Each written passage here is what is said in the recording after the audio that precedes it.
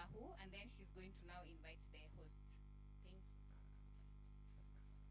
you. Mambo. Mambo. Hi, I know it's cold, eh? But I suspect you took tea. Did you? Kuna chai? There's tea, eh? Yes, make sure it's on time, eh? Waeni, make sure it's on time, because if people continue with these faces, we are going to have trouble. Do you want us to bore each other on a Friday? Guys, do you want us to bore each other? You munibo na mimi wabo. Okay, honestly. Okay, changamkeni kidogo. Hello. Yeah. Great. My name is Mil Kawahu. Most of you know me. And I work here. But right now I'm not working. I am just here to welcome you and say you feel at home. This is, hi, karibu sana. Yes, this is JQuat Karen, JQuat School of Law, Karen campus. And I would like to welcome our bosses here to come and allow us to be here and bless our event so that we can go on. So Dr. Dambo, you will come in and do the needful. Thank you.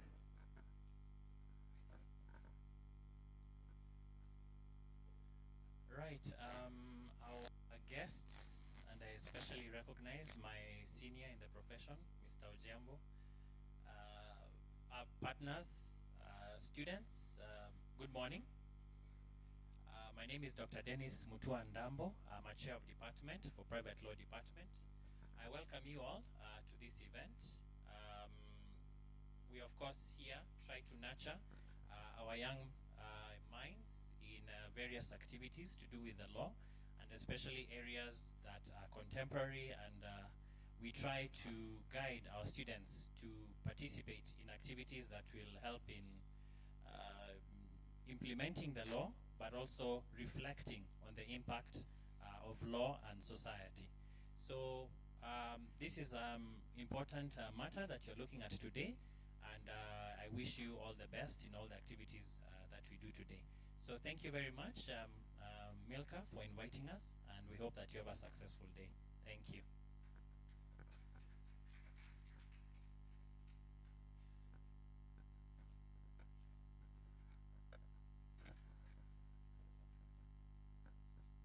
Good morning. Good morning once again. I think the message is very clear. We don't want to bore anyone. My name is Hannah Wamoyo. I'm the in charge Law, Science and Technology Department. I realize most students don't know that. For me, it's to welcome JQuat alumni, our visitors. Feel much welcome, and thank you for the continued support and collaboration with our university. We've seen, we are able to see the impact on our students. They're able to articulate issues better, and I can't describe, I don't have like enough words to describe the impact you make. So just feel welcome, and yeah, have fun when you're doing the mock trials, the debates, and all that. And we remain grateful as JQuat School of Law. Thank you. Thank you very much, Madam Hannah and Dr. Dambo. Now we have been welcomed and we have been given powers to enjoy ourselves. So can we enjoy ourselves? Yes. So JQuat Legal Clinic. Abdi, do you want to come and say something about JQuat Legal Clinic? As we welcome Kamara. He's the immediate president of JQuat Legal Clinic. So I know there is a current president of the JQuat Legal Clinic. So you will tell us who is the current. You have 1 minute, eh? Yes.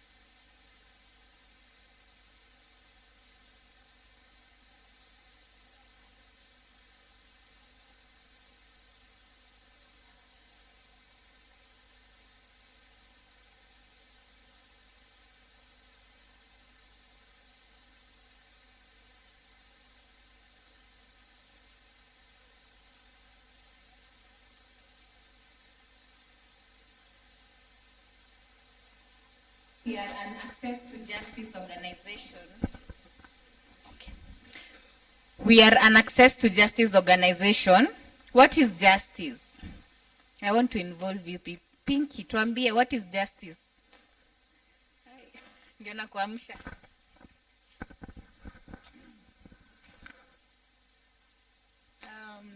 I think I don't really know what I think right now actually. Okay, I think justice is accessing something that is rightfully yours. Pinky has said that accessing something that is rightfully yours, that is access to justice. Do we agree? Justice, in the context of Amka, what we do, tunafanya mambo ya sheria, okay? Legal. I hope everyone, okay, I'll mix Kiswahili and English for inclusion purposes. So we bring together lawyers and young lawyers. In this house, I know we have so many young lawyers and law students. We bring together law students and minority persons who are in need of legal services. Minority persons, you can be, even you yourself, you can be a minority for whatever reason. Any person who cannot usually normally access justice, that is what we do. We do that through different ways. One is by conducting research. So we conduct research. On the other hand, we do mentorship of law students and young lawyers, which is one part of what we are doing today. We are mentoring you. Amma, are you feeling mentored? Okay, so please laugh at my jokes. I'm going to start feeling like I'm boring you, and I've been told not to bore you. Anyway, so we do mentoring of young lawyers and law students, because you know young people are the future of tomorrow, right? See, we rejected na ikakuwa rejected. Okay, so we mentor young law students so that they can be the face of social justice wherever they go. If you go and become the next judge, if you go and become our next president, you have an aspect of social justice in you, okay? So that's what we do in terms of mentoring young students. We also do litigation. Litigation is more like we take cases to court to enable now the minority people to be able to get justice. This can look like individual cases representing someone. This can also look like taking what we call a public interest litigation. Don't worry about the big words. We'll talk about that today a lot. Public interest litigation, that is a case that affects all of us. For instance, kama kesi ya Adani. So we all know kesi ya Adani. At least we have had that one recently. Sindio? Kesi yoyote tu yenye to affect sisi what, the one when the decision is made, it will affect all of us. So that's what we also do. And on the other hand, we do advocacy. Advocacy is talking about the issues in the community with the people who can change what we do. For instance, we can go and talk with the duty bearers. Duty bearers are like basically government, the easiest way to say that, I think it's government people. Yeah, so we talk about them, about issues that should be of concern. Yes? Remember, we are trying to bring together the minority groups and to ensure that they access justice. So sometimes we do that. We'll be talking about one of those issues today. I'm going to discuss that shortly. But on the other hand, we also talk to community itself. Like today, I know some of us will learn something new, okay? And when you learn that something new, first of all, I'll say let's be open-minded, okay? Let's be open-minded today. Tumefungua kichwa, fanya hivi. You feel, guy, I'm funny. Fanya, wiga itaanguka, trust me. Okay, so let's be open-minded. We try to teach people new things so that you can be more inclusive, okay? So that you can be more inclusive, because sometimes we think justice is the big things. Justice is not always going to the hospital. Justice is you meeting someone down there on the road. When they are different from you, they ask you for directions and you give them without judgment, okay?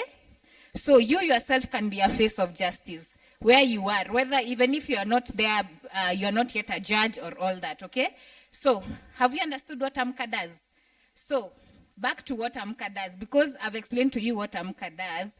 We are on social media, and today we are focusing on YouTube. We are live on YouTube. So, tumie wengine hata angalau ushago one uko kwa TV. Please share that link, okay? If you don't know the link, ask your neighbor. Waeni here has the link, okay? Waeni simama tukuone. Waeni here, Abdi, please stand. Abdi is the one who prayed for us. Abdi also has the link. If you need the link, ask from them so that you can be able to share it. Please, I'm giving you a responsibility. Before I give you tea, share with at least 3 persons. Imagine I'm going to ask you. You will give me evidence.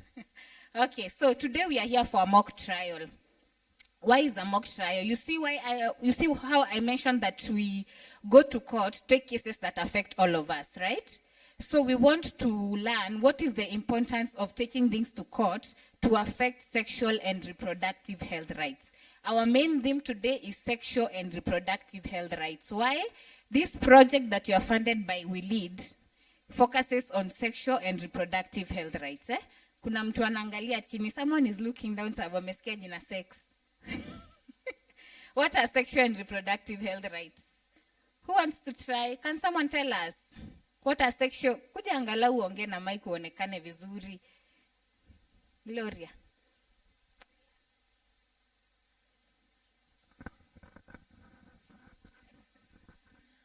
Good morning, everyone. My name is Gloria Luunga. I think sexual reproductive health and rights, it encompasses a variety of issues that ranges from family planning to condoms to washrooms to what do we say sanitary pads. That's what I understand in a simple way what is sexual reproductive and health, as well as the information we need to know about sexual and reproductive. Thank you. Thank you so much, Gloria. You see, I've not ambushed you. You know. I only asked you because I knew you know. So you clap for Gloria, please. Okay, so sexual and reproductive health rights are those rights that relate to what it says. Sexual reproductive health rights. Sex. Your right to consent. Okay, we know about consent, right? Your right to consent. Your right to bodily autonomy, to do whatever you want with your body, okay? Your right to contraceptives. Your right not to take contraceptives as well, You shouldn't be forced onto family planning, okay? If you don't want to plan, that's okay. The other thing, it's also about accessing information, Accessing information that you can understand. If you can only understand like me Kimeru, naelewa hii ingine lakini Kimeru ndio major. If you can understand Kimeru like me, I have the right to understand things relating to sexual and reproductive health rights in Kimeru, okay? So that is basically what you are speaking about. But then now the question becomes, everyone has sexual and reproductive health rights, right? Everyone, even men have them. Today, musiniambia sijaongelelea boy child, okay? Even men have a right to consent, okay? Like everyone else. But today we are focusing on a particular group of people. That is what we are focusing in the mock trial. But before I even go to that, the mock trial ni court. Tumewatch vioja mahakamani. Ama you people are the younglings. Hamjio nini? Okay, sawa basi. Have you watched Suits? Have you watched Legally Clueless? Nigani ingine? Oh yeah, have you watched Legally Clueless?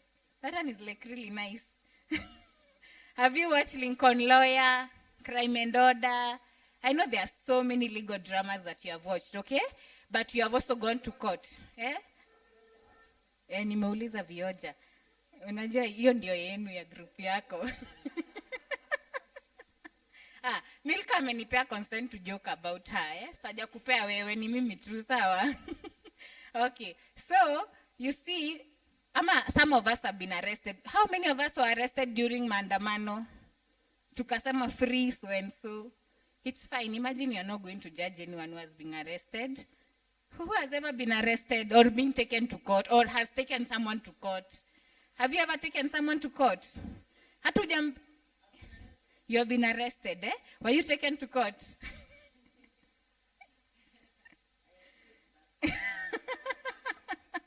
Yeah. How many of us have taken someone to court? Hakuna mtu alikuibia ama hatujapeleka mtu child support jameni. Okay, so what you are going to have here in simple terms, you are going to have a court session, okay? That's why we are seeing here. Who sits here in court? Speak loudly, use your leader voice.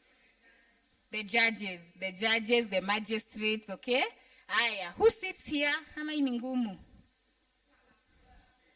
Kuna mtu ana smile pale, amefurahia. Aya, and who stands here? The witnesses. The accused person, the witnesses, okay? So that's exactly what you are going to have today. If you came here for a moot court, you are not going to have a moot court, okay? Please don't walk out. It's going to be fun. We are trying to raise awareness, to inform you in a fun way, in a way that we can all understand, okay? So we'll have a judge here. We'll have the clerk here. We will have the witness here. Tutakuwa hadi na askari. Ukiongea ndani ya koti, unashikwa. Sawa? Ni police station gani iko karibu hapa? Tunakupeleka kwa hiyo. Sawa? So that's what you are going to have, and then we'll have the lawyers. I'm going to use lawyers because it's the simple one that most of us know. We are going to have the lawyers here and here. These are not the lawyers yet. Sawa? Kuna mawakili. Wanakuja kutusaidia leo, watakaa hapo na hapo, okay? That's what we are going to have today. Have you understood? Now back to the last thing. We are going to be discussing the sexual and reproductive health rights of transgender persons, okay? Have you ever heard of the name transgender? Have you? Who hasn't heard of it? Okay, let me not ask. Who has heard of the name transgender?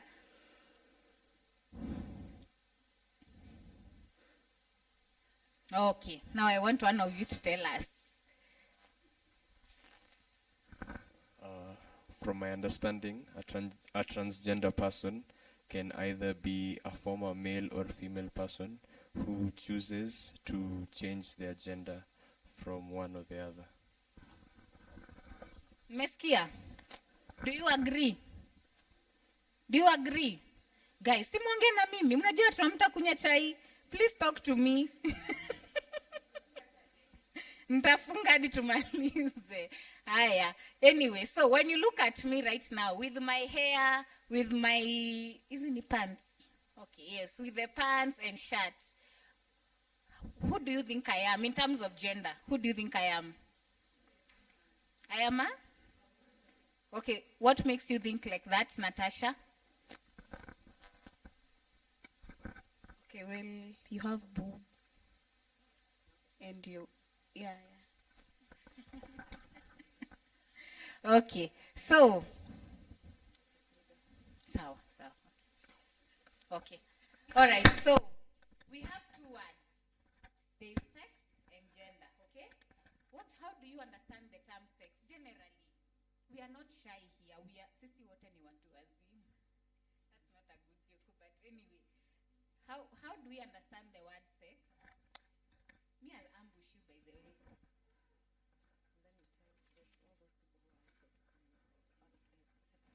Thank you for the chance. My name is Ameo Augustine. I understand the word sex in two perspectives. Number one, gender, like male and female. And number two, sex as an intimacy. Thank you so much. I like the people in this room. We are saying what we think, how we think it, which is so good, okay? So, sex is the we have, of course, the intimacy. That one we agree, okay? But in this context here, we are talking the sex of female or male. But don't worry about that. I'll explain it. Sex is biological characteristics, okay? That either make you male or female. For instance, Natasha says, I have boobs. Boobs are for females, okay? That is a sexual characteristic, okay? If you have someone else here with a beard, that's a male characteristic. Though I know at some time it changes, okay? So have you understood what sex is? If I give you a document right now and I write sex, will you write for me woman? But we'll get there, don't worry. Okay, now, gender. How do you understand the term gender? Tumeenda hiyo side. Who ni photographer? Okay, Anne, stop looking at me like that. I understand gender as the social contracts that are associated with being female or male. For example, men are supposed to cut their hair short, and women are supposed to have long hair. Thank you. So these are societal or cultural beliefs that we think are supposed to be for men or for women, and they change. For instance, here in Kenya, I don't know if it's true, you'll tell me if it's true, but we believe that women are the ones who wear skirts, right? Aya, but tukienduko kwa Masai si wanavaa shuka pia, si ndio? Aya, but if you go to, is it Scotland? Yes, sijatoka nje. Yes, Scotland, you'll find that men wear skirts. Aya, we'll go in other contexts, you'll go and find that kama huko kwetu Meru, kuna Wameru wenzangu hapa, si waibishi, nasema tu kweli. Aya, huko kwetu, you'll find that we believe boys should not enter their mother's kitchen after a certain age. So our belief is that boys don't cook. They shouldn't cook, okay? But if you go somewhere else, you'll find boys cook. That's a gender issue, okay? That is what we call gender. Societal. These ones are affected by society and culture. Are we understanding? Are we together? Imagine me, if you're not together with me, I'll come and ambush you. Okay, not to mean that the ones that I ambushed were not with me. Okay, so for instance, I'm going to ask you a question. Is a penis sex or gender? Sex. Okay. Aya. Milku umepotea? Oh, umeniangalia kama umepotea. Mtu akipotea, if you get lost, just let me know, we can repeat, okay? Aya. So, when we talk of, we have this belief that that women should be nice. Women are nice usually. They are not very aggressive. Yeah, is that a characteristic of sex or gender? Is that this side? You know, you're not going to take tea. Hamuongei. Is that a characteristic of sex or gender? Are we together? Okay, all right. So we have understood that aspect. Okay. So now we come to this issue of transgender. When you hear the name trans, just trans, what comes to mind? Generally, how do you understand the word trans? Trans. Yes.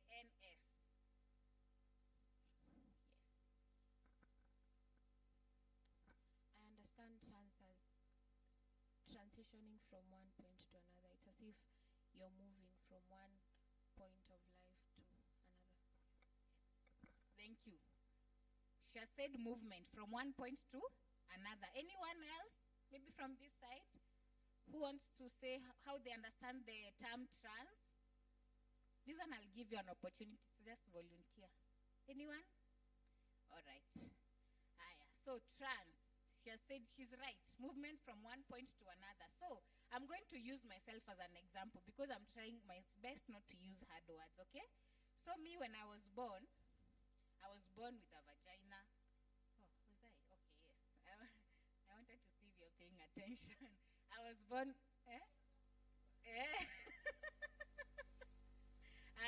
I was born with a vagina, okay? So at birth, you see when we get children, you see when someone, maybe rafiki yako, your sister or your relative have just given birth to a child, so tunampeleka nguo. Na sometimes tunapeleka nguo za pink, sometimes tunapeleka za blue, si ndio? What makes us take blue clothes when it is a boy, How do they know it's a boy? Yes, they look at the genitalia. They just, anaamka hivi anaeko hivi juu kama ile movie ya, ni Mufasa, ama ni gani? Lion King, hiyo. Naona Gen Z wanaget. Aya, wanainua hivi wanaona huyu ako na penis, wanasema boy, si ndio? Ndio huyo, kama ni ile story ya Revenge the Source. Ilikuwa nani yule alikuwa anangoja the birth of the child, I don't remember. Aya, so wanaambiwa you have a boy. Sasa mimi venye walininua hivi, waliona vagina wakasema it's a girl. A bouncing baby girl. I was bouncing. So they see it's a bouncing baby girl, okay? So they decide this one is a girl. So when I grow up, I am expected to take the gender, that is the societal and cultural characteristics of a girl, and later on of a woman. Melewa.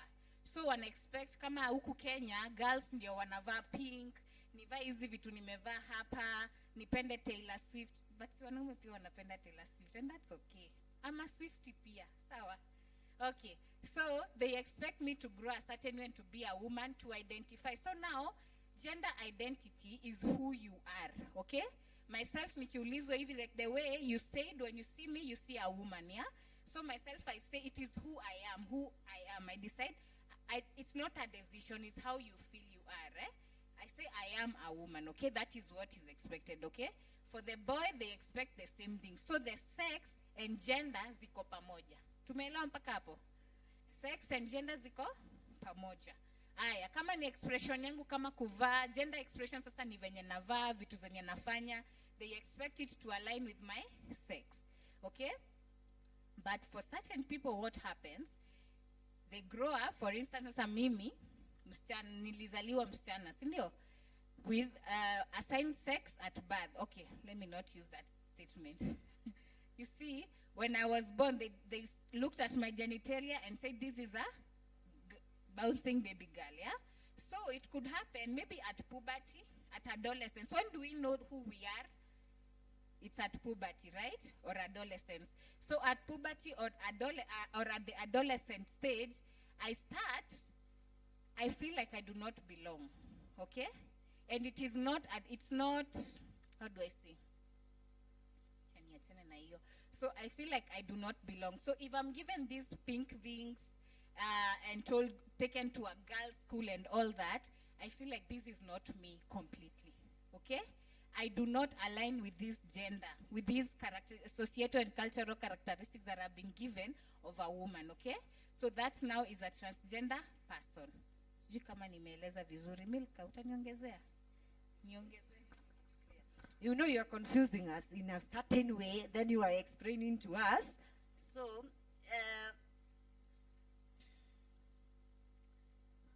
or maybe we just call Kristen to explain to us. What time is tea?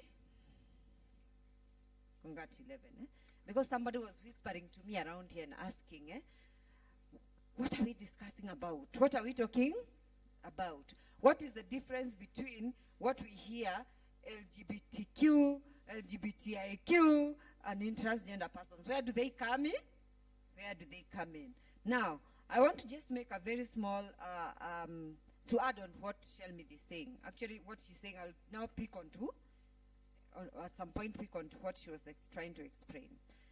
When you look at the whole acronym, and this for purposes of being able to explain what is what and what is not, what is not. So L means what? Who is a lesbian? A someone, a woman? Laura, you wanted to say something? Okay. A woman who is romantically interested in another woman. Now, a woman who is romantically interested in another woman. So romantic interest and love and affection and all these things is what we're talking about. Two women. Now, when the two of them are in romantic interest between the two of them, none of them is saying, I am a man and you are a woman. Both of them are still women. Now, coming back to what Shelmy has really well explained to us about gender. Gender is the fact that as a girl, born a girl, I'm expected to dress in a certain way, isn't it? I'm expected to wear, I can wear a trouser, but I'm expected to wear a certain type of trouser.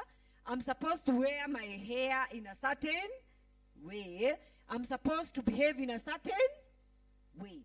So now that is what is gender. Now, if these two, one of them is wearing trousers which look like male trouser, or clothes which look like male trouser, or shaving their hair like a male, it doesn't make them a male, because they are still a woman. The way you dress, that's what I'm trying to say. The way you make your hair, the way you walk around, you could even be very masculine in the way you do things. We have ladies who are very abrasive, isn't it? By nature, isn't it? They don't become men just because they have that street. It's now that the two of them are female, romantically involved. Now, then there is LG. G is gay. Two men who are also romantically involved. Now, being romantically involved or being in love or being sexually attracted to each other does not necessarily mean you're having sex. And when I mean sex, I'm talking about the action, not sex is two. It's an English word which can be used to mean the being female or male, or the action. Are we together? So, being gay does not necessarily just mean you're having sex. And that's why in HIV programming, they don't use the word gay. They use what word? Yes. Can we have someone who can move this microphone? Yes, one of the students to be moving this microphone. Not you, Kamala. Yes. Yes, so thank you. Yes, Rora, you said in HIV programming, government HIV programming. Yes, because it is an intervention that must be very, very pinpoint. They don't use the term gay because being gay does not necessarily mean every girl you're attracted to, do you have sex with them? Or everybody you're attracted, do you have sex with them? Every person whom you have a friendship of some sort, do you have sex with them?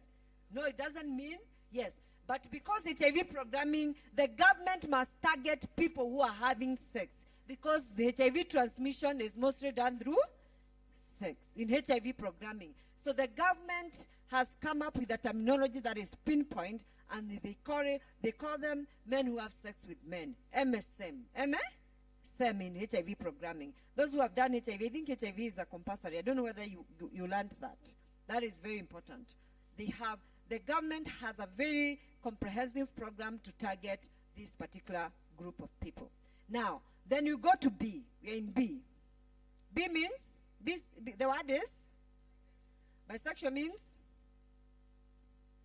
I've gone back so that you don't mix up these things later. Because you'll be expected to interact with the court process and be able to know you're talking about what. Can we pay attention, please? Yes. Who is bisexual? Yes, we are still on romantic interest.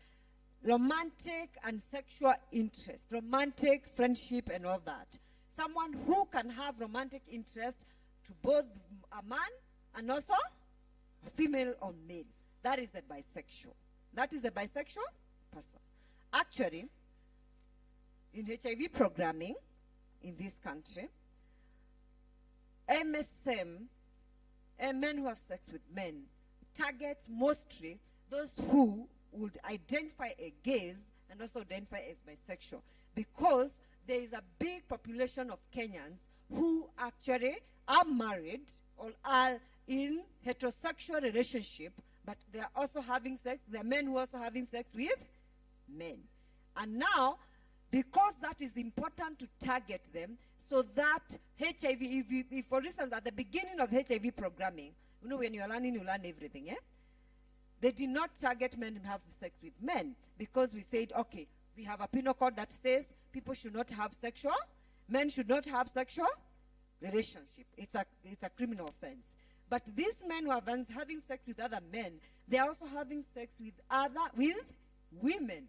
So if you target that group, men and women, and you leave the men and men, then that HIV will still move from this group and move to this group, because there are people who are also in the middle, becoming a very good justification and importance, but also the importance of knowing that every person needed to be targeted and be able to be supported with HIV interventions. When I'm speaking about these things, you are looking at me blank. Statistics shows the highest percentage of HIV is your age mate. So you are likely to be HIV positive if you have not checked, or your neighbor is HIV positive. That's what statistics shows. So engage with me and listen to what I'm saying, because it's you we are talking about. It's your age mates who have the highest HIV prevalence. So that is bisexual. Now we come to TNI. Are you still with me? I wish we had a board that I could write that whatever. TNI. Now, at birth, and now coming back to what Shelmith was telling us. At birth, when they look at a child, because the first thing when a child is born, they will check the sex of the child, isn't it? Or we check gender.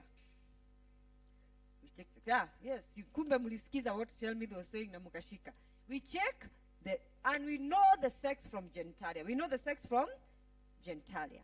Now, we check that child, and we record in a document we call a birth notification. Now we are in law, where you want to be. But let me tell you, law does not exist without people, without real issues. So if you just want to hear law, you are lost. So we record that in a birth notification that the child has been born and their sex is this, because we have looked at the genitalia. They put particulars. This birth notification is actually an annexure in the law that we call Birth and Death Registration Act. It is that document that will be processed later to issue another document under the same act. That document is called a birth certificate. Are we together? Yes. Now coming back to the birth of the child. When they look at the genitalia, if it's a vagina, they can tell nicely and see, they can say this is a girl. If it's a penis, and I'm not asking, I should be asking you to tell me, but now because of time, the interest of time, tell me when time T is. 11, yes. If it's a penis, and when it's a boy, it's a penis and what? What's the genitalia of a boy? Penis and what? Speak up. Penis and what? Testis, yeah? Thank you. The penis and the testis. They'll say it's a boy. Now, they are children when they are born. And this is a boy.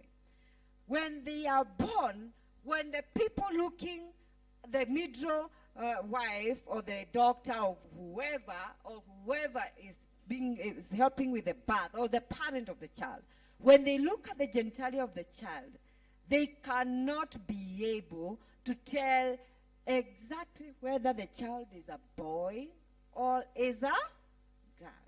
Because the genitalia, as it is at that point of birth, it is what we call a binguas. It is? What is a binguas in English? I'm not asking law. I'm not asking law, anybody law today. What is a binguas? What is the meaning of the word a binguas? Anybody, just shout. Not clear. Any other word to explain a binguas? A binguas means what in English? Yes, unclear. What else? Why are you looking at me like that? Yes? Indefinite. Yeah? What other word would you describe a binguas? Yes, thank you. Thank you very much. Something that is not easy to understand. A binguas, not clear, and all that. Yes. So the genitalia is a binguas.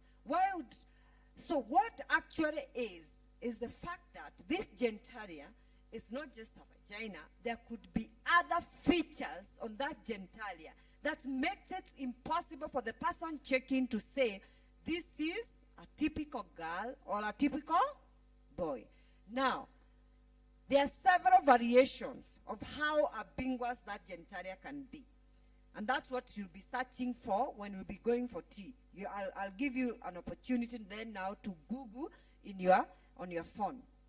But I want to say, these are the people, usually in our community we say how do we describe them in our communities? These are the people we usually describe in our community as people who have what? Yes, say it. Don't whisper, just say it. I saw you saying it.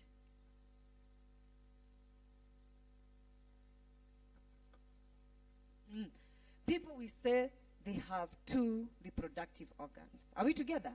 The truth is, and today, if you learn nothing else, you also have learned one thing. They don't have 2 reproductive organs. They have what we call a binguas reproductive. Yes. It's the people we call intersex. We call them intersex. You cannot tell, you cannot classify the sex as female or male by looking at the genitalia. Now, there are several There are several types of intersex persons, or several classifications of intersex persons. Variations, the word is variation, of intersex person. 47 of them in total. So the homework you'll be doing during your tea is to Google the variations of intersex persons. You can even check the images. It's important that you understand. Are we together? Yes. So you see the different types of genitalia and how variation they are at birth. Now, this person, the variation, you see, they cannot be said to be typical female or typical male because the genitalia is not the typical female or typical male. The second level of variation of this person could be on hormonal balance. The hormone of a typical female, you have all the hormones that everybody has. All of us have all the hormones for human. But then, for you to be female, you have a higher level of estrogen. And for a male, they have a higher level of testosterone. It is the hormone testosterone that makes the men have the beards, the voice, the way they look, even the build. If you remove the testosterone from your body, you'll have soft features, or you start growing breasts, or your body will turn into something else because it's the hormones that makes you who you are. Now, for women, the hormone itself is estrogen. It's the supreme hormone in the female body. So, but there is a balance of how these hormones are. Now, for an intersex person, that balance is also not the same. Are we together? So you'll see an intersex person. If you take them and take, for instance, the measurement for testosterone, you'll find that the testosterone is higher than a typical female. Than a typical? So you say, okay, this testosterone is higher than a typical female. But then you say maybe it's a male. When you test that testosterone, it becomes, please work on that. You find that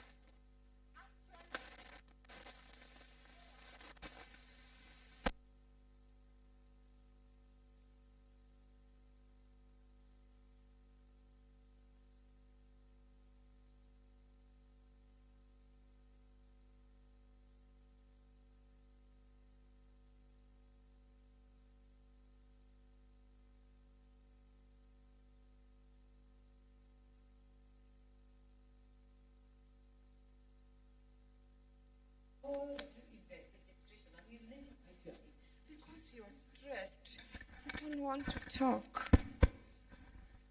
Yes, what are they? What is this person? Or do you know of such a person? Have you heard of such a person? Yes, Lola. Lola, you are winning the participation. Yes, I've heard of such a person. Who? Castor? Semenya. So, the World Athletic is saying your testosterone is higher than a female, so you can't compete with female. Uko na nguvu nyingi because testosterone give you nguvu. Testosterone give you energy. That's why men are stronger than women generally. It's just because of that testosterone. So they are saying your testosterone is too much. It's higher than with female. That's why you are learning faster than female. But then your testosterone is lower than a male. If you learn with a male, you'll be defeated. You will not have as much strength than male. I think we can.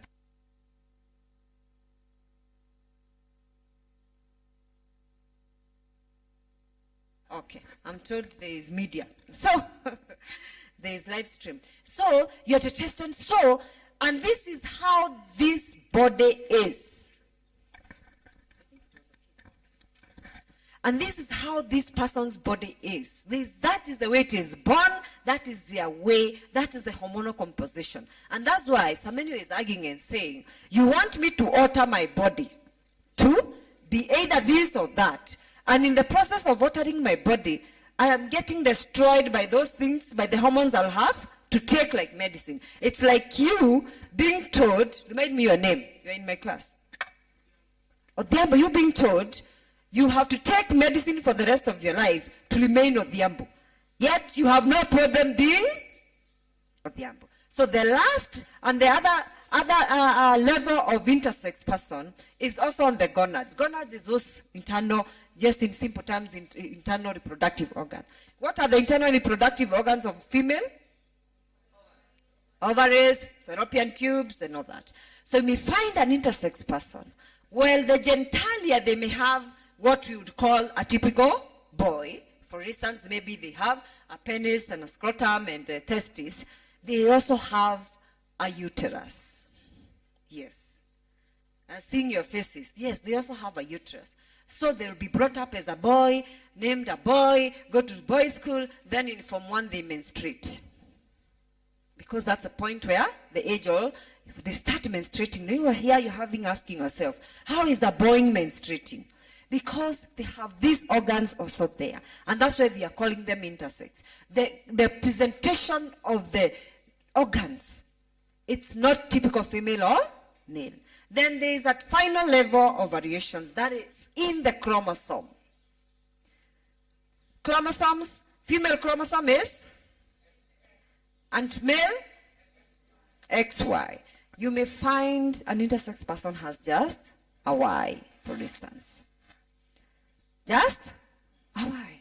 So an intersex person may have all this variation in one person, or may have one or two variation. Maybe the chromosome is not involved, but the genitalia, the hormonal, and the gonads, like that, like that. So you're likely to see a person who looks like this, maybe looks like a boy, because the hormone is giving them a boy look, but they also have female reproductive organs. And that's why we say, because you cannot operate on hormones, you cannot operate on chromosome. And even if you operate on this person, the chromosome remain, and the body will go wherever it was going to go. Those child operations don't work. But another day for intersex person. For those who were here last time when we had a moot court, we did that in very, very great detail. Now, we have done LGBI. Now we are coming to T. Now, there are also people who are born with the typical female body and typical male body. There is no intersex in the organs at birth. There is no intersex of the organs at birth. I wanted to make it very clear, very different. Are we together? Yes. If it's a girl, it's a vagina, and there is no ambiguity. There is no ambiguity. It's a girl is born. And if it's a boy is born the way a boy is. Now, and by the way, you're lawyers, I can see that you are whispering. Oh, see here the way she's saying words. Have you gone, those who have, if you have never gone to any court, maybe you are below second 2.2, and listen to courts being prosecuting matters. Can you deal with rape cases without saying those words? You can't be a lawyer and you're here acting, oh, shy. I can't say I'll be a majola. There is no place for such kind of feelings, shy. Wakilis will tell you they are here. So anyway, so for this particular person, born typical female or typical male, there is no intersex. There is no intersex or ambiguity in the genitalia. Then they grow. They grow. Now we have to where Shelmith was telling us about. They grow. And then they become aware of themselves. At what point do you feel very aware of yourself as you grow, as children grow? Around, why? Because of 13, 14, 12? Puberty, yeah? Because at that point, the hormone remember what we learned in primary school, secondary characteristics, isn't it? The hormones that distinguishes your body as a girl are very active and now creating a proper girl, giving you breasts, giving you hips, giving you all these girl characteristics, isn't it? And the boy, the hormone now, testosterone is really active, giving the boy the defining features of a boy. Are we together? So the child at that point becomes very, very aware of themselves. That's why you see them behaving the way they behave. Confuse someone, please work on that. Comes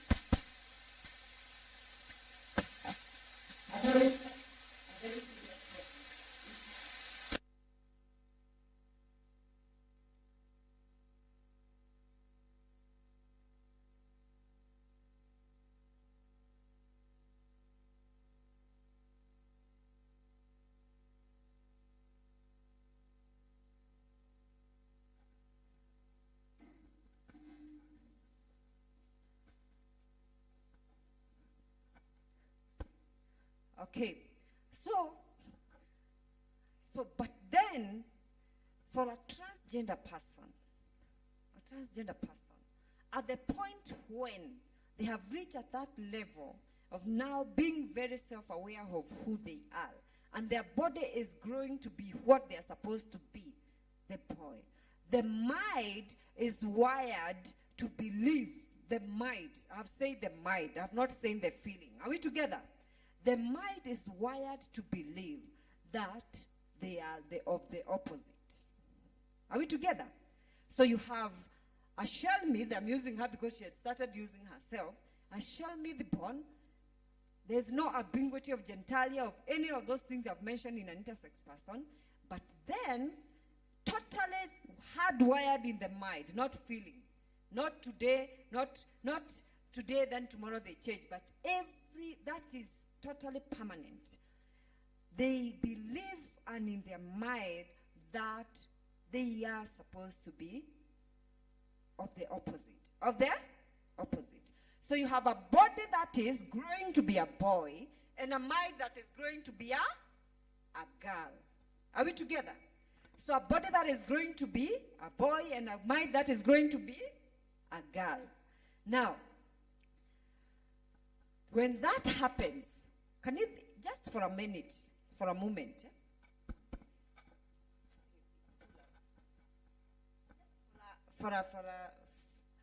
you know I'm telling you, just for a second, try to think if something tukio kama hilo likutokelezee. What do you think you would feel? And don't tell me what they feel. What do you think would go on in your mind? Tukio kama hilo likutokelezee, because pia mimi sijui. I could only put myself in my mind and say, tukio kama hizo likitukia. What do you think would go on in your mind? Yes. What do you think would go on in your mind?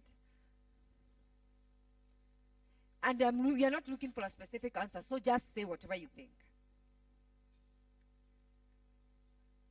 No, not the will. If it happened to you, what would you do? What would you feel? Do you think would you feel? I will try to satisfy the desires in my mind. Maybe if it is to change. The desires in your mind, which is to be the girl, not the boy. Yeah. Okay. Somebody else. But before you go there, you know you only satisfy desires if you have reached a level where you understand. Cindy, let's be real, very original. What do you think would at the beginning when it starts? What would go on? Yes? Good. Yes? Please. I'll feel like I'm abnormal. You'd feel like you're abnormal, eh? Yeah. Yes. Somebody else? Mm-hmm. Somebody else? Yes. Okay. For my case, I think I'll undergo a lot of psychological trauma. You've got a psychological trauma. Okay, thank you. In the interest of time, that's exactly the truth. Even me, if I stood before the mirror and then my mind every single day, naenda kulala, na kunywa dawa, nafanya nini, naamuka tu, and my mind is totally wired that I'm not a girl. You would go crazy, isn't it? You will not feel abnormal. You start looking, what did I do that made me start feeling like this? You'd look for all the clues. You'd go crazy, you'd get confused, you feel abnormal. And that is the natural reaction. And that's what happens to transgender people. That's exactly what happens to transgender people. They go through extreme distress. Extreme distress. Can you imagine their parent? You imagine your parent. You know how your parent is, eh? I won't ask you because of time. Can you imagine their parent? I know some of your parents would tonga you properly. Maybe I would. If I was not empowered, maybe I would tonga the child. You think, what craziness? Where have you gotten this kind of craziness? If it's someone who is still in my house. Can you imagine your parents? Eventually, when they discover it's not going, you are really, really fixated. Your mind is fixated. What are we likely to do? Either take you. Your African parent will take you where? Kwa Ezekiel, sindio? Kwanza saa hii nimeona mabillboard ziko huko kuna 12 days Yes, utapelekwa Shakahora saa hiyo.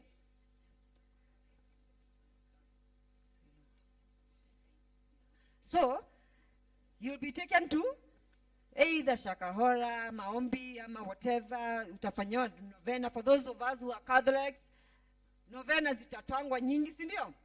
Yes, anything, because your parent loves you and wants something to happen. And then, if your parent is ameomoka kidogo, atakupeleka hospitali, si ndio? Others will take you to the witch doctor. Msijifanye mapenzi yenu wajui hawa watu. Wanajua, hata hapa Nairobi kuna witch doctors. Hospitali kishindwa. So anyway, so what happens is that is a condition. WHO calls that condition gender incongruence. Gender, that is how it's classified by WHO.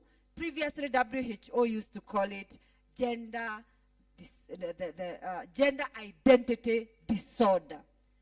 Gender identity disorder. Then the word disorder appeared to be making them look like they are crazy or they are not okay.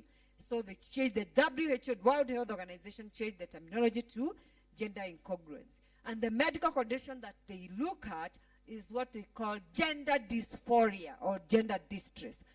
Distress because this person has a body that is expected to align with their gender, but the body is not aligning with their gender. But come to think of it, if there was no expectation, come to think of a utopia world, where there was no expectation on how you should behave, or how your body should look like, how you should wear your hair, whether you're a boy or a girl. Would this person have distress? The distress comes in because they are expected to behave in a certain way because they were born girl or boy. But then their mind makes them behave in a different way because they believe that they belong to the other gender. So that's why it's called transgender. So they are supposed to be in this gender as they are expected to be, the way we have structured society, but they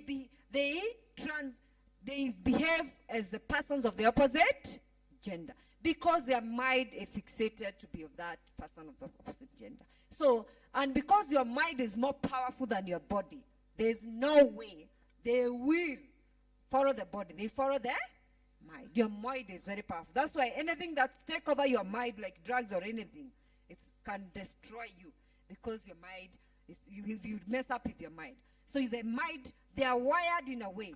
They are wired in a way that their mind is very totally fixed, that I belong to the opposite when the body is on the other side. So I'll ask one question, and I want the student to answer. What legal problems are likely to arise to this person? If you get this one, you're getting 1,000. Those who have never been to training. So don't lie. What legal problems are this person likely to have? Have you ever been to training? Speak up quickly. For 1,000. Okay, some of the challenges that this person may be facing, maybe when arrested, which cell will this person be put in? Because legally, the person is supposed to be put in a cell for the intersex people. But in Kenya, we have only the transgender cell. But in Kenya, we only have got 2 types of cells. 1,000. Because I didn't also have, yes. Clap for him. I wanted him to say more, but we don't have time for that. Also legally, remember we said this person will live the way the mind tells them, isn't it? What does their document say they are? Remember your birth, I mentioned the legal implication. Thus, I wanted you to pick from there. The document, you are your document legally. So the birth certificate has a sex marker, which is, let's say it's a female, was born a girl. The sex marker is F. And the person dresses like? So when they meet with police, what happens? What will they be charged with? Yes? What else are they likely to be charged with? In relation to that document. What specific offense? Come. You see? You are here waiting for law and you don't even remember your law. Mmekuwa mkiniangalia wewe unatuwestia time. And when we come to the law, you are still mumbling. They're likely to be charged with obtaining that document. Fraud, because the document does not look like the owner, isn't it? And this is likely to happen even for this person. So I want Kristen to say something before we go for tea. Just something.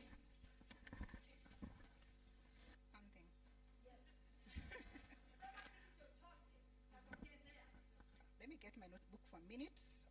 2 minutes only, I'll be done.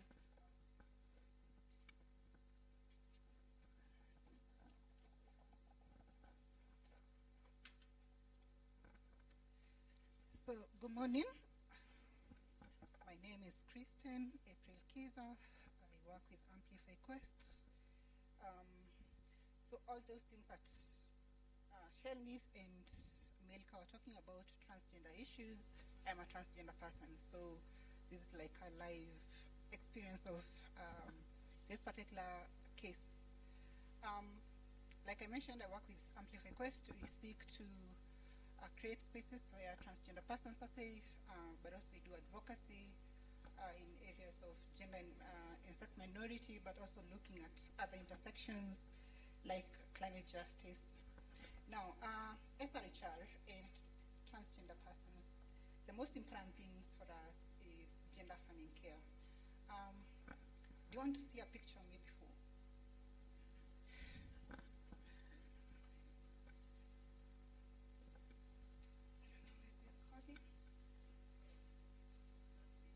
It's not printed. I want a few people to see so that, can you see this picture? No? Okay, you can pass the phone. If anybody calls, just hang up. If anybody calls, just hang up. So like Milka was saying, when I was born, they looked at me and said, you have a baby boy, right? But when you look at me right now, do you see a boy? No? You can't see a boy. That's because like the previous presenters have mentioned, when I was around, for me it started early, so I was around 6 or 8 years, I knew that there's something very wrong with my gender. You have another mic.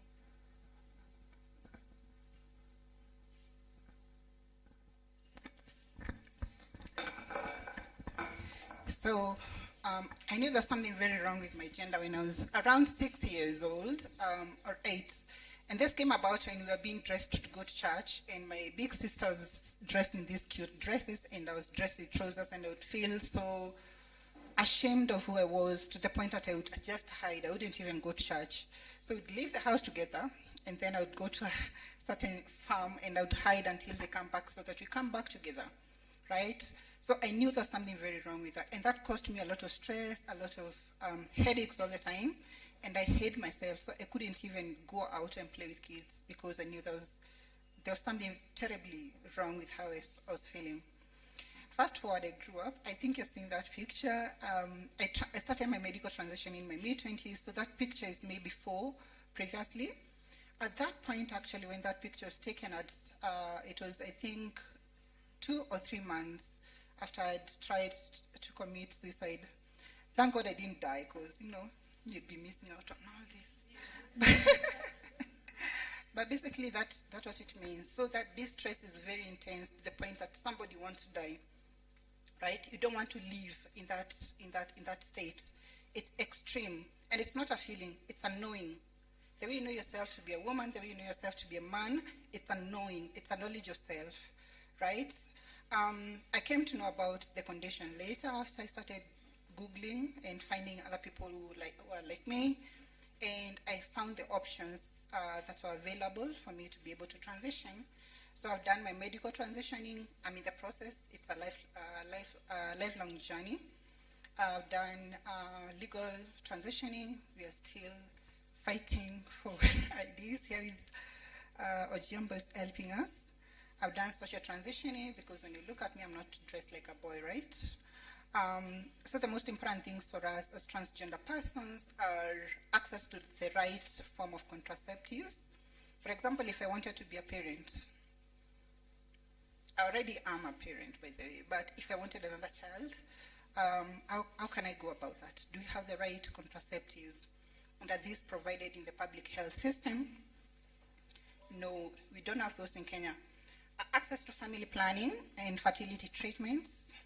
For example, once you transition, for somebody like me who's been on hormones for quite a few years, you lose your fertility capability or ability, right? So currently I can't. And that is why we are advocating for there to be regulations, but also provisions of these fertility options that I'll be able to regain my fertility if I wanted to have another child. So access to medical cover, and this goes back to our legal recognition. If I can't use my NHIF right now, because you know NHIF, the SHA, whatever, it has a picture, right? And the picture that's there is it's this picture actually. It looks like this person. So when I go with it and I'm Madam Isi Ako, right? Because I don't have the right documentation to get the right medical covers. Access to psychosocial support, like I mentioned, trying to commit suicide, suicidal ideations, self-harm. These are things that plague us, and sometimes it plagues us in silence, because how do you tell somebody you're born a boy but you don't want to be a boy? How do you even begin that conversation with your parents? How do you begin that conversation with anybody really, even a doctor, right? So it becomes very difficult for you to sort of exist in your right identity. So how can government and all of us support us? Introducing health guidelines that inform how public health treats the transgender condition. That would be a big milestone. Currently, we don't have that in Kenya, and we are lobbying and looking at how best we can approach that so that we can have that included in the public health system. Getting gender-affirming care. Transitioning is not cheap. It's very expensive. It might involve surgeries, but also even the medication that we take for hormone replacement therapy is very expensive. So having that in Kenya provided for by the government or provided for in the public health system would be much easier, and it would allow us to exist in a very easy way. Tell me, Maisha. Just one point before I finish. We'd want for the government maybe to make available quality hormone replacement therapy, because you know if you're taking cheap or if it's not prescribed by a medical practitioner, you might kill yourself in the process of trying to transition. And so many people take that risk, and they come out with very many conditions, including conditions with the breasts, conditions with the body. Sometimes it can cause strokes. So it's not something that you can just do yourself. It's something that it should be done under medical monitoring. Allowing of legal recognition allows us to be able to collect data, the right data, which then informs interventions, which then informs policy, but also it gives us the ability to be seen and to be recognized and to be known that we exist and we are here. That said, can I take one or two questions before we sit?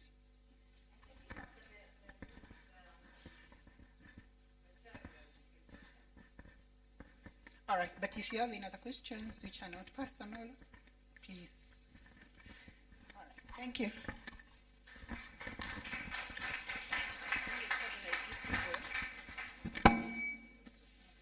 Yes. Okay, thank you very much. Christian is going to be here the whole day. So you can ask her the questions that you have, but even after so these issues is what we're going to be discussing. That's why we have started with an introduction, so that when they are doing the case, you don't get lost, okay? And you don't mix issues. Because in law, we don't mix.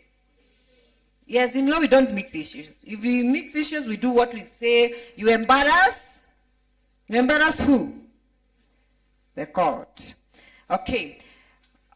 We are very happy with all of us who have come here and have a big list of all the organizations that are represented here and the institutions. So we are very, very great. We are very great because of the media who are here, Amplify Quest, Position Young Women Voice, JKUAT University, Residents Action International, Is it bar hostess empowerment? Bar hostess gave me my very first case I ever did as an advocate, immediately after I was admitted in 2009. And it was a case in which a girl has been murdered. And you can imagine how stressful it was to be a new advocate who is going to be dealing with a murder case. Akon Law, Riara University, Kenya Union of Domestic Hotel, that's Kudeiha, that's Flown Initiative, Kenya National Commission on Human Rights, Dreams, Addis Youth Organization. We have Udada Imara, Nyamire CBO, MKU are here, University of Nairobi, Global Justice Group, Valentina is here, Chaplains of Hope, Wilson Project, JMK Media, Inuka Sources Organization, Action for Sustainable Initiative, ICARE. Thank you so much for honoring our invitation and being here with us today. So at this point, I think now we can have tea. And we are going to get instruction from Shermith. Then when we come back quickly, we'll be able to go straight into court. Thank you so much, Milka and Kristen. Have you learned something new? For real? Okay. All right. So we are going to proceed for tea, yeah? Is there something, a paper? Have you received a pink paper? Pink. Please waonyeshe pink. Kuna wenye tuko color blind. We are using pink right now. Yenye si white, do you have that? If you don't have it, you pick it from the ushers outside here. That's your meal card, okay? So we are going quickly to take tea. Because of time, we'll only take 20 minutes to take tea, okay? Because we are way past time. So we are going to be back here at exactly 11:41, okay? So the ushers are here. Where we are taking tea, we are going to walk this way. First, you'll go to the ground floor, and then you'll turn right, okay? And then there's a parking there, you turn right again. But the ushers will guide you. I have people here who will take you. So you can follow anyone with this t-shirt. Sawa, if you see anyone with this t-shirt, you can follow them. We are taking tea on the other end, okay? So please, let's keep time. If you don't have a meal card, pick there. We are using the pink one. Okay, let's go for, who is going to pray for us for tea, Milka? Thank you, God, for tea. We bless it in Jesus' name. Amen. Okay, so let's proceed for tea quickly.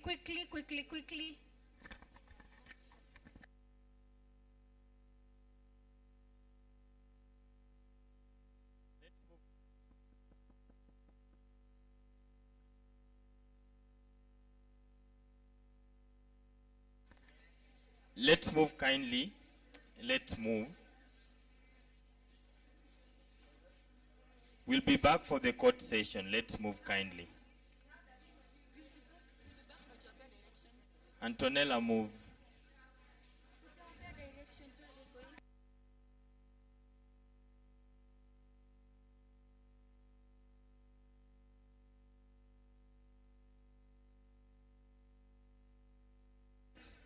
Hey, let's stop stories there. Let's move kindly.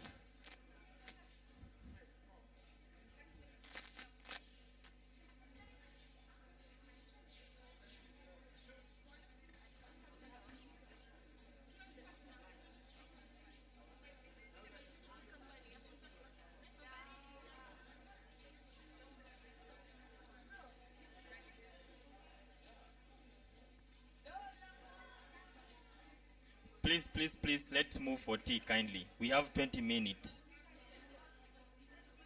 And that move. Davis, let's move.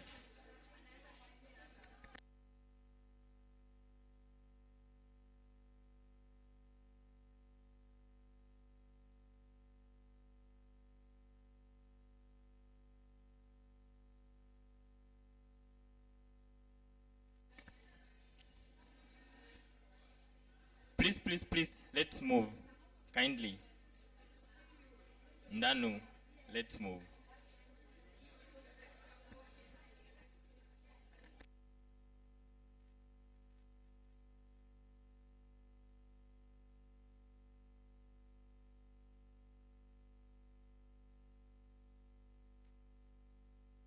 It's about to drizzle, so let's move to the cafeteria. kindly. God best. Let's move.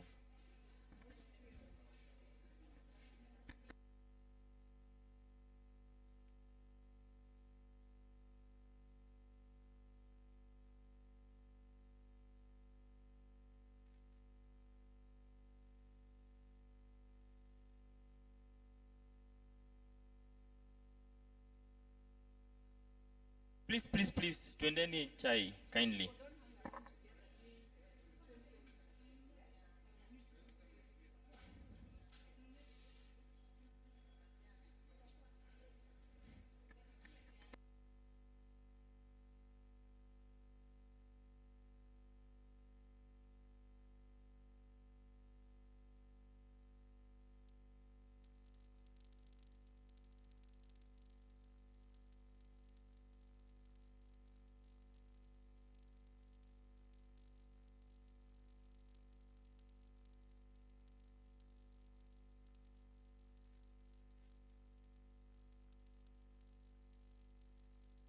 Let's move kindly.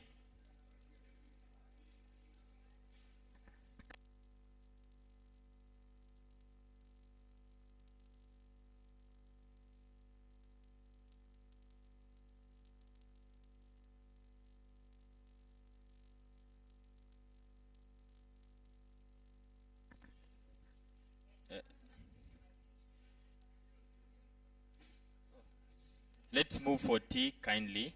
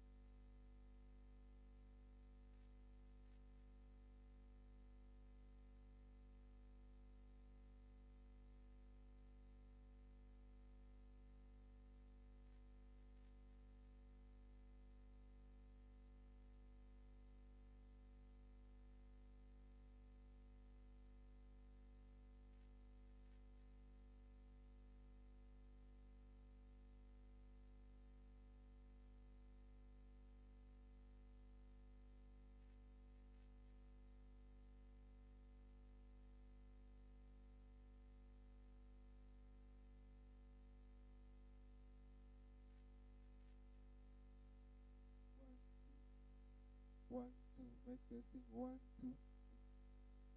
1, 2. 1, 2.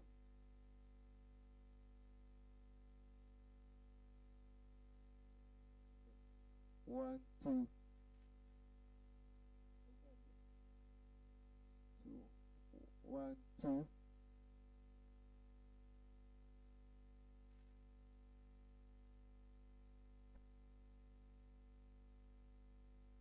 1, 2. Mic testing. 1, 2. 1, 2. Mic test. 1, 2. Mic test. 1, 2. 1, 2.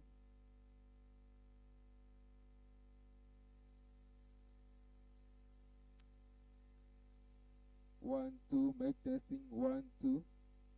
1, 2.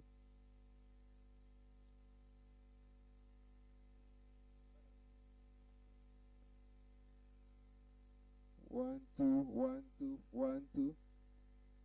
1, 2. Mic testing. 1, 2. 1, 2. 1, 2. 1, 2.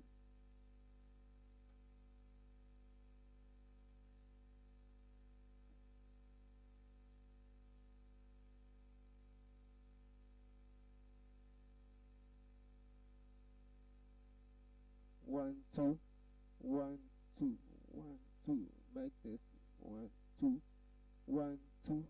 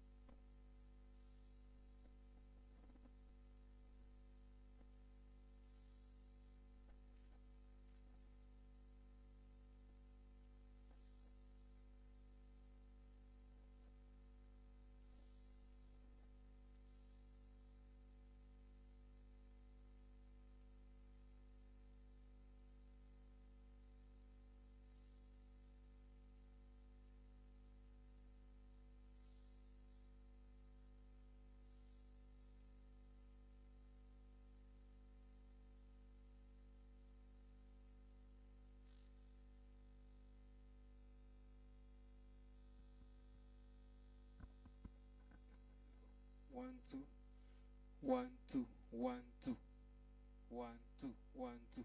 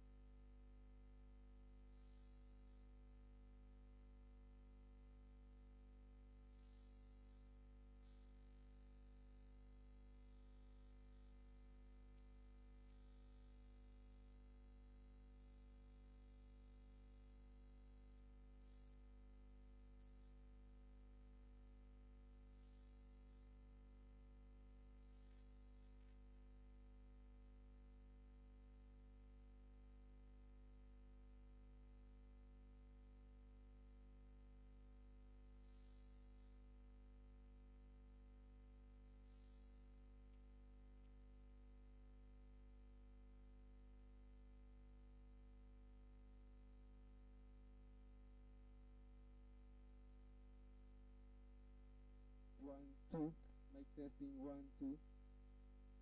1 2, mic testing, 1 2. 1 2. 1 2, mic testing, 1 2. 1 2 1 2. 1 2. 1 2, mic testing, 1 2 1 2. Mic testing, 1 2.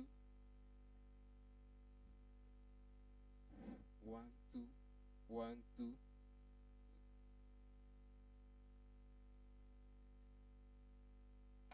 1 2, mic check, 1 2. 1 2, mic check, 1 2. Mic check, mic check, mic check, mic check, mic check, mic check, mic check, mic check, mic check, mic check, mic check, check mic 1 2.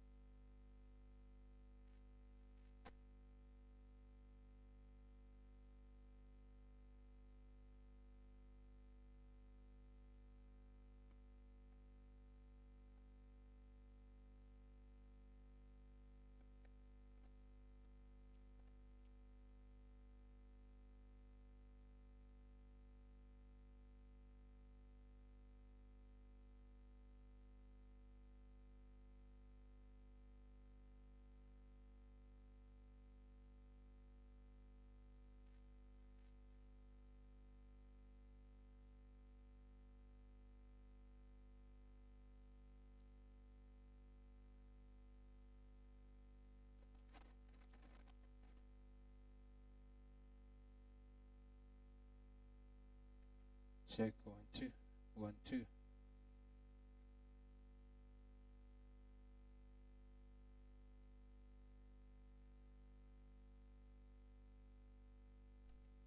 Check check check check check check check check check check check.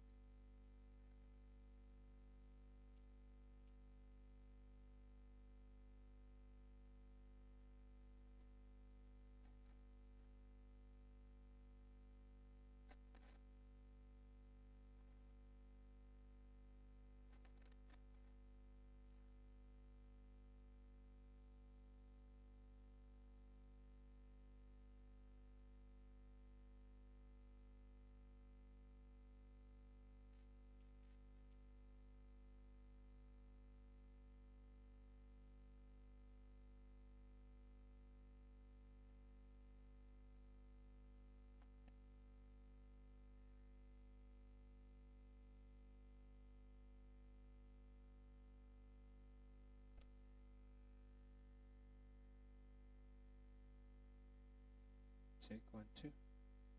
1 2, mic check, 1 2.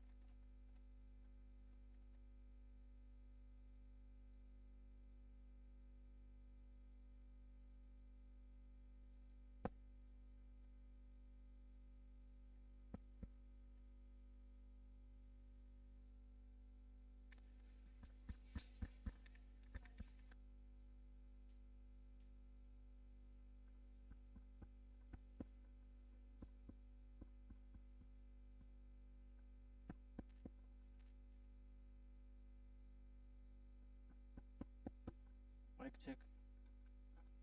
Mic check.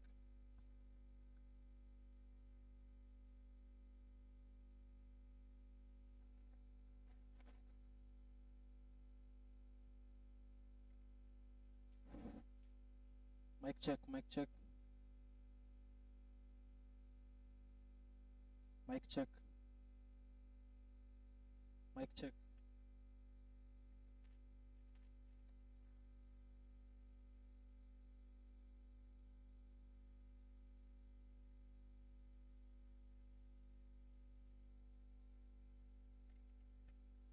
Mic check, mic check.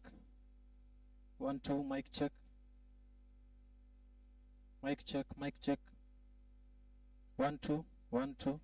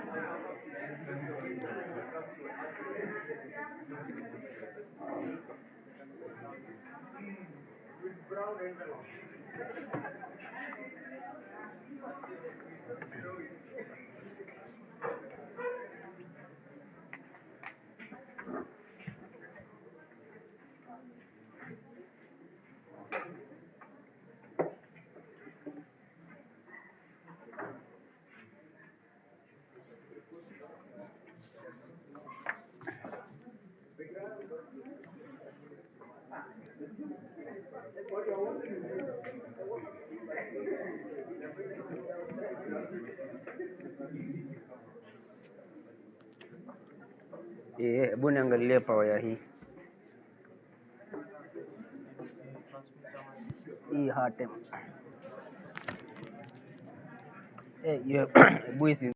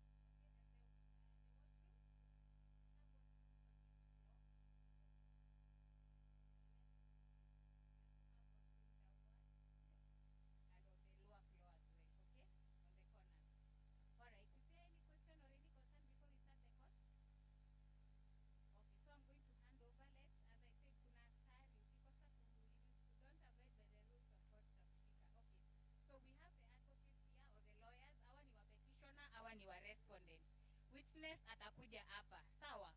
Na these are the judges, okay? All right, so clerk.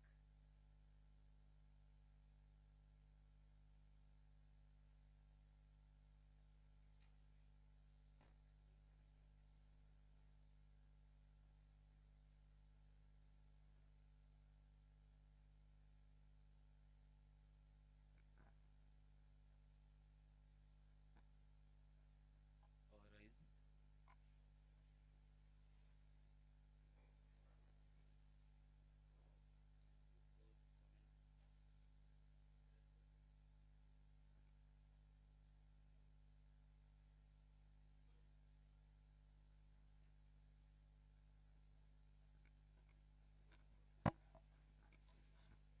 Okay, when everyone is speaking, ensure you are using the mic for purposes of the people who are watching live. So we have the petitioners, advocates, and the respondents.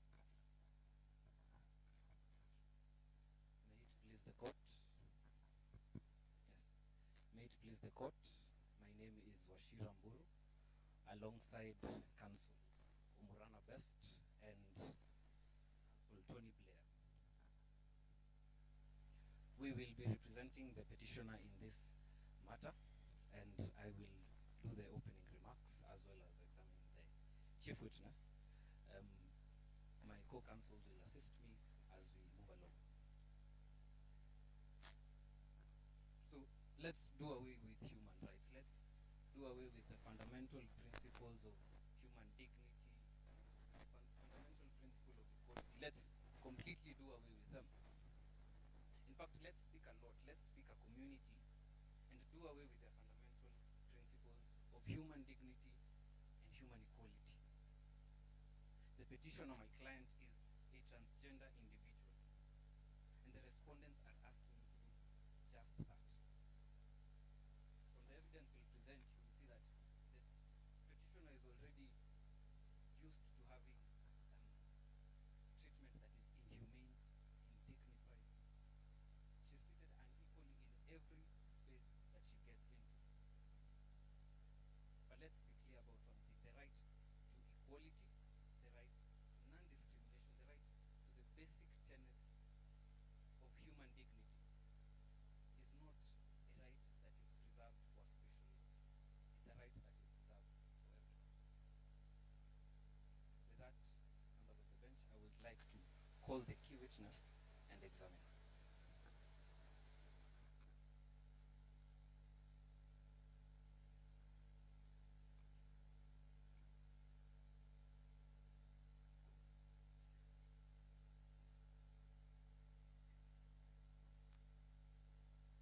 Can we proceed? Okay. So I'm going to swear you faster.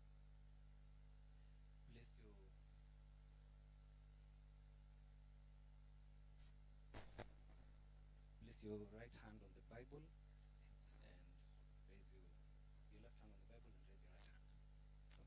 Okay. So you will say your name after this. It's okay. I, Jane Korir, Do swear do swear that I will say nothing that I will say nothing but the truth, but the truth, the truth, the truth, and nothing else but the truth. and nothing else but the truth before this court. So help me God. So help me God. Thank you. So can you please introduce yourself before this court and tell us a little bit about your background? My name is Jane Korir. I'm a transgender woman. I'm a firstborn in a family of 4, and I was born in Trans Nzoia County.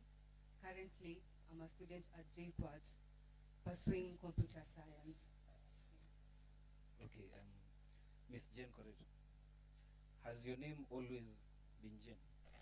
No. Can you explain for the benefit of this court bench why or how it came to be Jane? Initially, my name was John Korir as my father. When I was 14 years old, I felt different. I often played with the girls and I didn't like hanging out with the boys, and this made me feel different. Getting older, when I joined JQuat in 2010, well, I was staying with my sister Helen Korir. When she would go to work, I would often use her makeup, fit her clothes and also design my clothes in a way that fitted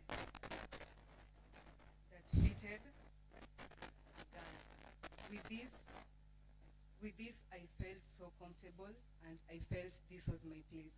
Later on, that's when I did legal transitioning and changed my name from John Korir to Jane Korir, and I also did a social transition since I'm going through hormonal therapy, as you can see. Thank you. Okay, do you have usually when people are changing their names, they submit a deed poll.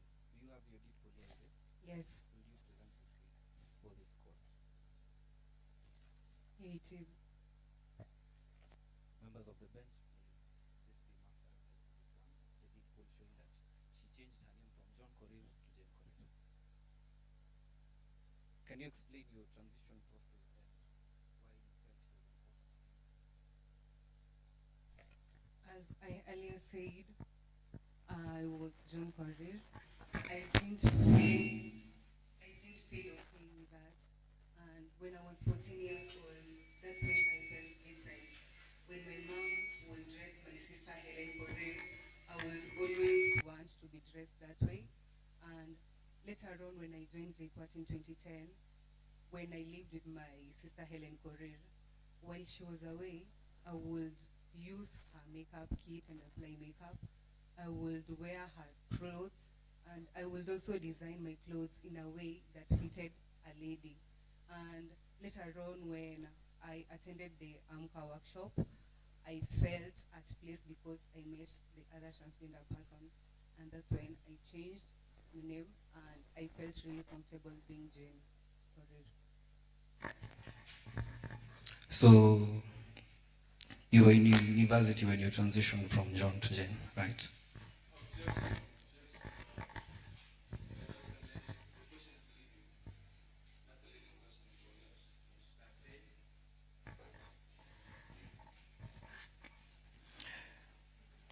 While you were in university and you did your transition, what was the reaction from the other students? When I joined JQuat in 2010, I joined as John Korir, and in 2011, that is in July, that's when I changed my name from John to Jane Korir. I was in second year. Honestly, it has really been stressful because I was discriminated by my fellow students. The administration also discriminated in me in some way. Well, I would walk on the corridors, they would call me names such as Shoga, Msenge, and this has really caused a mental baggage on my end. It has really not been a good journey. Yes. Let's get closer home. How did your family react to your transition? It didn't sit out with my family. As I'm talking right now, my family has completely cut me off. My father doesn't want to associate with me in any way because he used to see me as his brave son since I was the firstborn child, and that's why he named me after him, John Korir. So when I changed my name from John to Jane, he felt like I ruined the reputation of the family and they didn't want to associate with me in any way at all. My mother tries to talk to me once in a while so that she can check up on me, but currently my family has cut me off completely and I'm on my own. Okay, so let's get to the present case in this court. Do you remember where you were on the 25th of December? The medical doctor did this inappropriately.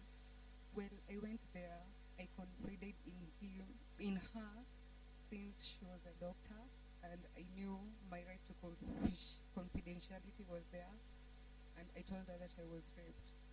But unfortunately, what she did was she called her students and told me to undress before them. She was poking my breast and touching my penis while the other students were laughing at me. So this wasn't appropriate for a doctor. How did this make you feel? It really felt bad, because who would want that to be done on them? Okay. So what happened after the medical examination report was taken back to the trial court? The medical report was taken to the court. The magistrate dismissed my case. Yes. So what are you asking of this court? I am pleading with the court to do what is just and provide justice for me. I've been through a lot. I have been assaulted physically. I have emotional baggage. I've lost friends. I've lost my family. And I wouldn't want any other transgender person to have the same experience that I had. What I want is the court to uphold justice and do what is fair. Thank you. Thank you for your testimony. No further questions.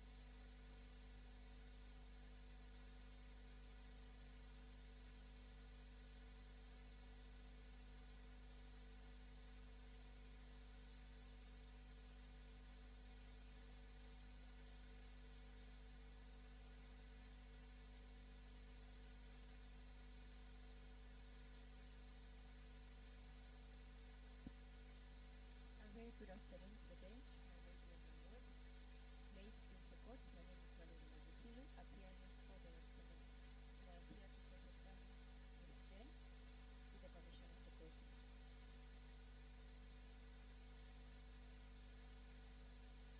Good afternoon, Ms. Jane. Good afternoon, How are you today? I'm very good. Have you attempted suicide before? Yes. Were you in the right state of mind then? Yes. So you admit that you were mentally unstable? No.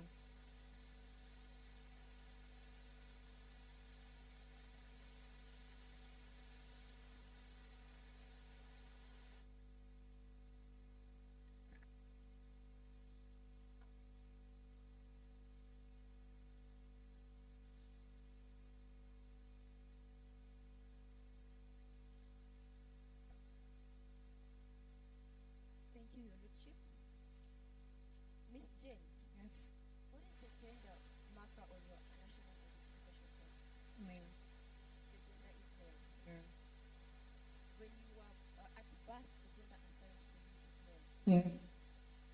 Have you undergone reconstruction surgery?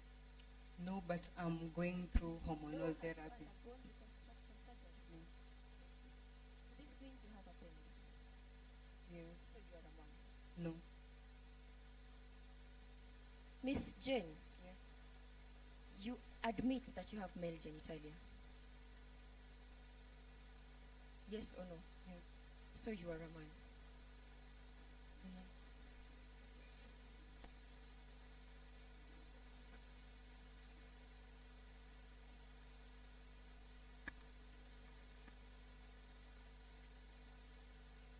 Thank you, much obliged, my lord.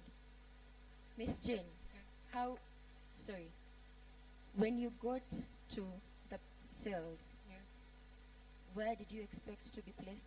The women's cell. How many cells are there? 2.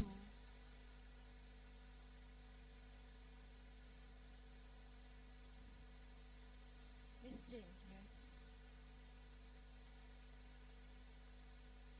you have admitted that there are only 2 cells at the prison. Yeah, that's the women's cell and the men's cell. Were the women in the cells comfortable with you being there? Yes. Did you disclose your identity to them? No, but my physics Did says you disclose your identity? no. Thank you. So how then do you know they were comfortable with you being there if they did not know your identity? An issue when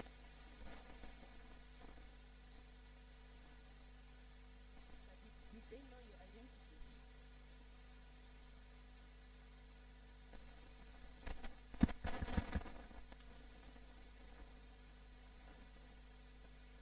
Miss Jane, you claim that the search conducted on you was unlawful. Yes. Who did you want to conduct the search on you? The women. How do you know that the female police officers are comfortable conducting a search on you, knowing very well you have a permit? When I went to check, I identified myself as sound check. We don't sound check. Miss Jane, there was clearly an issue when you were moved from the female cells to the male cells. No? Exactly, there was an issue.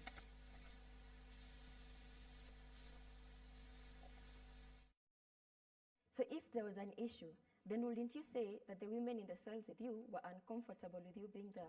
They weren't.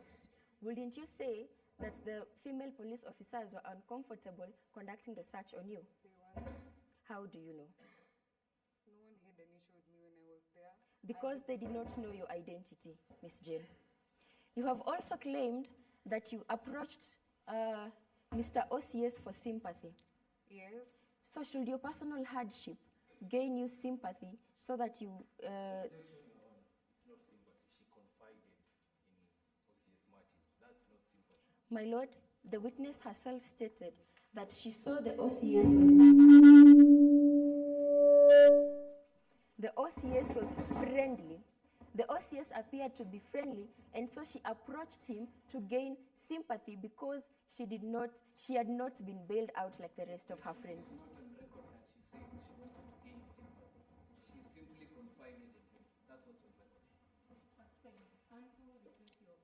Much obliged, Your Honor.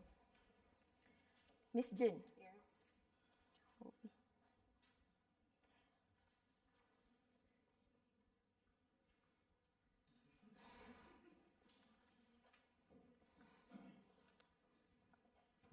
During the strip search, did any of the male officers abuse you?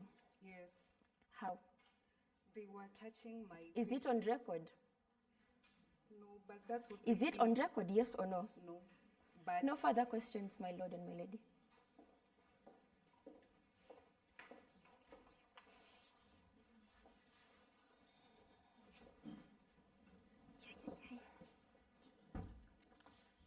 Miss Jane. Yes. Did you seek sympathy or did you simply confide in OCS Martin Lawrence? I confided in Martin Lawrence. Thank you.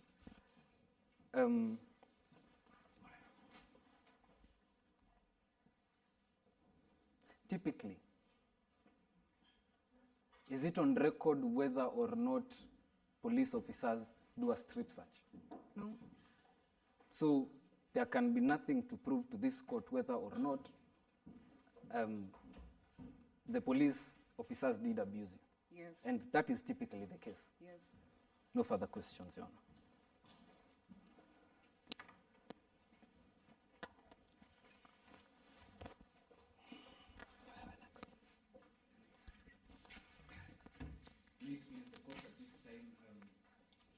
The petitioners. Okay.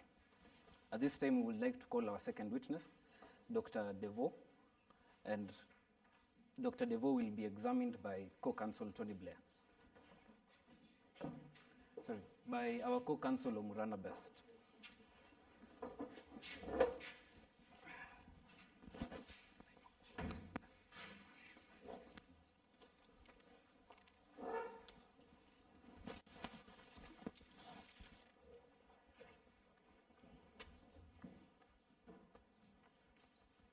Place your hand on the Bible. Raise your right hand. Repeat after me. I, Dr. DeVoe Bora, I promise to say nothing but the truth. I promise to say nothing but the truth. And the truth. And the truth.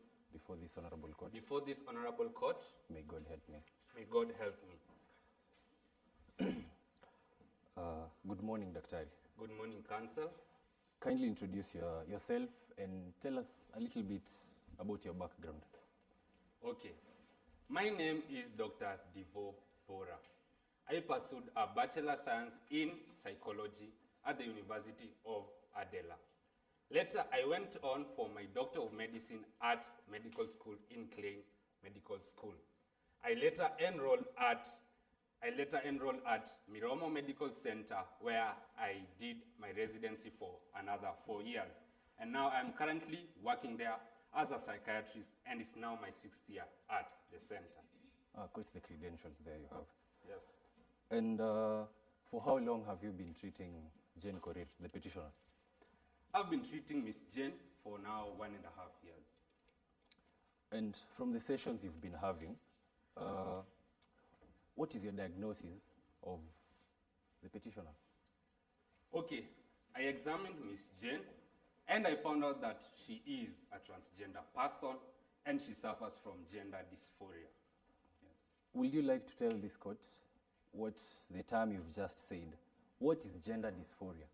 Now, gender dysphoria, this is significant psychological distress, where there is a mismatch between the sex one was assigned at birth and the gender identity that person wants to identify with. Yes. It normally occurs at childhood, but it can also later occur at the onset of puberty. Yes.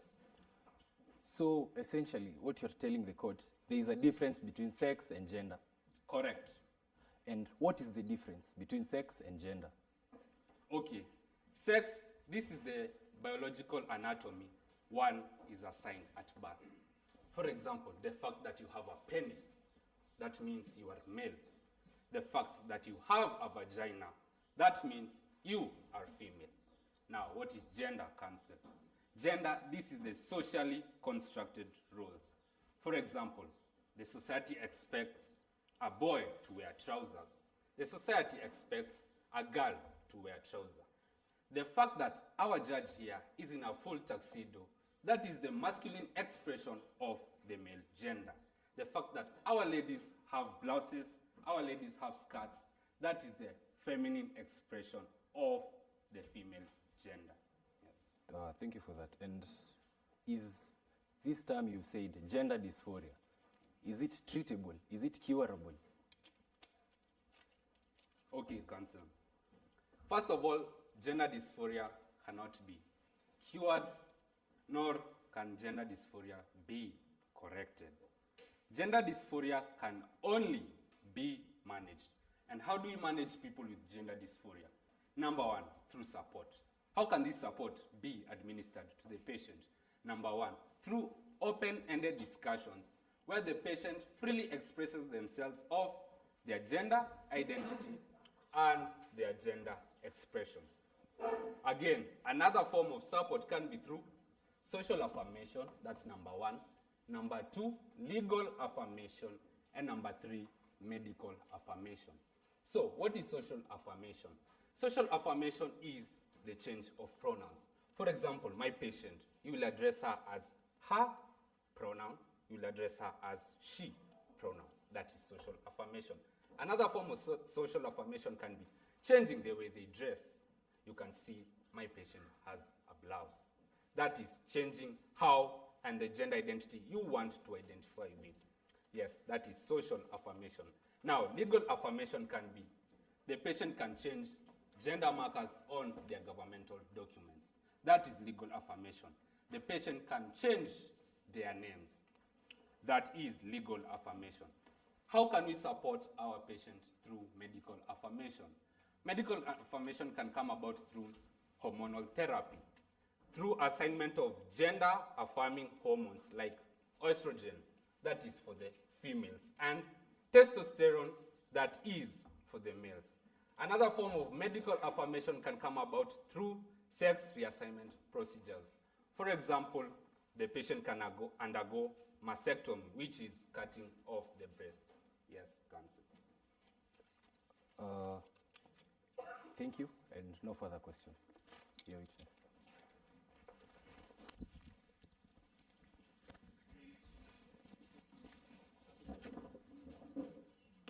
Good sir, good afternoon. Good afternoon, Counsel. Yes, Dr. You seem quite knowledgeable on this particular subject. Yes, this is where I practice. Yes, remind us how many years do you take to study medicine? Medicine. I withdraw the question. So, Daktari, Yes. let's begin from where counsel questioned you. The difference between sex and gender. Let's just go back there. What's the difference again? You want me to explain what the difference is again? If I didn't want you to explain, I couldn't ask the question. What's the difference, Daktari? So sex. Sex, this is the biological anatomy you are assigned with at birth. So, for example, yes, you have a penis. That means you are male. Thank you. Thank you. So, your patient, what genitalia did she have? Male genitalia. So that makes her a man. No. In my expert No, opinion- Daktari, kindly. You said someone who has the male genitalia is a man, right? That is sex. Yes. And he's therefore male. No. Gender. Thank you. So, Daktari, let's go to gender dysphoria. You've stated before this court that gender dysphoria is some sort of psychological distress. Yes. So that therefore means it is some sort of mental disorder. No, that's not a mental disorder. What is it? It's a psychological distress. Okay, psychology and the mental issue, are they not connected? They are not connected. Doctor, you went to medical school for a long time. Please don't embarrass yourself before this court. I withdraw the question. So, Doctor, let's kindly. Psychological distress. Okay, what does psychology deal with? Psychology deals with, pardon your question. What does psychology deal with?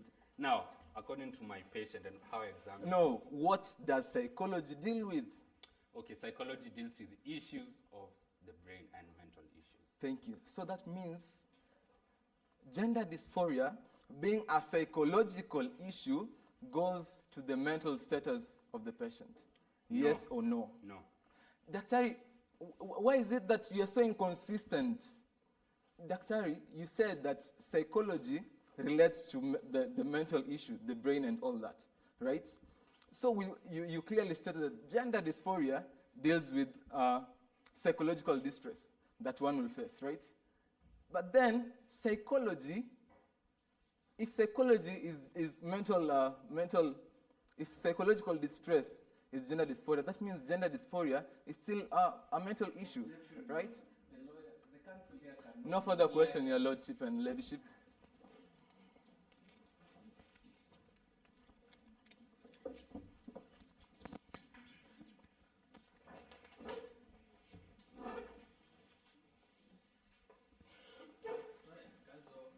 Get your name? Your Lordship, my name is Joseph. Daktari. Yes, Counsel. As you've aptly pointed out before this court, that sex and gender are different things. Very different. Okay, just one question. Is your patient here having a physical or mental condition? Mental. A mental condition. Correct. Thank you for that.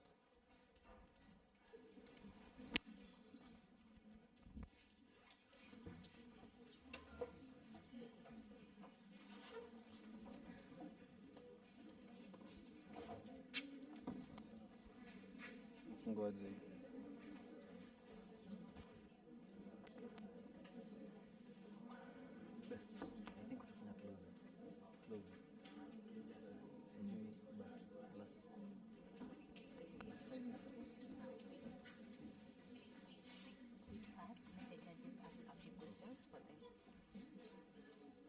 Hii mic ni moja. Hii mic ni mbili. Hii ingine iko wapi? It's on your jacket. But I'm still, I think I'm be audible. For the video. Online, yes. Online We video. have had to improvise. So I put it here. Yes.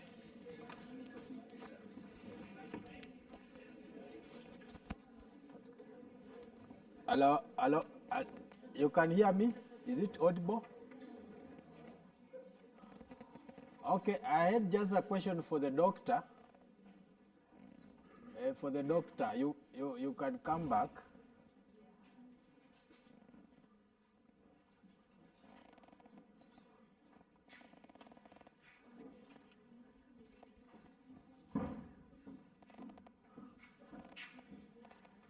So, Yes, Counsel. the doctor, the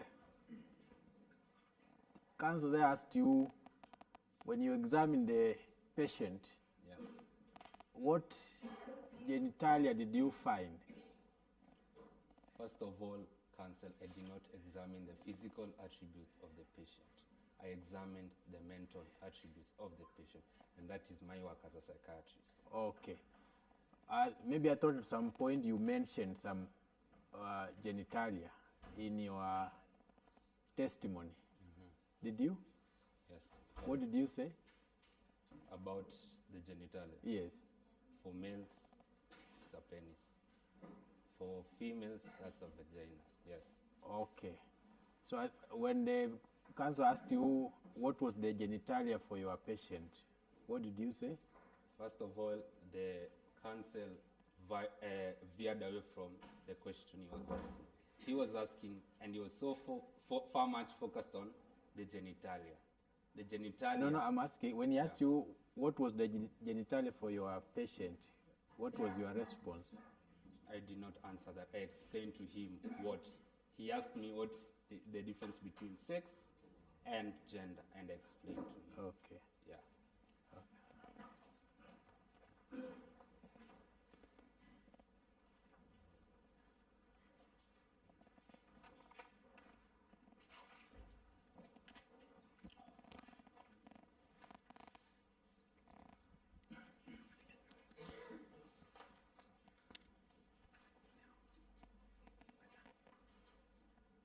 May it please the court, the petition side rests its case.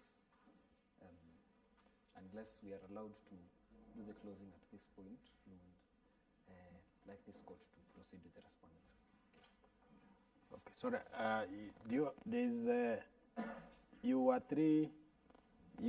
the petitioner was represented by 3 counsel? Yes.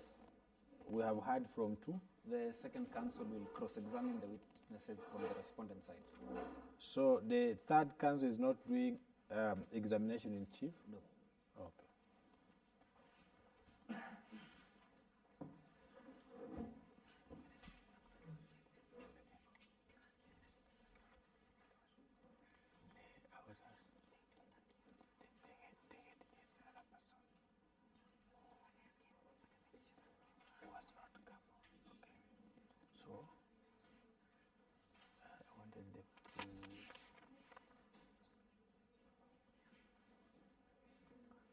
So what you'll do, they will proceed to the opening statement, call the witnesses, then after they have submitted their details, they will do now closing. Both sides, this ones will do the closing, the other one will do the closing. Okay. Okay, we believe you have, you said you have no further witnesses for the petitioner's side. And so that means you have closed the petitioner's case. Yes. Okay. The defense, the respondents?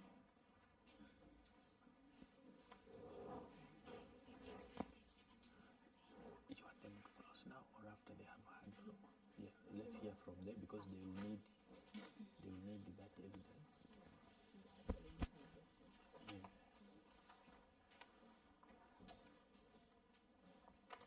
May it please this court, once again, my lady and my lord, my name is Valerie. Just a minute, clarification. I know there was inquiry whether they are closing.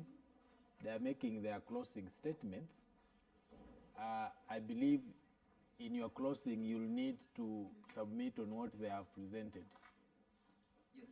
Yeah, so you'll have to wait for them to present. Yeah, because you'll need to submit on what they have presented.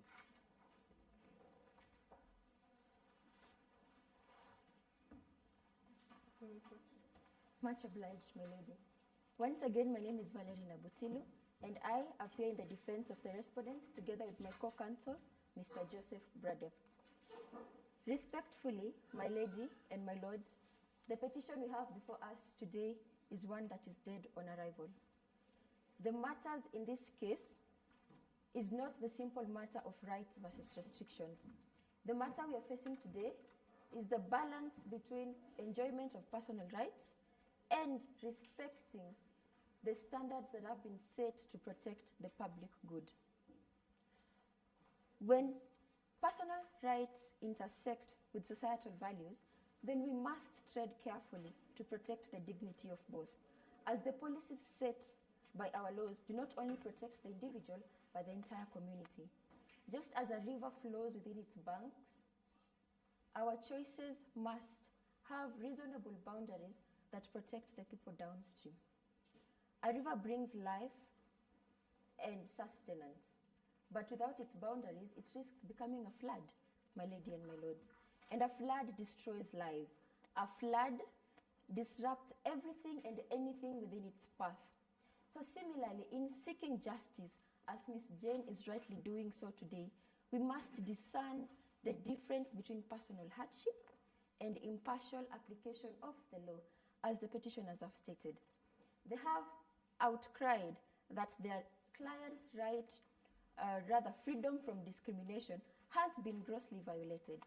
But the respondents will show that what we have done, or rather what our clients have done, was ensuring that there is impartial application of the law. Ms. Jane's hardship do not exempt her from the procedures that have been set to protect the law that this court is established upon. My lady and my lords, we do not deny that Ms. Jane has faced challenges. We do not deny the impacts that these challenges may have had on her or her life. But we must be keen to create the balance between enjoyment of personal rights and protection of the community at large. The respondents will show that this petition lacks particularity, this petition lacks focus, and this petition's fate can only be one, that of dismissal. It is at this point, with the permission of the bench, the respondents wish to call our very first witness, Mr. OCS. Can proceed. Much obliged.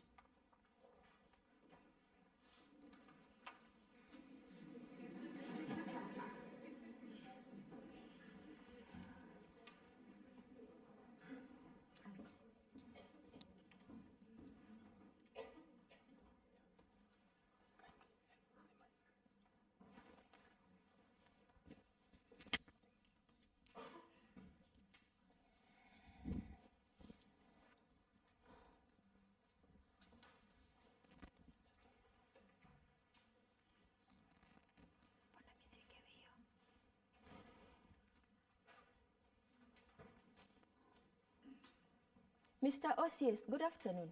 Good afternoon. Kindly introduce yourself before this court. My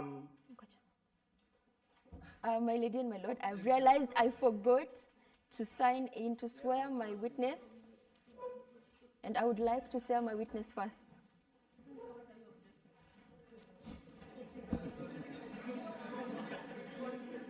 Counsel is not diligent in carrying out the procedures of this court. With your permission, my lady and my lord, much obliged.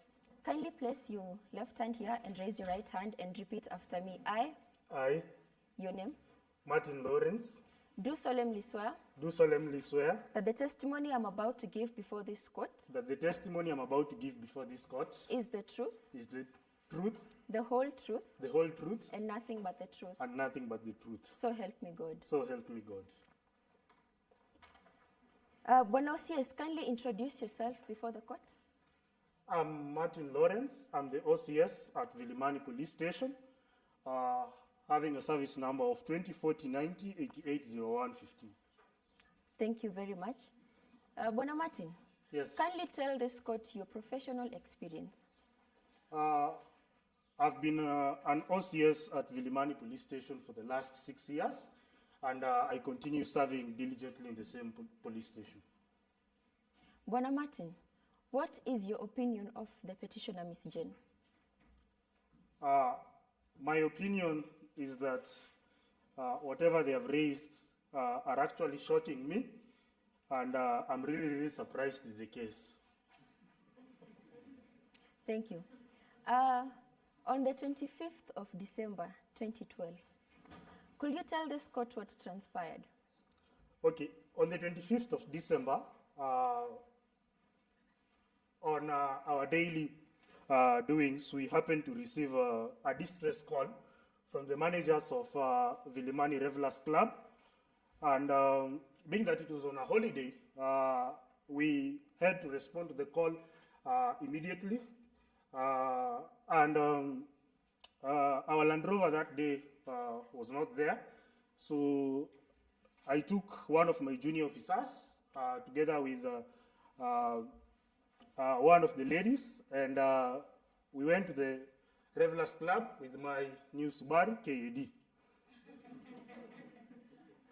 Bwana Martin, when you got to the Revelers Club, what did you find out had transpired? Okay, we found that there were some people who were causing distress at the club, and we were able to arrest them. Among the people you arrested, was Miss Jane among them? Yes, Miss Jane was among them. Bwana OCS, kindly tell this court vividly how Miss Jane found herself in the women's cells. Okay, upon the arrest, we were able to have all the arrested persons in the Subaru, and upon reaching the police station, as it is our practice, we did a search to ascertain whether they are having any thing that can harm anyone. And after doing that, we took them to the different cells that we have based on the agenda. And on that fateful night, I remember the petitioner here had presented herself on a black dress, a very beautiful black dress. And upon doing the search, we directed him to the male cells. Objection, Your Honor. Sorry, to the female cells. The witness is referring to the petitioner as him when we have clearly stated in our submissions that it is her. So we ask this court to have him refer to the petitioner as her. My lady and my lords, my witness is recounting what had happened, and at that point, he was convinced that the petitioner was actually a man. Okay, for the purpose of protecting the dignity of the petitioner, this court then will proceed to direct that for purpose of these proceedings, the petitioner be referred by the gender that the petitioner identifies with. Much obliged. Much obliged, my lord. Okay, so as I had said, with a very beautiful dress, we took Jane to the female cells, and same to the other people whom we had arrested. Thank you, Bwana OCS. Could you kindly tell the court now how Miss Jane found herself in the male cells? Okay, the next day, as I reported to work, I was doing my normal walks at the cells, and the petitioner here called me, and she actually told me that she's a transgender. And upon careful evaluation, I was surprised. That's a shock that I've never got, because this was someone who is in the female cells, and from even the voice, I was very surprised why she was wearing a beautiful dress the previous night. Upon looking clearly, I also realized that the petitioner had some beards. And immediately, I ordered my junior officers to conduct a strip search in accordance with the laws to ascertain the gender, since from where I stood, I believed that that was a case of impersonification. Thank you, Bwana OCS. Kindly tell the court how many cells there are at the police station. We have two types of cells. That is the male cells and the female cells. Thank you, Bwana OCS. And who is mandated to conduct a strip search? The person who is mandated to conduct a strip search is someone of the same gender as to the person whom the search is being done. Thank you.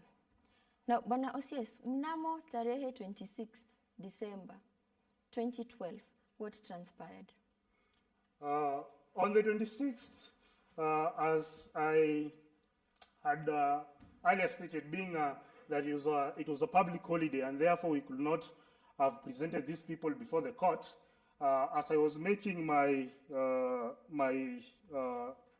normal works at the cells, that is when the petitioner told me that she's a transgender. And when my junior officers conducted the strip search, they actually realized that the petitioner had a male genitalia. It was very, very shocking. I've never experienced such in my entire practice.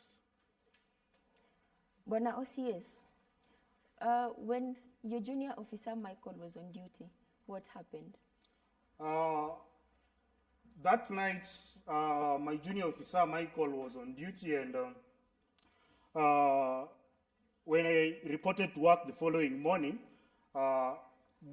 Mr. Michael presented a report to me on what had occurred the previous night. I have the reports with me.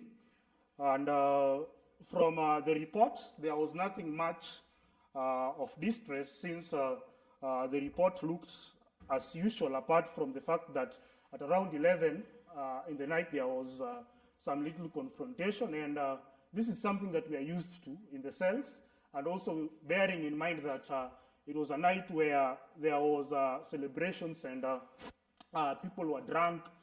It didn't raise an alarm, and within a few minutes, actually, there was return of normalcy in the cells. Thank you, Bwana OCS. Do you wish for us to present this report as evidence before this court? Yes. Thank you. Permission to present this as Exhibit A.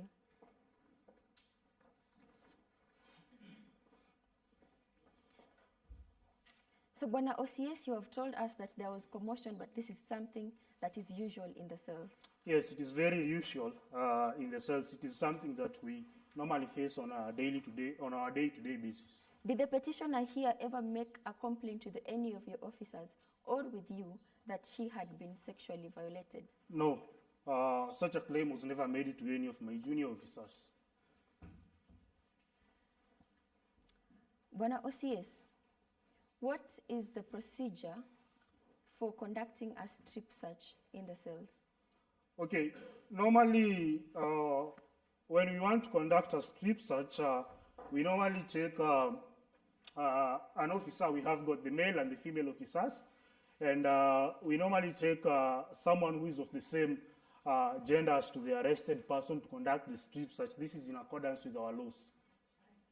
So it is your position that there was no discrimination towards the petitioner? Yes, there was no discrimination. No further questions at this point, my lady and my lord.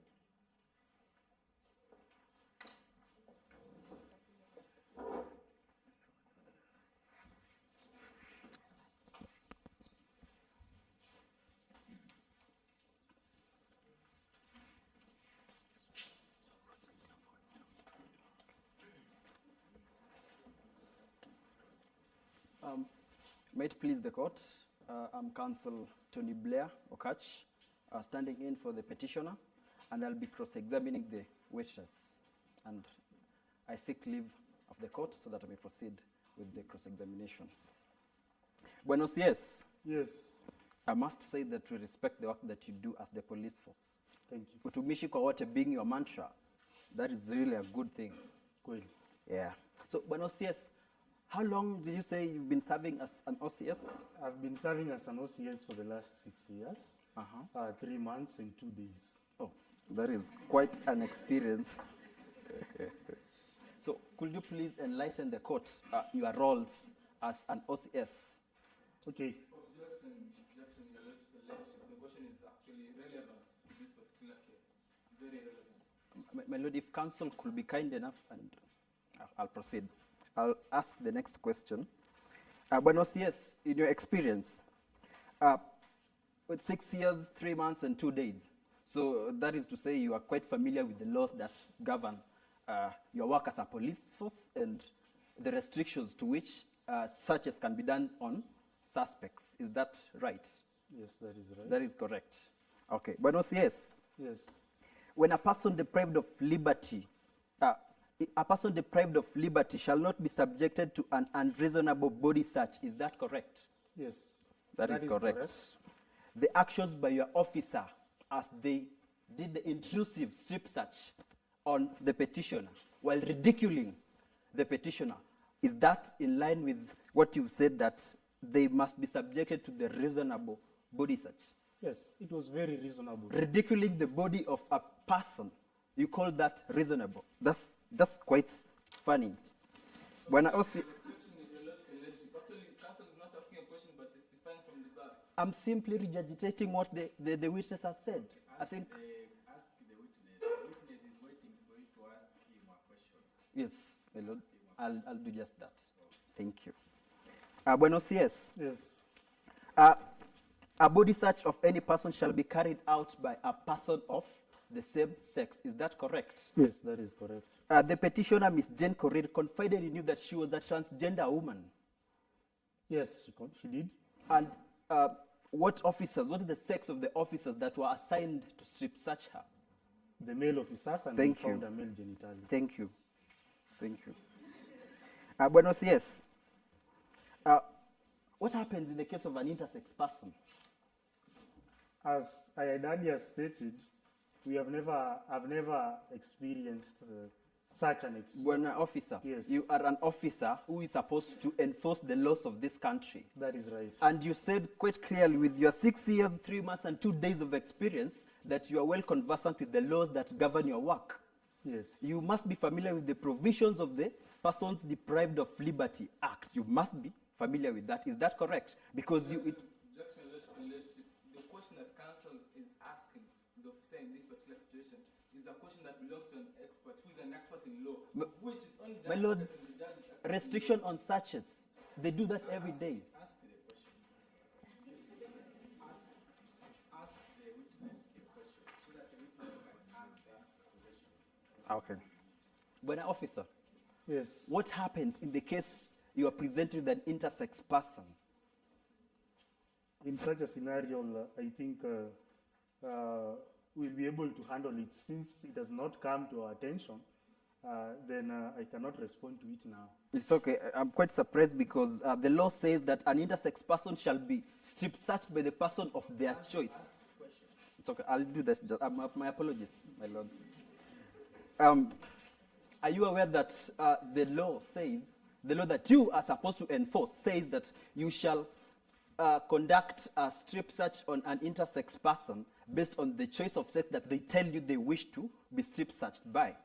No, I'm not aware. That's quite sad. One officer, an intrusive search in or around a concealed body cavity shall be conducted in privacy. Is that correct? Yes, that is correct. That is correct. When your officers addressed Jane in front of the other arrested persons, in your opinion, did they infringe on her rights to privacy? The reason why... Did they infringe on her rights to privacy? Yes, they did. Thank you. When yes, a person who carries out a search shall conduct it with decency and in a manner that affords the person being searched the rights to privacy and dignity consistent with the purpose of that search. Is that correct? I'm waiting for the question. Is that correct? Yes or no? That is my question. Pardon. You are I'm too asking. wordy. It's okay. We'll take our time, Bwana yes. I respect your rank. Thank you. Bwana yes, my question is, a person who carries out a search shall conduct it in a manner that conforms and urges on the rights of that particular person being searched on their rights to privacy and dignity. Is that correct? That is correct. That is correct. Thank you, Bwana Officer. Bwana Officer, in your statement, in your witness statement, you indicated that it is not true that the petitioner was raped. Is that correct? That is correct. That is correct. Objection, Your Lordship. The witness statement that counsel is making reference to has not been produced as evidence before this court. I'm so surprised why we should make reference to it at this time. My lords, Will you refer the witness to the exact paragraph of the statement that the witness my lords and lady, the facts, the witness statement by the OCS, it's a facting issue, and I would actually, Okay, refer the witness. You have the statement of the fact. I have it in soft copy, which is also appropriate. Thank you, my lord. Bwana OCS, with respect again, in your statement you indicate that the accused person was not raped. It's in your statement. Would you wish for me to refer you to it? Yes. Oh, thank you, Bwana Officer. In paragraph 5, could you please read it to the court? It is not true that the petitioner was raped on the night of 26 December 2012. That is the statement. Yes. Did you conduct any investigations, being that a matter was brought up, saying a person claiming that they were raped, yet in your statement you indicate that it is not true that they were raped? Did you conduct any investigations to that effect to confirm or deny those allegations? It's not my role. It's not your role, yet you're the police who are supposed to conduct an investigation. It's not your role, Bwana Officer. I'm not the person to ascertain I'm whether asking, someone was you raped. oversee that institution. I'm asking you, did you assign your officers to conduct the investigations over the alleged occurrence? No, you did not. Thank you. Bwana Officer, could you confirm, in the same paragraph, Mr. OCS, you do claim that the petitioner is a man and thus cannot be raped. Is that correct? That is true. That is true. And your assertion is that because they lack the genitalia for that, the vagina, that is. That is right. Bwana Officer, the laws of Kenya, particularly the laws regarding governing the Sexual Offences Act, define the genital organs to include not only the penis, the vagina, but also the anus for the purposes of that act, the law itself. So is that in line with your assertion that the person was not raped because they did not have a vagina? Objection, Your Lordship. Again, counsel makes reference to the laws of Kenya, whereas I clearly stated that the witness is not an expert in law. My lord, these are the police force. They enforce the laws. So a police of the rank of an OCS cannot claim before this court that they have no clue whatsoever regarding the laws that they enforce. Okay. They might be law enforcers, but they are not lawyers or judges. What I will advise the counsel is that probably you also questions on facts. Yes. The witness will be able to. Okay. But law may require interpretation. It's okay. And the witness may not give the appropriate interpretation. I appreciate that, my lord. If we stick to the facts, then the witness may not run away from the facts. I will stick to that. Your Honor, if I may, from the objection, I'm quite compelled to ask. Aren't they the ones who draw the charge sheets, the ones who receive the claims? Then it is allowed for them to know the law, if not interpretation of the law itself. Yes, you can ask whether it is what provisions of the charge sheet and all that, but issues of interpretation of the law, you may leave it to the courts. I appreciate that, my lord. Bwana OCS, would you wish to recant the statements that you put in your witness statement on paragraph 5? Oh, the statement. Would you wish to recant the statements? No. You would not wish to recant the statements. Would you please read to the court the provisions under the genital organs? Before the court, will you please read them loud? Genital organs includes the whole or part of male or female genital organs, and for purposes of this act includes the anus. Okay, thank you, Bwana OCS. You're quite audible. So, it is your understanding that in cases of rape, only a female can be raped because they have the vaginas? Yes, that was my understanding. No further questions for this witness. Thank you, my lord.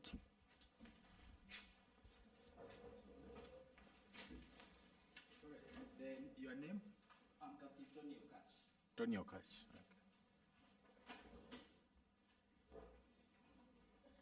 Okay, before you proceed, you raised the issue about the witness statement. You said You did not want them to refer to the witness statement. Why? Your Ladyship, the witness statement has not been produced as evidence before court. You cannot therefore rely on it. I thought once you file your documents together with the witness statement, the witness statement becomes part of the record of the court for the documents that you'll be producing. Yes, however, we did not Not for intend- producing, for reference, for Yes. witness statement, for purposes of However- adoption. Yes, Your Ladyship. However, the same has not been produced as evidence, so we cannot rely on it as the testimony of the witness that has been recorded in tandem. Okay, sorry, 'cause I think for purpose of this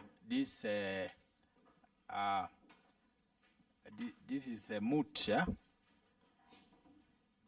We take the statement of facts to be correct, okay? Yeah, we take this, that what is put in the statement of facts is correct. Then we also have seen, we have also annexed, we have witness statements annexed. There's one from Martin, there's one from Jane. Okay, so we'll just be following what we have been given here. Okay.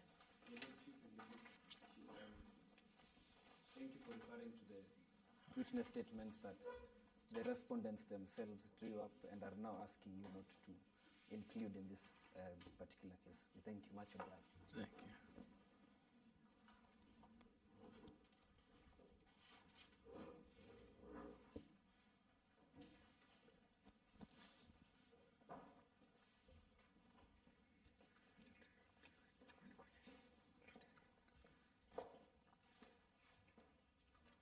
Bwana OCS, Yes. on the night of 25th of December, it being a holiday, how many people did you arrest that night? We arrested a total of 79 people that night.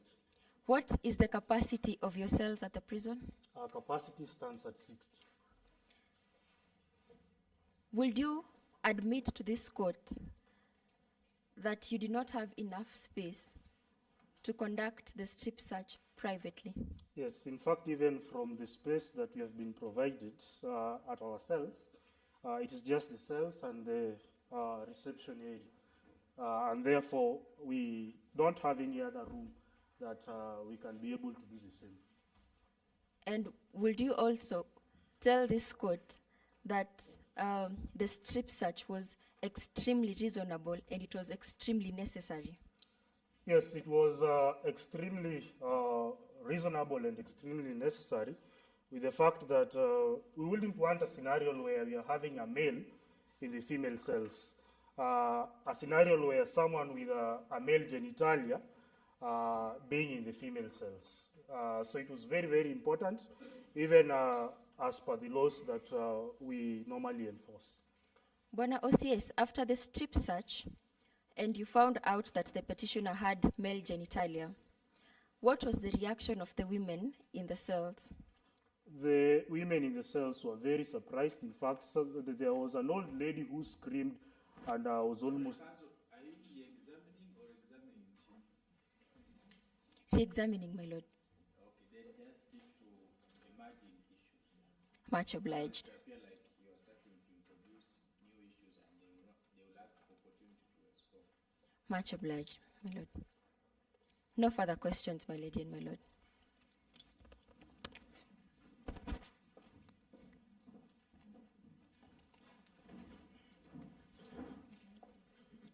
At this point, the respondents.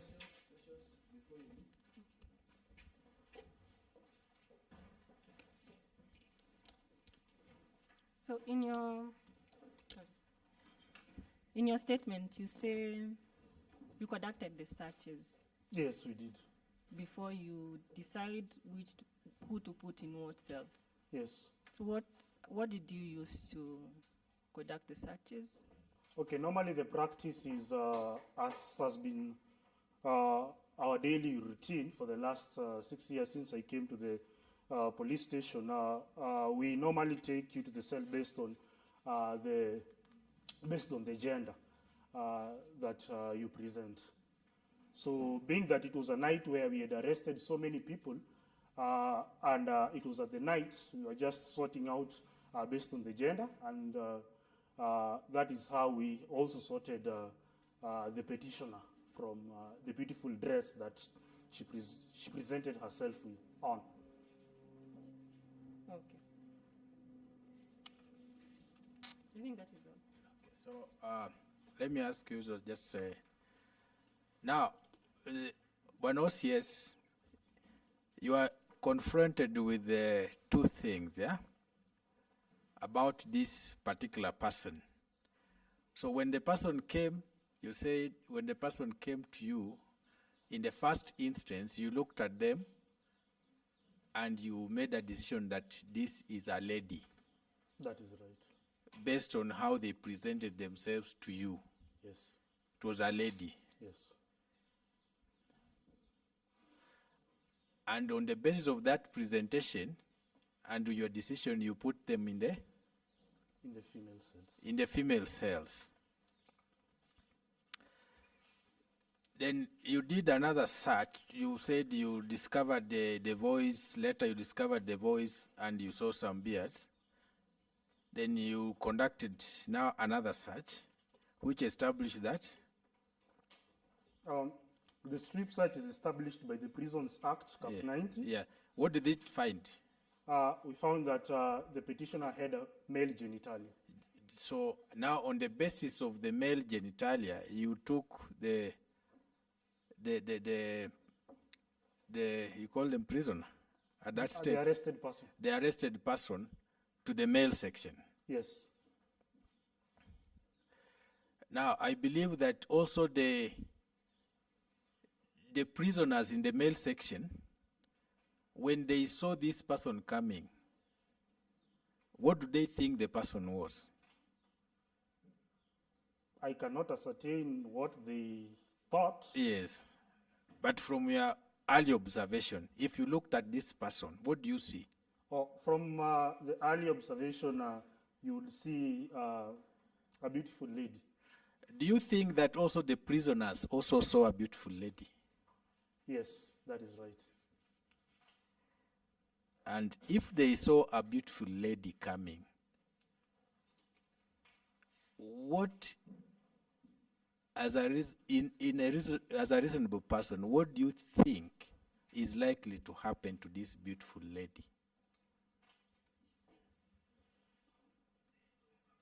In the male prison. We are just thinking aloud.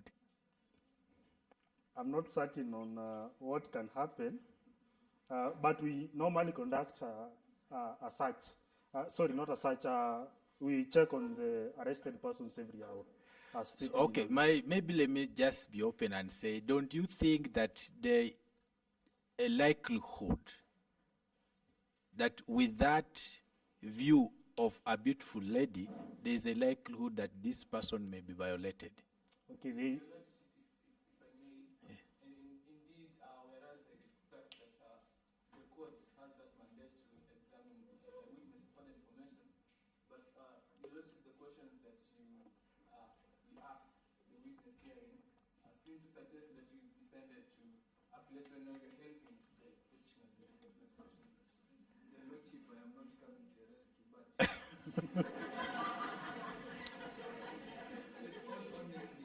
in all honesty, the bench has the discretion to ask the witness the question just to ascertain whether they will be objective in their final decision. Okay. Yes, you are right, because we also need to have our minds cleared of certain doubts. Okay?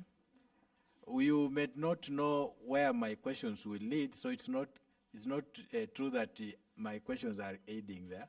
So it could be also probably I'm supporting your case. But for me, it's just to clear the doubts. But the most important part that it is for in our minds when we confront these cases in real life. And when he has to make that decision in real life, that decision has consequences. But we want to also understand. Now I'm talking to him as an officer in real life situation, okay? Not in the mood. In real life situation. So that we help ourselves to understand the impact of our decisions like those ones, okay? So we are just thinking aloud as a team, not necessarily that I'm aiding one side or the other, okay? So for now, you can maybe excuse me to that extent. But does not in any way interfere with your grading, not at all. Okay. So we're just discussing and thinking aloud. Like, if you are able to see a beautiful lady, there is a possibility that the prisoners will also see a beautiful lady.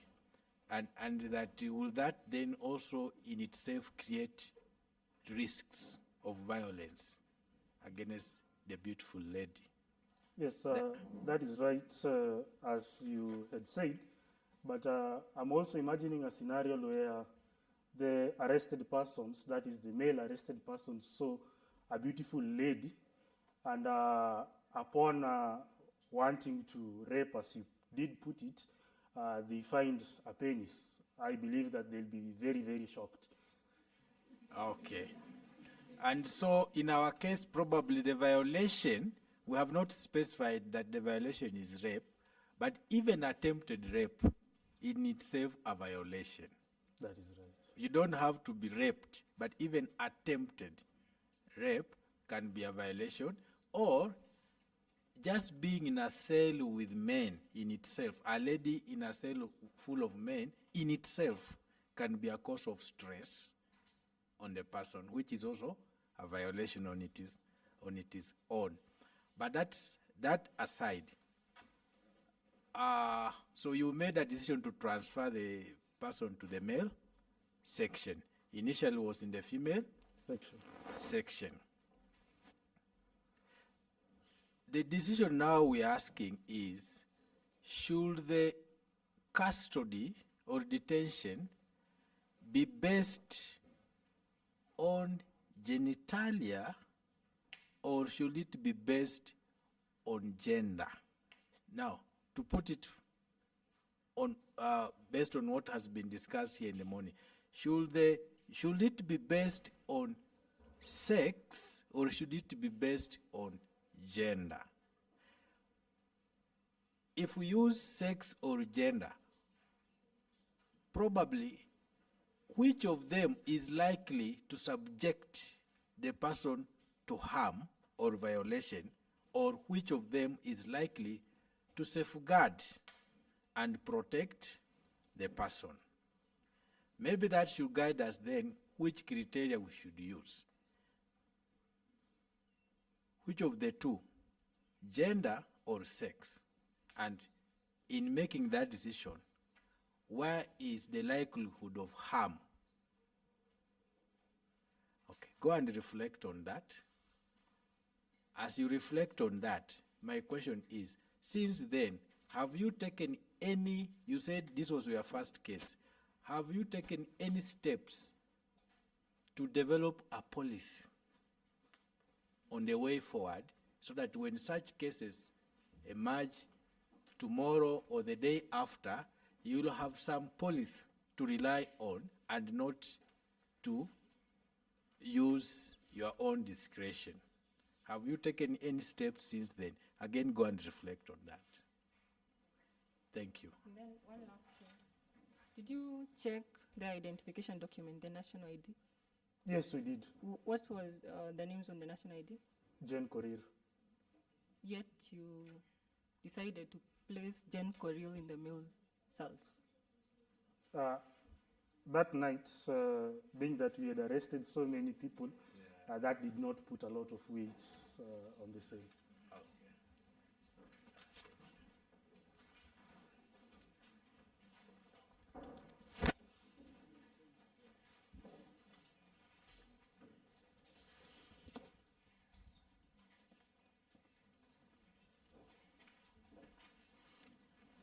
Your Lordship and Ladyship, once again, my name is Mr. Joseph Brad Pitt, and with the permission of the court, we wish to call the second witness for the respondents.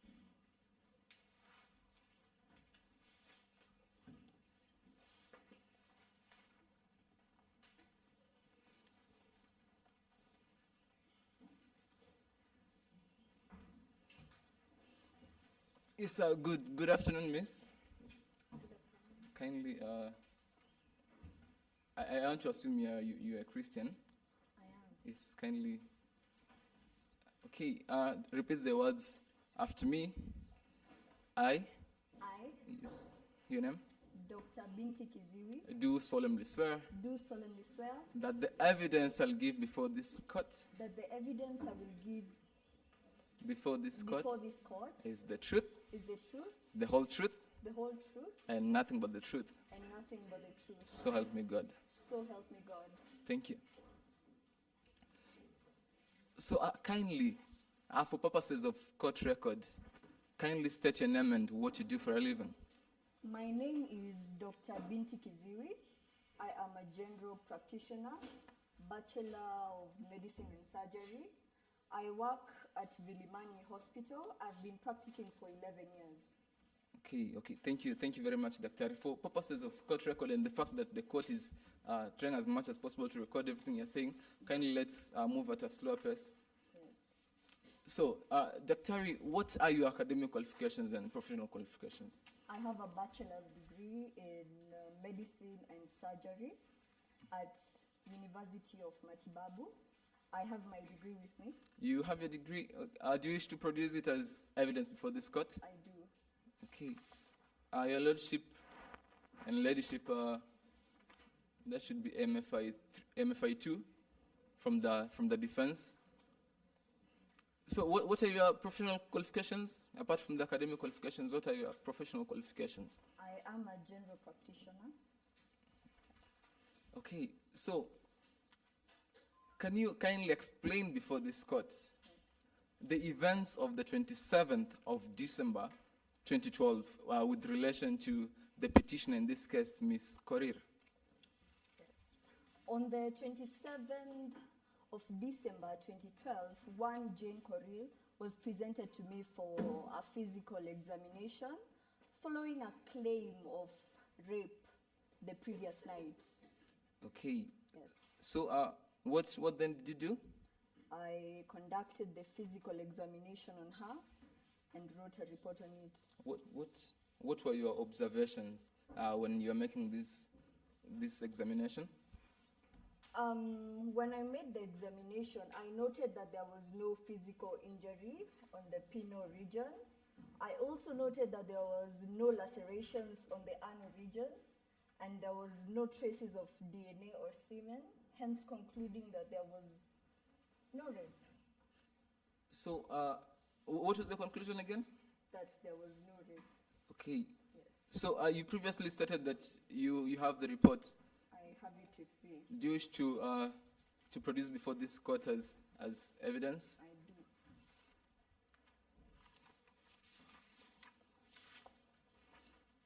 do. Your lordship and ladyship, the documents, that should be MFI 3 and MFI 4, the PRC form and the report by the doctor in this particular situation that have been presented as evidence.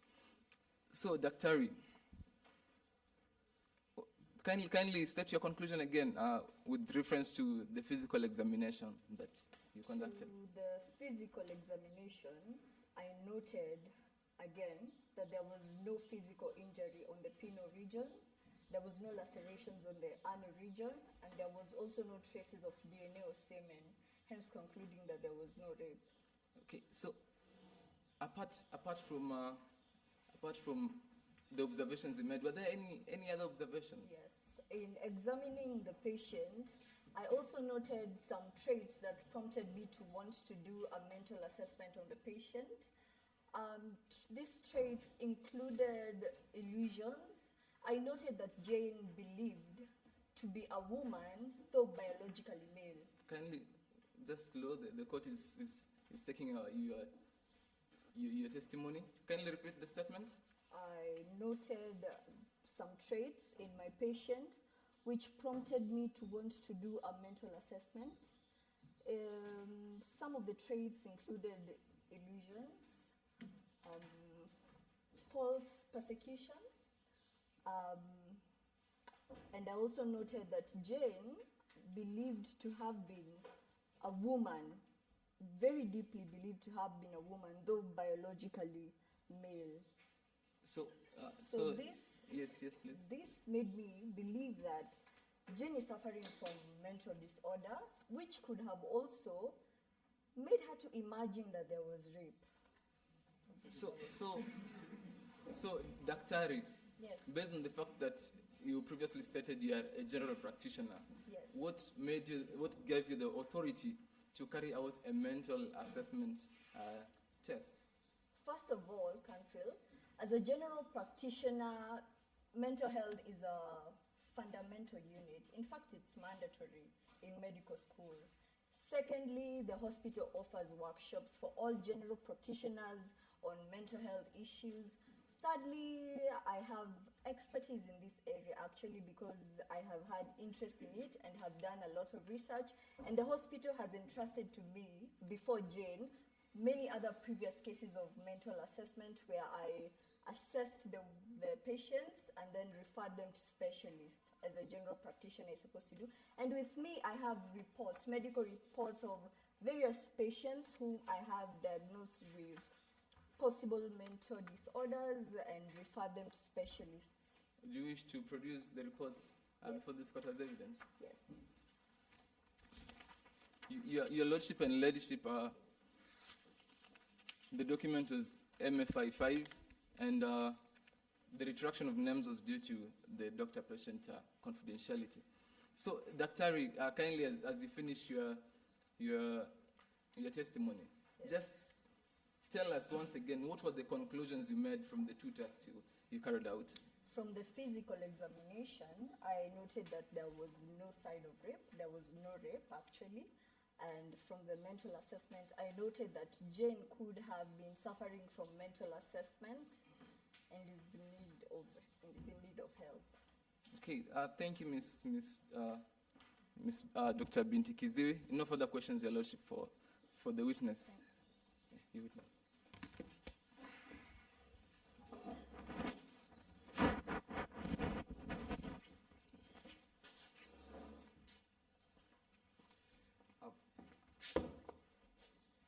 May it please the court, once again, I'm Counsel Tony Blair Okach, and I'll be cross-examining the witness here, Dr. Binti Kiziwi. Daktari. Yes. Good afternoon. Afternoon. I could see you secured a Bachelor's of Science degree in Medicine and Surgery from University of Matibabu. That is quite an accolade to your name. Huh?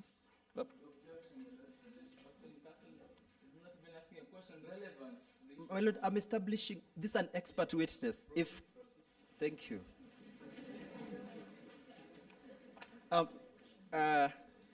Daktari, with this copy of your certification, academic qualification, you accompanied it with evaluation reports.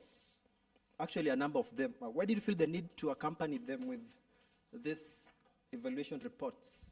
Those are medical reports of my past patients whom I've had to do mental assessment. Why did you feel the need to attach them here? As I said earlier, to prove that I have indeed some sort of expertise in mental health. That was not raised. We did not cast doubts, but we'll proceed. Daktari, yes. As a general practitioner, do you confirm before this court that it is indeed you as Dr. Binti Kiziwi who prepared this report, the medical report before the court? Yes. You did an assessment on the patient, the petitioner here as Jane Korir. Yes. Do you confirm that it was you actually and no one else who did the report? Yes. Daktari, in your professional practice, have you ever had any instance of professional malpractice? No. Have you ever had an instance of professional negligence? No. Daktari, I would like to direct you and this court to the medical report by the doctor.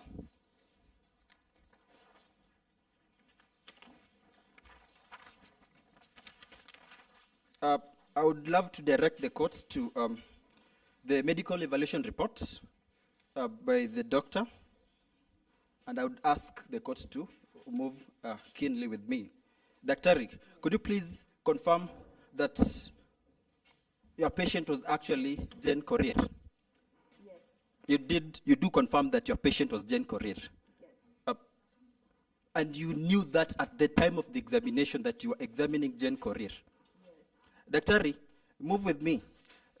Could you please read before the court under the symptoms, my lords and lady, the visual hallucinations? Yes. So could you please read the statement after hallucinations? The statement. Could you please read the Claire statement? describes occasionally seeing figures and faces that others do not. Thank you.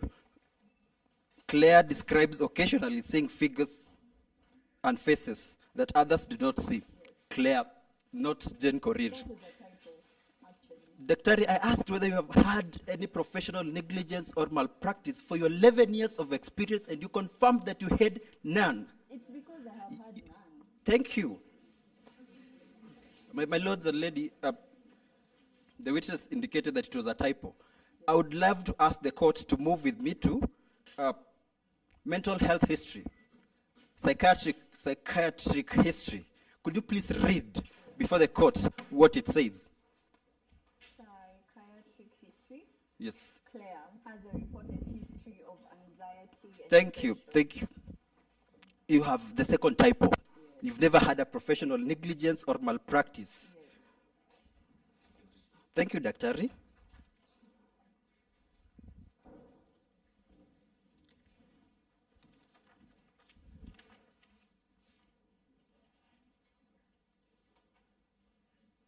Dr. What again is your scope? What is the scope of your profession? You indicated that you are? As I said, I am a general practitioner. You are a general practitioner. What is the scope of a general practitioner? General practitioners generally do assessment on patients. They treat and diagnose various fields, and if they need be, they refer patients to specialists. Okay. They refer patients to specialists. If need be. Thank you, Dr. for the clarification. Dr. The authority that governs you and your profession, the Kenya Medical Practitioners and Dentists Authority Act, you are quite familiar with it, right? Yes. That authority, when you are practicing and you are being issued with a license, what sort of license does the authority issue you as a general practitioner? The general practitioner's license. And what is the second license that they issue you with? I don't think that they issue? Thank you. You are not issued with any license to that effect, right? With a second one. Yeah, thank you. Thank you. I'm not misinterpreting. Please, let us be that river that flows within the boundaries. Yes. Okay. Dr. Yes. Are you aware that the authority issues a specialist license and a general practitioner's license? Yes. You are aware of that? Yes. So, in your statement, you indicate that you establish that the patient is mentally ill as he believes that he is a woman, yet he is of the male sex. Is that correct?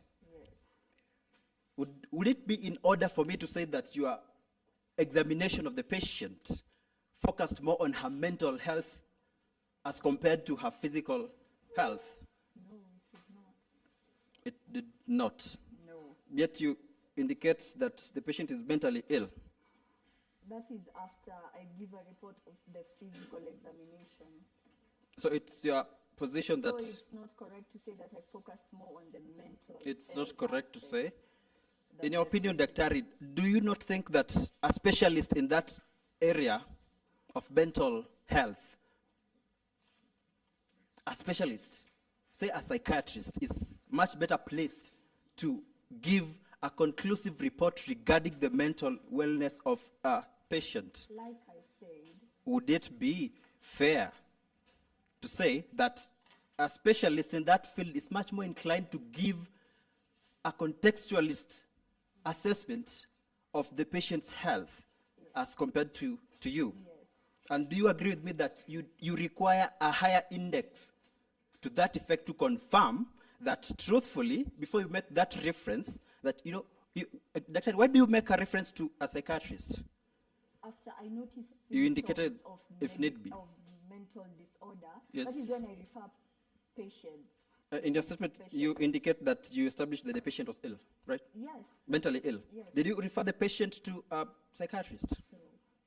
Yet you say when you realize a patient is suffering from mental Gen- unhealthiness, gen- you... is quite-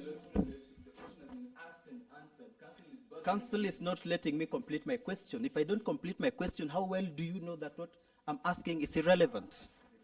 Thank you, my lord. Daktari, you have indicated it clearly here that when you realize that a patient is suffering from mental conditions, you refer that patient to a specialist. Yes, you've indicated that. In the statement, you have indicated also that the patient is mentally ill, Yes. as he believes that he is a woman, yet he is of the male sex. Yes. So it is your finding in your statement that the patient is mentally ill. It's your finding. Yes. Did you refer the patient to a psychiatrist so that they could make a conclusive report that the patient was unwell? Thank you, Daktari. Finally, is it your understanding that only a female can be raped simply because they have a vagina? No, males can be raped as well. Thank you. No further questions for this waitress, my lord, lady.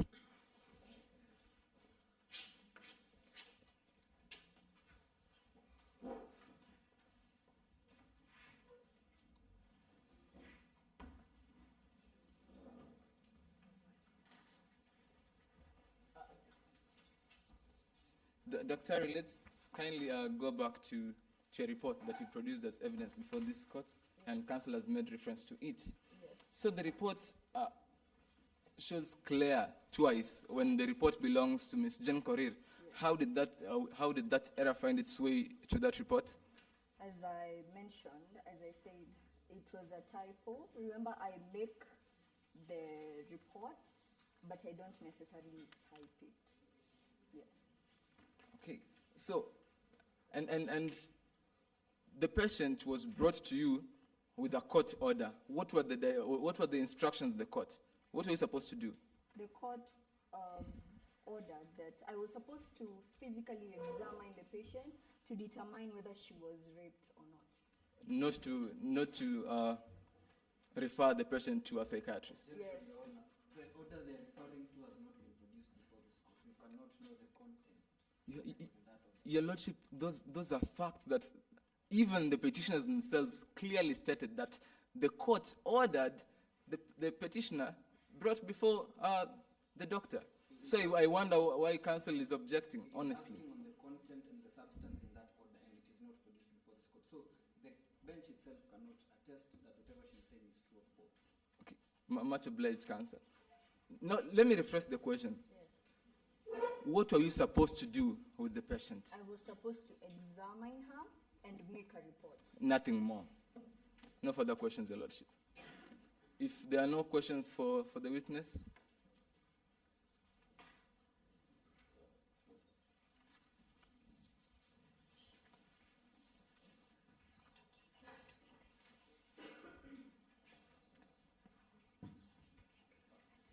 You said that you do not make or type the statements, Yes. the reports. I wrote the report, not typed it. You've rephrased what you had said earlier. I said I wrote it and then not typed it.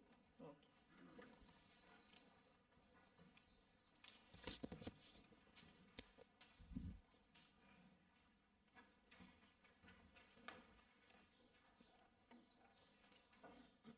Okay, the petitioners, you may proceed then and make your closing.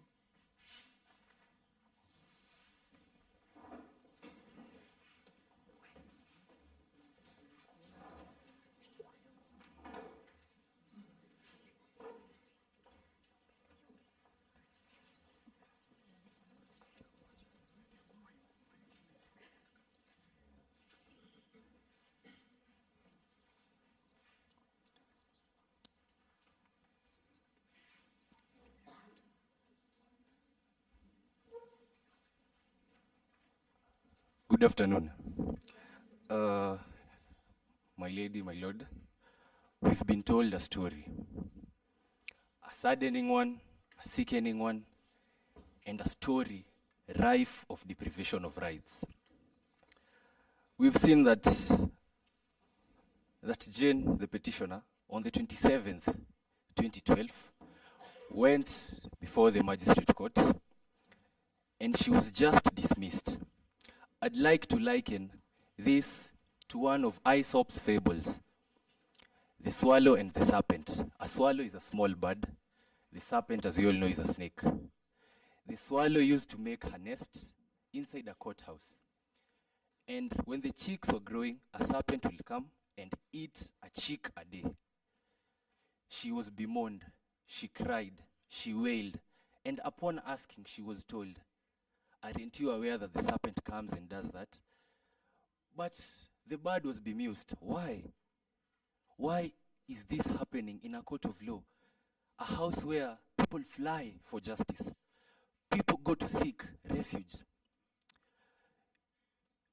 My lord, my lady, the petitioner here, not only her alone, there is a whole community of transgender people.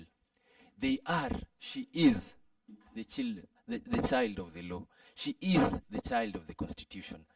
And it being the grand norm, it assures us of dignity, protection of our rights, our human rights, and freedom from discrimination.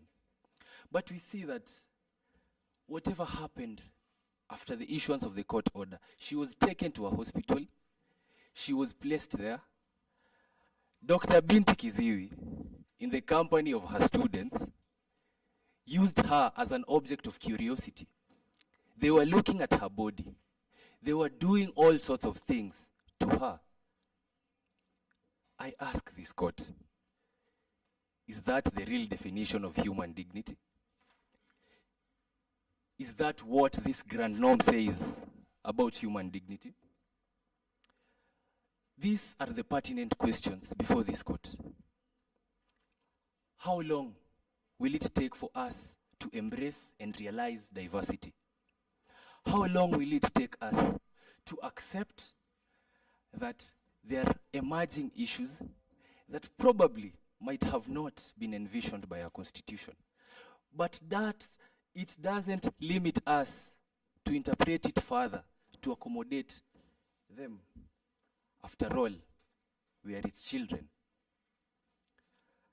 And my lord, my lady, I beseech, I implore this court, justice should not be trivial, should not be mercurial. Let it not change at the whim of society.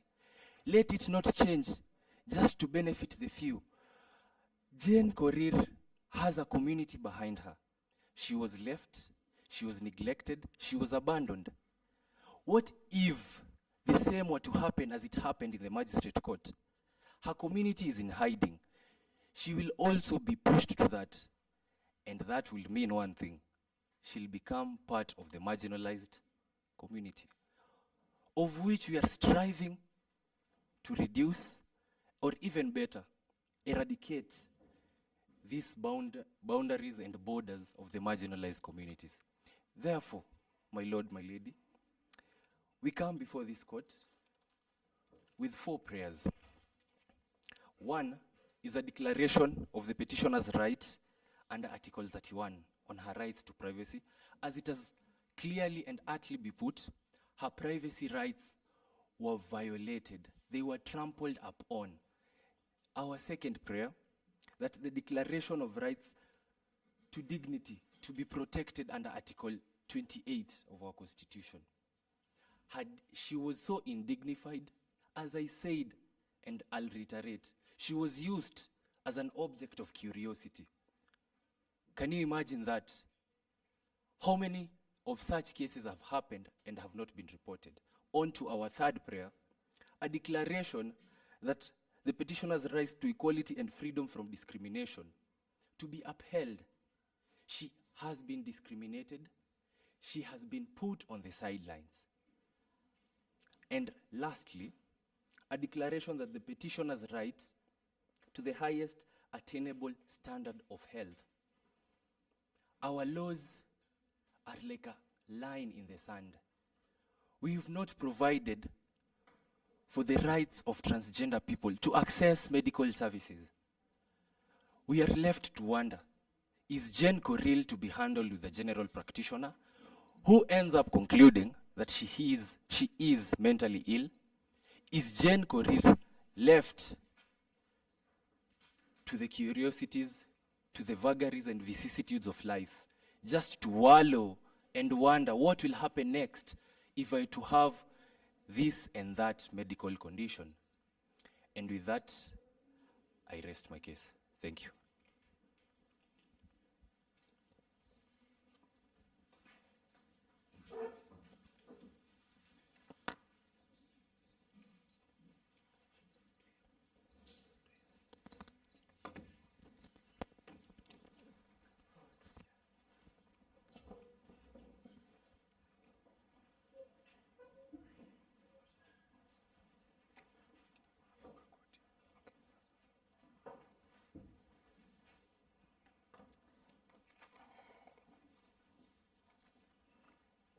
A very good afternoon, Your Lordship and Ladyship, and may it please this court. Once again, my name is Mr. Joseph Brad Pitt, counsel for the respondents, and I'll be making the closing for the respondents' hearing. I have to admit that the closing by the petitioners was very moving. In fact, it was very emotional. And that's basically what this petition was meant to achieve. It is a petition designed to whip the emotions of the court. Let's just have a general look at what was presented before this court. First, we have the petitioner telling us that she underwent some sort of discrimination. She underwent some sort of violation of rights. That one, she had to be transferred to another cell that belonged to men. And as a matter of fact, it has already been established she had male genitalia, she was male. So she was entitled to be in the male cells. Number two, that there was an incident of rape. And the PRC form and the opinion of the doctor have been submitted before this court that there was no evidence of such wrongdoing. Further, we have been told that evidence has shown that, in fact, the petitioner has some sort of mental illness. That was the opinion of the general practitioner, who in this very case is an expert. Because whereas Section 48 of the Evidence Act provides for when the evidence of an expert is needed, the Act does not quite provide who an expert is. But case law has already told us who an expert is. Two cases that should be used to persuade this court: the case of Republic versus Silverlock and the case of Republic versus Trevor Allen. In the first case of Republic versus Silverlock, actually the expert witness was a solicitor, a lawyer for that case, one person experienced in the law. But in that particular case, the witness, the expert witness, gave expert opinion as to a handwriting because he had taken considerable amount of time to study such things. And in this case, even the doctor has stated before this court that there are seminars. She has taken considerable amount of time to research on the same. And as a matter of fact, she has submitted before this court documents, samples of medical reports that she carried out in her practice. You did not produce any documents. You only marked them for production. I produced them. They were marked, and I said before this court that they were marked as MFI, and they are now being produced as evidence, Your Ladyship. You forgot to produce them as evidence. You only marked them for production. So you do not have any documents on what you produced.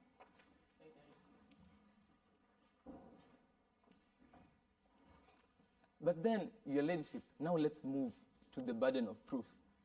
As per Section 109 of the Evidence Act, that the burden of proof rests on the party who wishes to submit, who wishes to convince the court as to the existence of certain facts.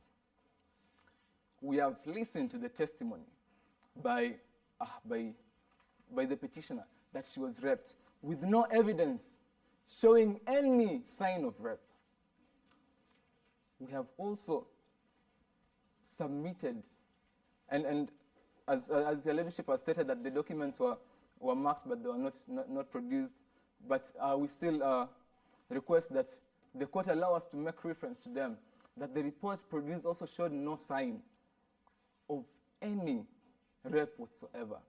We are therefore submitting before this court that this case brought by the petitioners, this is a case hopelessly conceptualized. It is a case hopelessly crafted. And it is a case that is already hopeless in its face. We therefore submit before this court, and we urge this court to find that this petition is wholly unmeritorious and should therefore not see the light of day.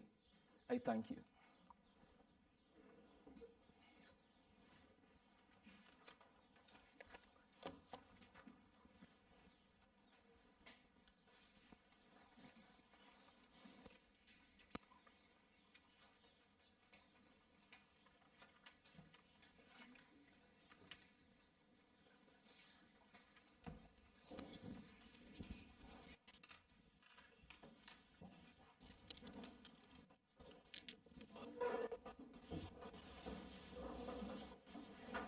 Session is adjourned. The court is adjourned.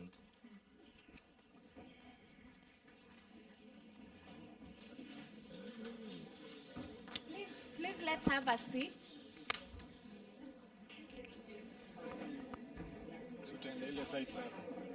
Okay. Silence. How was it? Umesikia kizungu? Umepata vocabulary? Ni vocabulary ama ni vocabulary? Okay, so we are going to proceed for lunch and then we come back. Please listen to me. Give me attention. Please. Okay. These people did extremely well, right?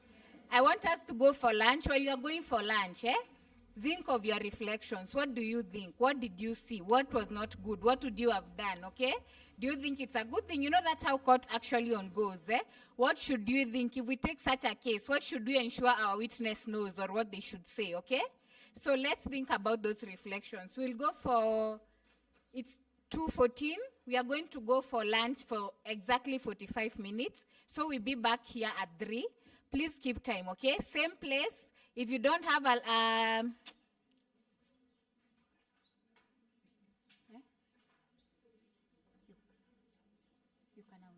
okay, so as I was saying, we'll have the, please listen to me. If you don't have your meal cards, you can pick them outside. We are going to use the white meal cards for lunch, okay? But before just that, my senior Colbert will announce something and then I will go, okay? Okay, so as you go for lunch, I will be going to a court session. I'm having now a real case, not moot court, which is starting at 2 o'clock, which is just the time. I think they're waiting for us in the court. I will wish to share a link. Maybe when you're having your lunch, those who are able to log in, you can just log in and listen. We'll have wished to have it here broadcasted somewhere. But the reason why I'm inviting you for this session is because we are discussing exactly the same things we have had since morning.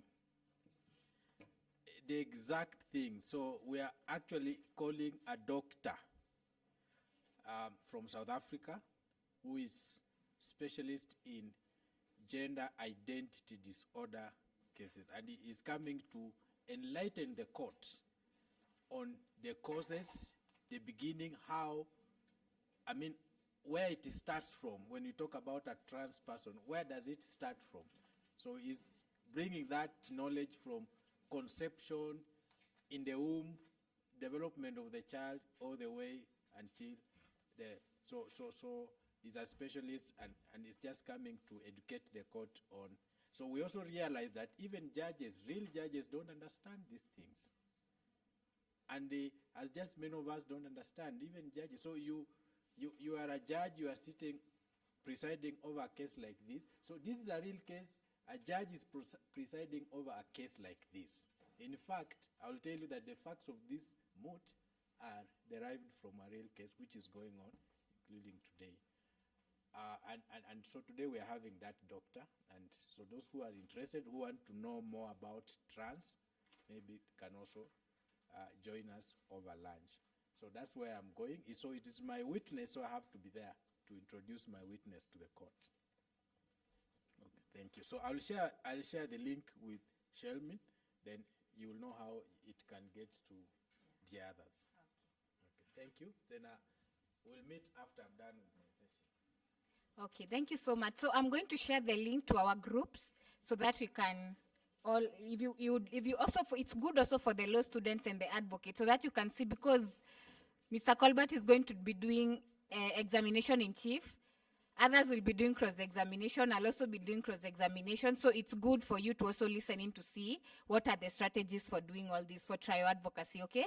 And then also the doctor will be explaining the issue of gender identity, transgender, sex and gender expression very clearly, because he's a very well-experienced doctor. So you can just join and listen in while you're having a lunch, okay? Please, who is going to pray for lunch? I keep forgetting. Eh? Jane Korir. Okay, let's pray. Our kind and everlasting Master, humble ourselves unto this time. We thank you for the meal that you provided unto us. For those who do not have, may you provide for them. For it is Jesus' name I believe and pray. Amen. Okay, let's quickly proceed for lunch. If you don't have water and you need water, it's at the usher's desk as well.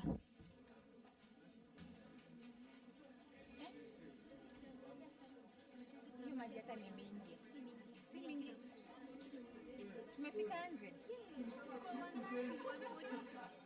Really?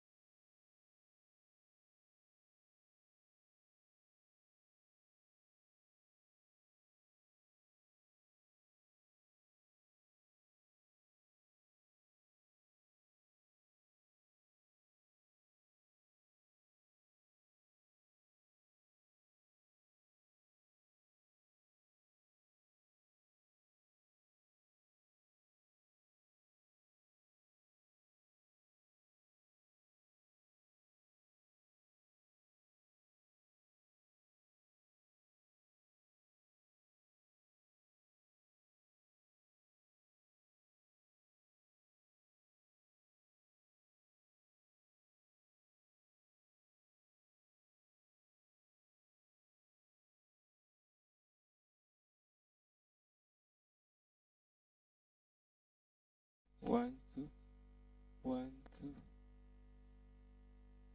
1, 2, 1, 2. Mic testing.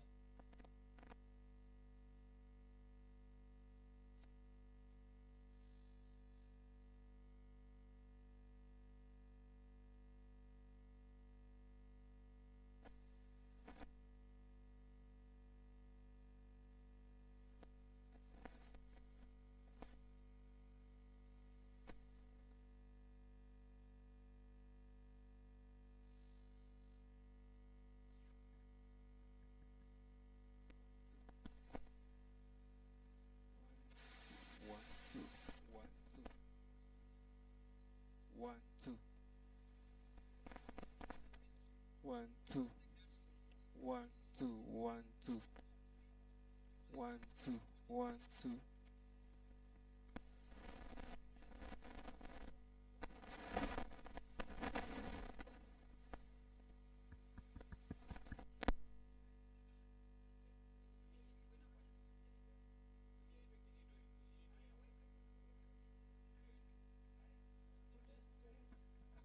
1, 2. 1, 2. Mic testing. 1, 2. 1, 2. Mic testing. 1, 2. Mic testing. 1, 2. 1, 2. Mic testing. 1, 2. 1, 2.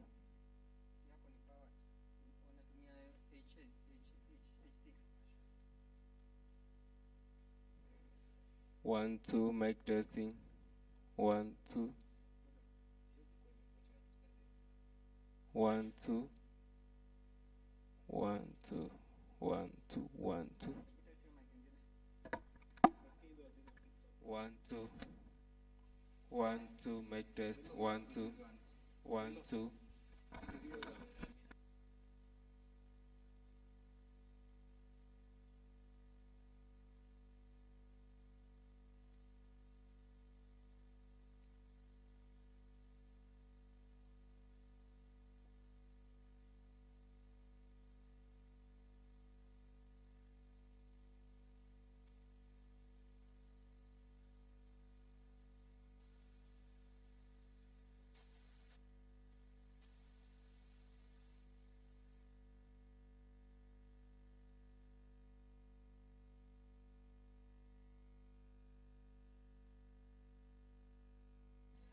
1, 2. 1, 2. Mic test. 1, 2. 1, 2. 1, 2. Mic test. 1, 2. 1, 2. 1, 2. 1, 2. 1, 2. 1, 2. 1, 2. Mic testing. 1, 2. 1, 2.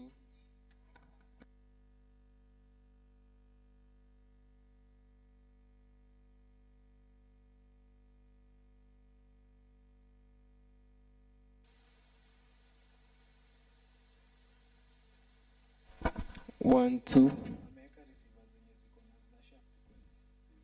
1, 2. Mic test. 1, 2. 1, 2. 1, 2. Mic test. 1, 2. Mic test. 1, 2. 1,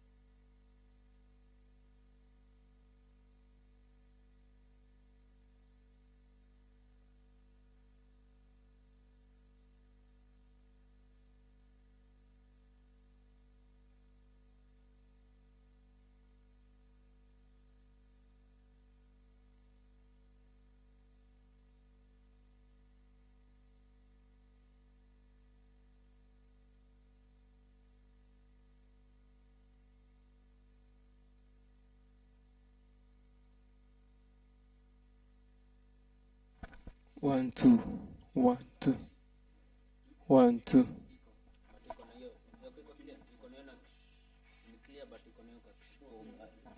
1 2 1 2 1 2 1 2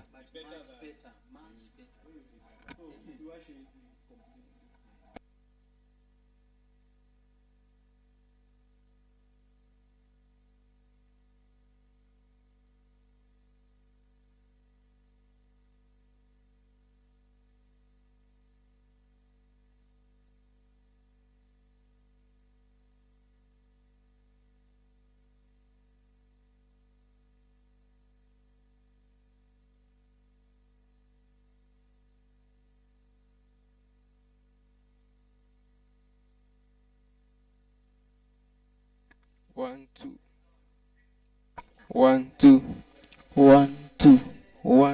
1 2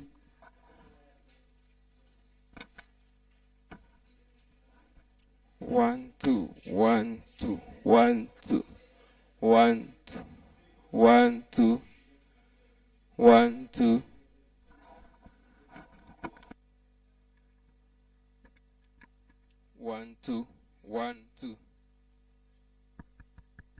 1 2 1 2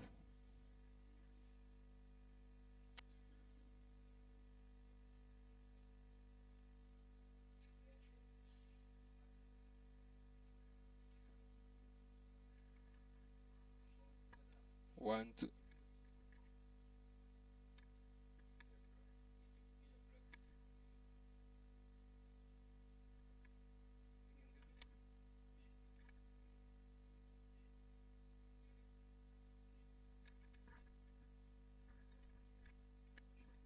1 2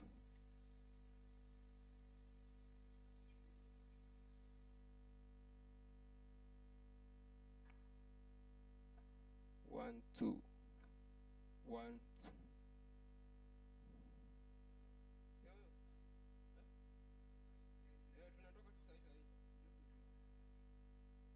1 2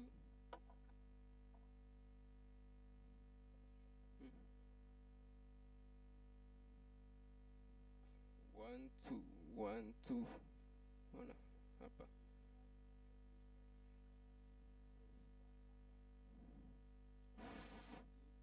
1 2 1 2 1 2 1 2 inachukua ikiwa mwisho 1 2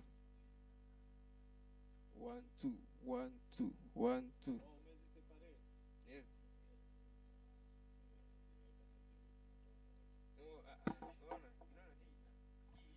ona hii inachukua huyu kwa sawa hii inachukua huyu sasa kama inawaka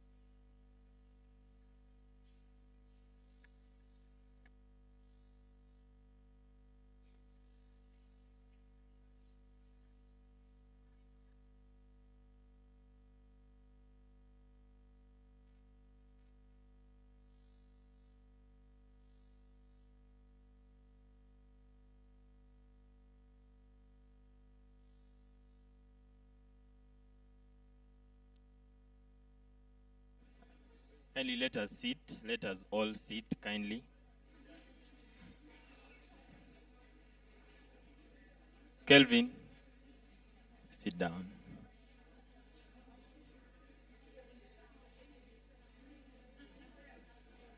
Hello, hello.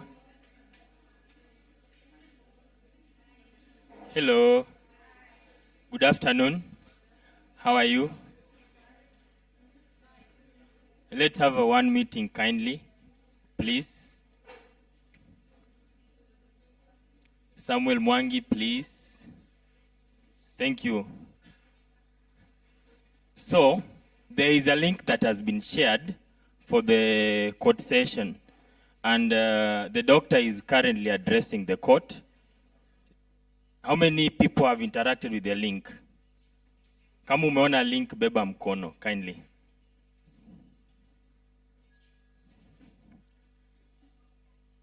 Thank you so much.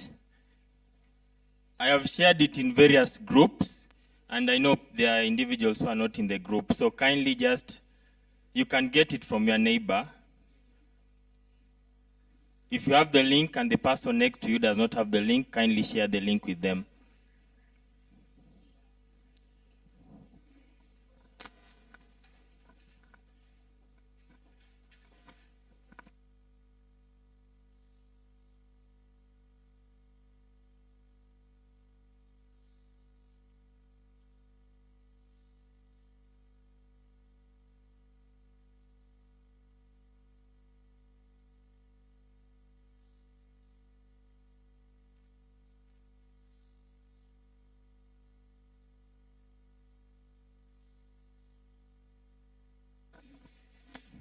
So I have a question, and I'll just abruptly point at someone to give me an answer. So I kindly request, Jesse, you can move the other mic kindly.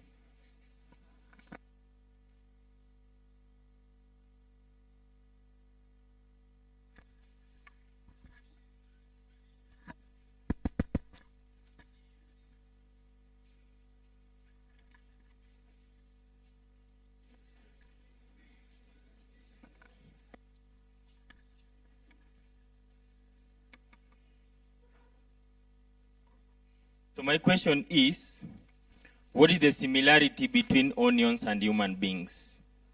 And there is a specific answer that you are not supposed to give. That when you cut onions, you'll cry. Yeah, so the mic will be moving around so that people can point out. Yes, God. Just like onions, we also have layers to our lives. Onions have layers.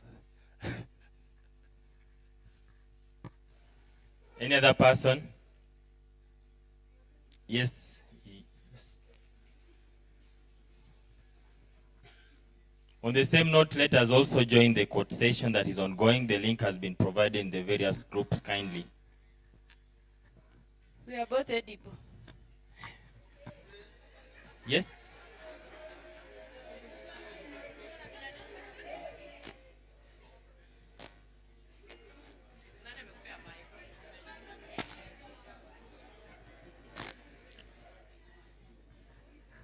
Okay, just like human beings, they make people cry. Yes? Just like human beings, they hurt people. Okay, thank you so much, Kahura, for that. Is there any other person who has a response? Okay, so we are going to feedback session, and I kindly request us to give feedback in regards to the mock trial that we had. How was it? What did you point out from it? And what do you think could have been done better? So Jesse will still be moving the mic. And now this one will cut across where you are sitting in a group of 3. Just have a discussion for 2 minutes on how the mock session was, the mock trial session was. And you will be giving out response, an individual from the 3 of you as you are seated. Okay. The 2 minutes starts now.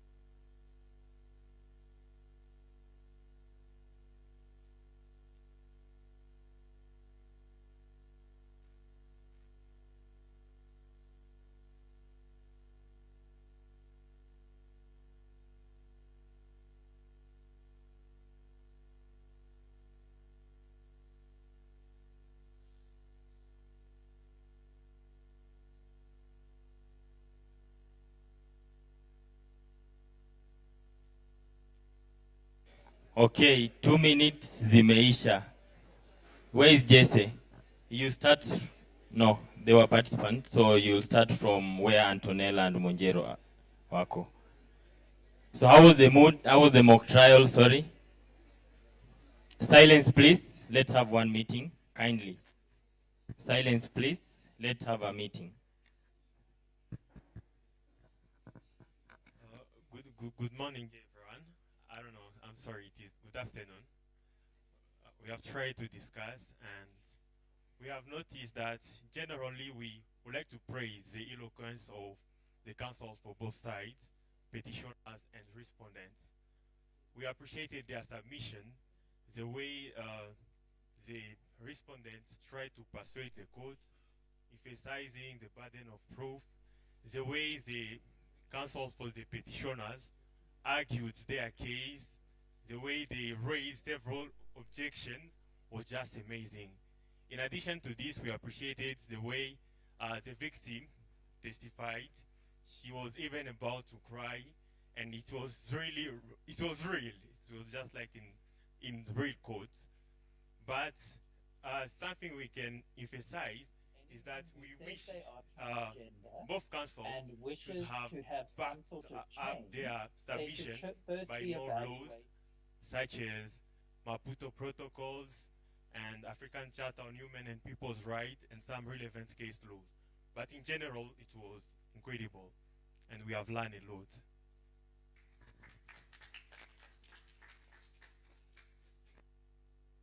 Thank you so much for the feedback.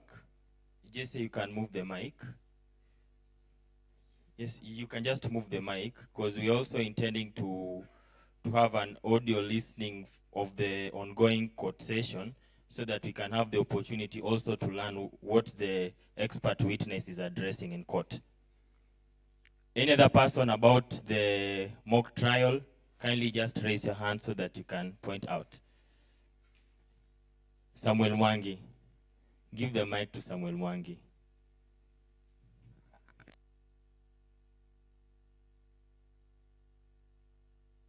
Hello, can you hear me? Okay, my name is Samuel Mwangi, and as Chino Achebe said, I'll blow the horns for the lawyers here. Good, nice job, and I think for the listeners, we've seen nice job, but during your examination, I think I noted a few loopholes, especially for the defendant side. So maybe for the rest of us, next time, let's do enough research. And let's do, okay, before you come here, make sure you have something substantial to make a good case. I'm not saying they've not made a good case. I'm talking about those of us who've not had the chance. So let's make sure we prepare and try out these chances and opportunities. Thank you.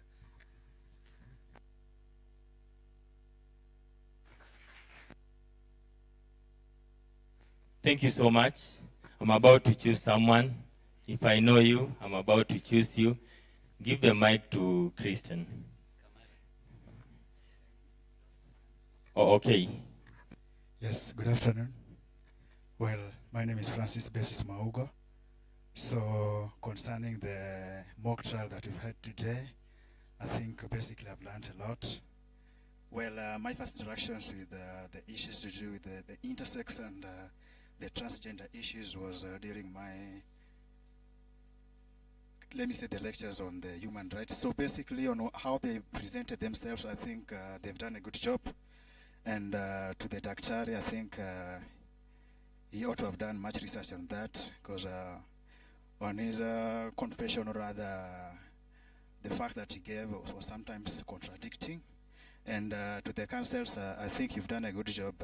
Yeah, thank you.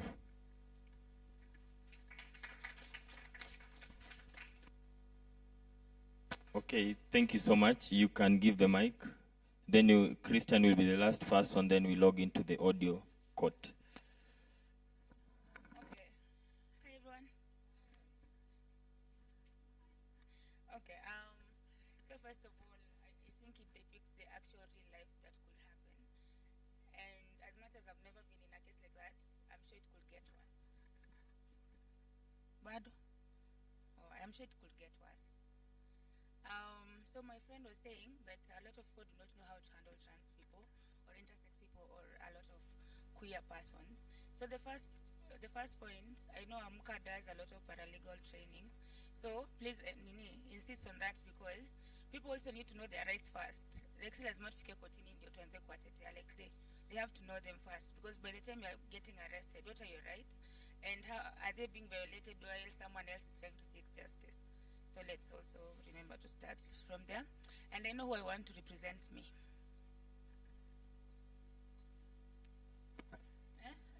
Nitakuja. I am adding my list of lawyers. So I already know who I want to represent me. Thank you. Thank you so much.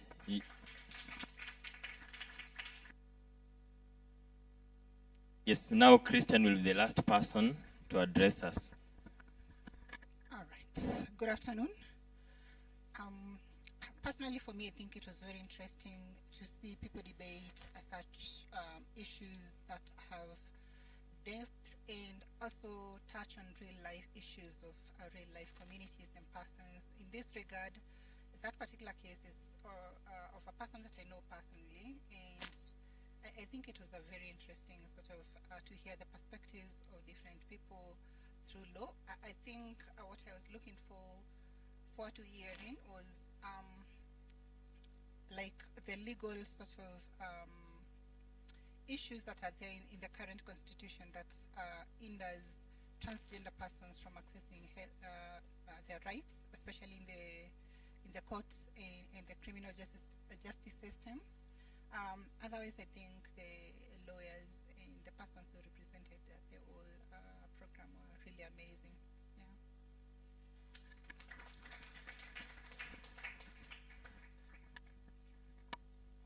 Thank you so much. Somebody has raised the hand, but with my discretion, you can give the mic.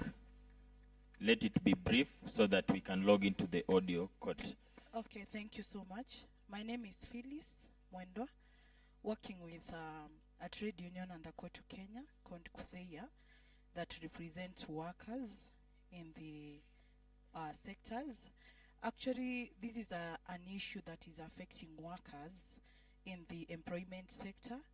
And as the people that are practicing law, there is the Employment and Labor Court that we do practice, that I do prosecute matters.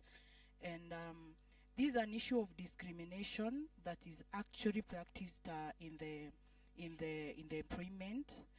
And today it was a very informative lesson.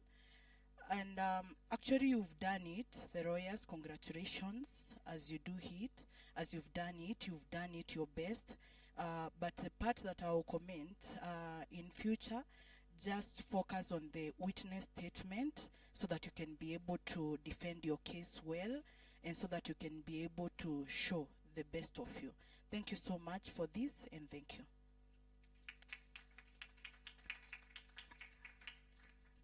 Thank you so much. Apparently the court session is over, so we won't be able to join the court. Jesse, I'd like you to pass the mic to this side so that they can point out to what they identified during the mock trial.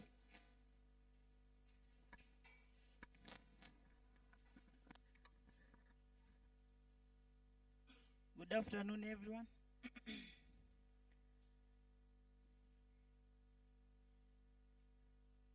My name is Gloria Luhunga. I think working in a human rights institution, I've never attended any court proceeding. This being the first, despite being a mock trial, I think it's an eye-opener for me and for my team, 3 of us. And I expected you to quote Sedo, but I didn't hear it anyways, all right? And again, I found it difficult to understand whoever was a representative of the doctor. I think they don't know the difference between a psychiatrist, a counselor, psychologist, or a therapist. There is need for them to understand because you can't be a medic, then you say you are an expert in mental health. There is a great difference between being a doctor and doing the research. As per what she described, it's totally different from being a mental health practitioner. Thank you. Thank you so much.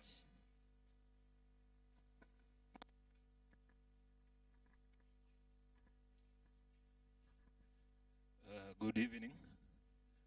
I'm Henry Komonde, member of the legal clinic, JCOT. For me, I'll say the session was an amazing session, but it was illuminating, but I was distraught at a moment when you come to realize that you put the mock trial in the real life scenario, right?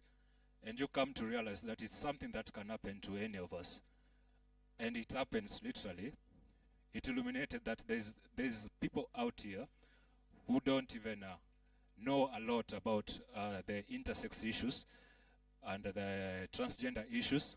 For instance, it was pointed by our CEO, our police officer, who was there, right?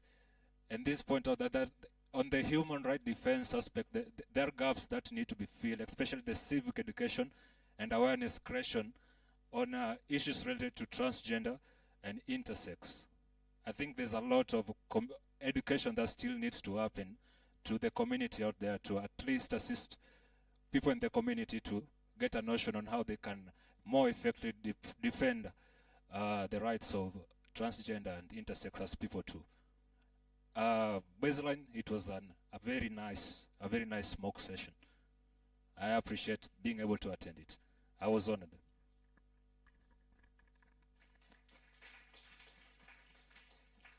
Thank you so much. Any other person before I choose? Any other person from this side? Thank you. So we are moving to this side.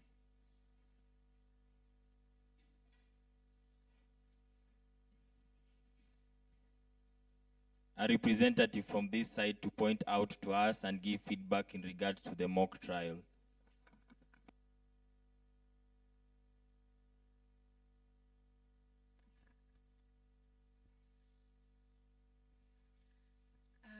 Hi, people. My name is Maureen Dano, third year student at GQuet. What I got from here, I was first of all very entertained and at the same time very informed. I liked how Miss Jane played her role. She was so into it, and that was awesome. Also, matters intersex. I'm also one of those people who don't know really much about such, and I'm so happy that this was an area that was brought out well today, and we were able to pick one or two on the same and that was awesome, and I'm happy to have been part of it. Thank you.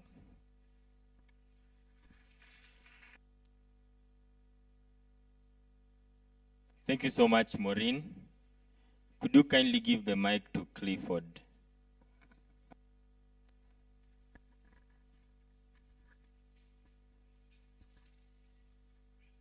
Good afternoon. My name is Clifford Omonde, third year law student here at JCOT Karen. About the mock debate, it was an interesting session. I especially kind of loved the cross-examination part. Both parties, when they came in to cross-examine, the energy, it was there and it was kind of fun. And it was also kind of educative. Personally, I've always held a belief. I've always been of the belief that men can't be raped. Yes, I've read that Sexual Offences Act over time, but I never bothered to go into the definition of the genitalia. So when that was brought up, it was kind of a learning session for me too.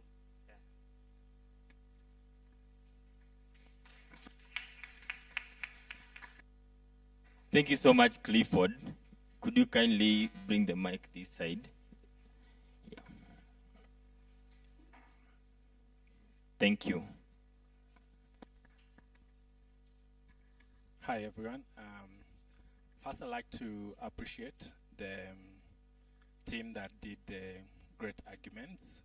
It was quite entertaining, but also informing. What I did note is, and I think this is for all of us, yeah, that we have quite a number of gaps when it comes to our law, and that as future players in the legal field, we have a lot of work to do to fill that. As you might have realized, for the police officer, yeah, he was torn in between on how to handle such a matter. Also, creating awareness on different players when it comes to legal issues in such cases. Thank you.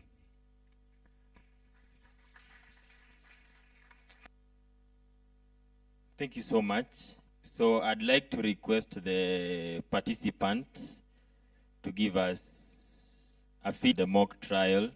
So we'll have a representative from the respondent side as well as the petitioner side.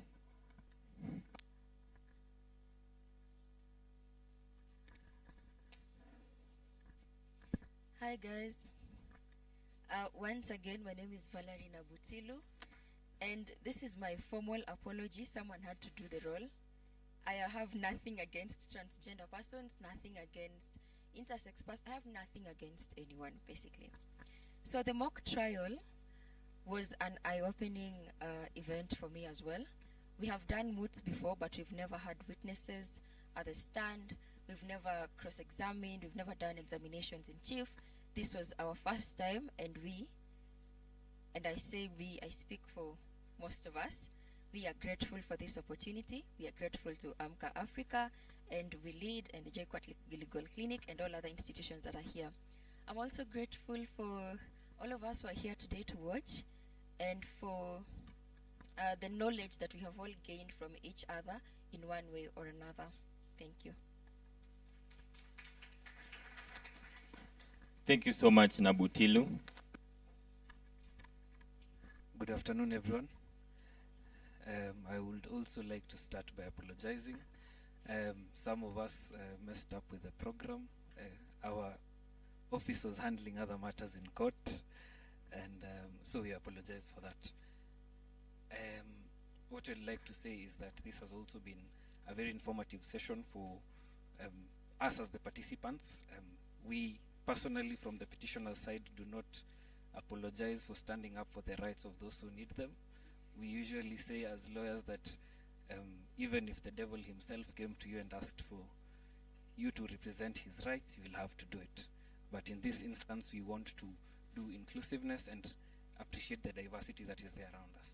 So we are thankful to all of you for taking the chance to listen to us, and for all your comments, we are regarding them under advisement. Thank you. Alikuwa mtu wa objection. Objection, my lord. Bwana OCS, before ushikwe for the weekend without combat, kindly address us. Monday is quite far. Okay. Good afternoon. Yeah, so as it was earlier stated, as the witness for the respondents, we have nothing against the transgender people and so on. And as Prof said it, as Nabutilu said it, someone had to play the role. I'm not a police officer, for the record. So don't, in the event that you find me outside there, don't mistake me for a police officer. I'm just a student here.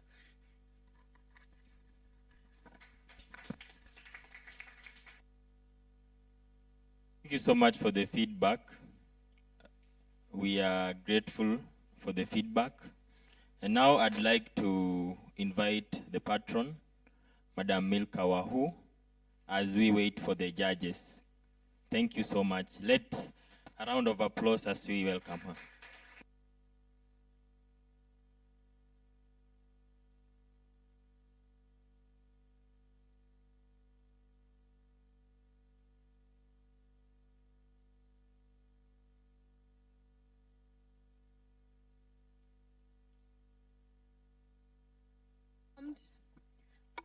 How are we?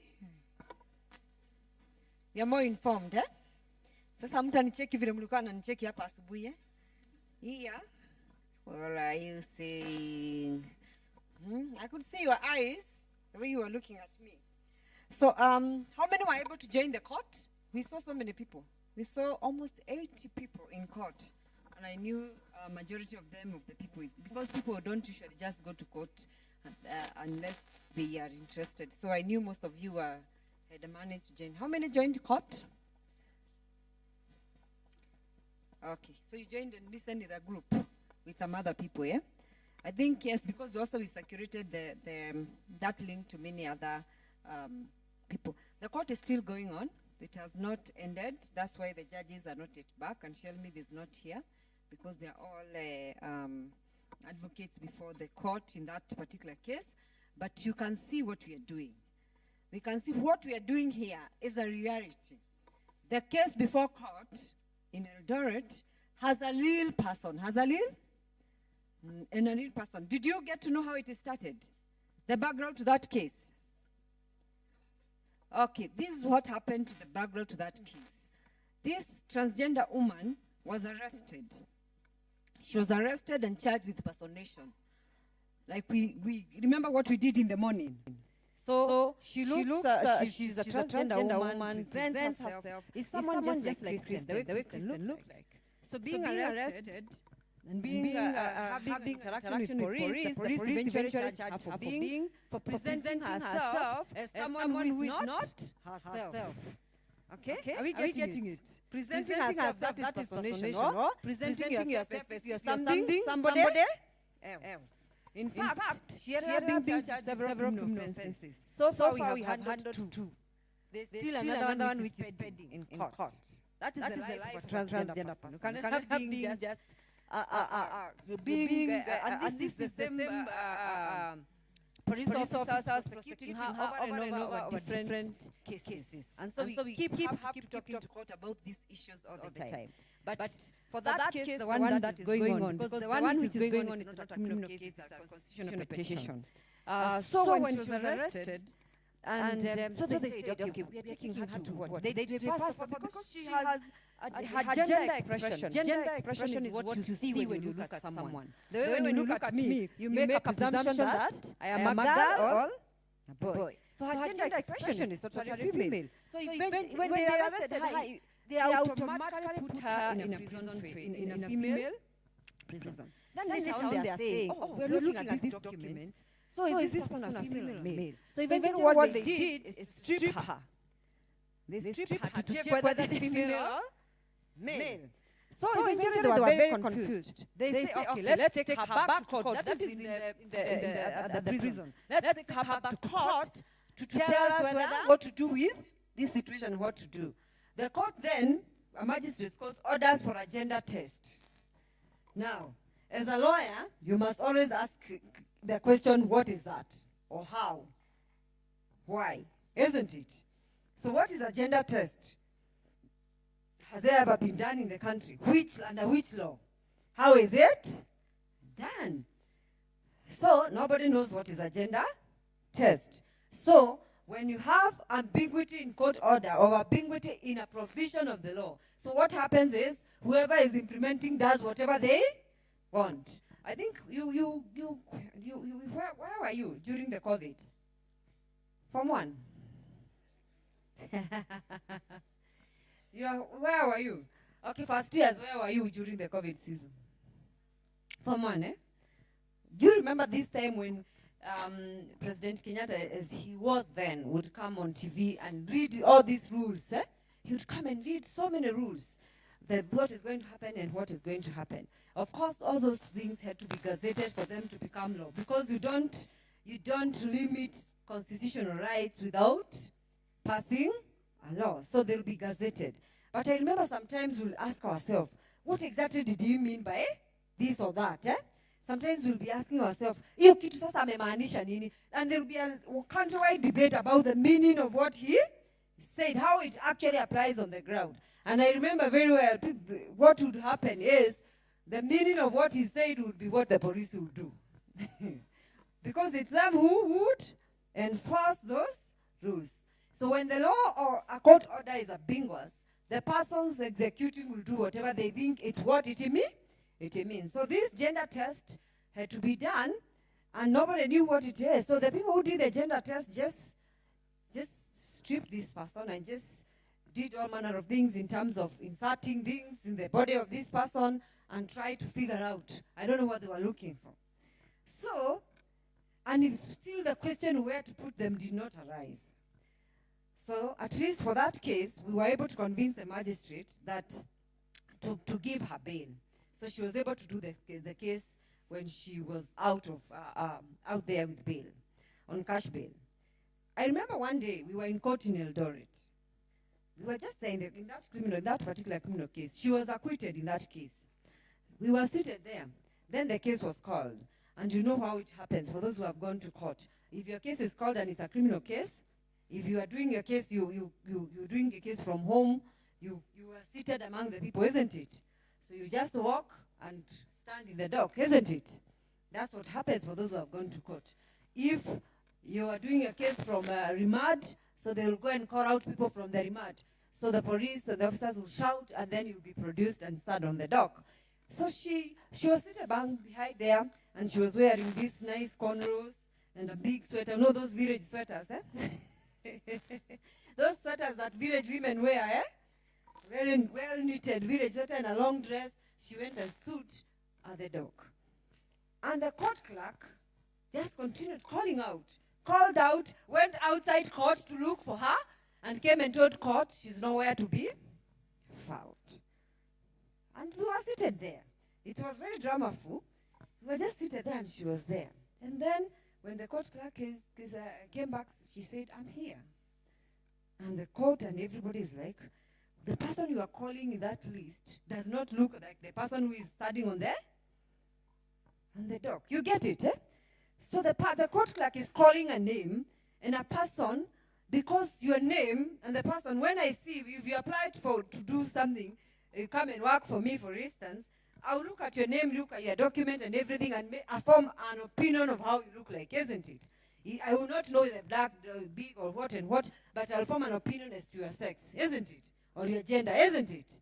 But then, you show up completely different, and I have no idea. I cannot relate this document and that person. That's why the court clerk was leaving her there and going to look for her outside. So anyway, eventually she was acquitted of that particular offense. Even before she was acquitted, they had charged her with obtaining her identity through fraud. And now we had to fight another criminal case, and went all the way. Now, for transgender persons, and this also happens to intersex persons, a lot of issues to do with gender expression, how the person looks like, and their identity document, happens a lot also to intersex person. On that issue, they share a lot of problems. They share a lot of problems, both intersex and transgender people. So on this one, so what had happened is, most people don't understand. Just like the way you came without most of you zero understanding. So even the parent does not understand. She's a member of the community, isn't it?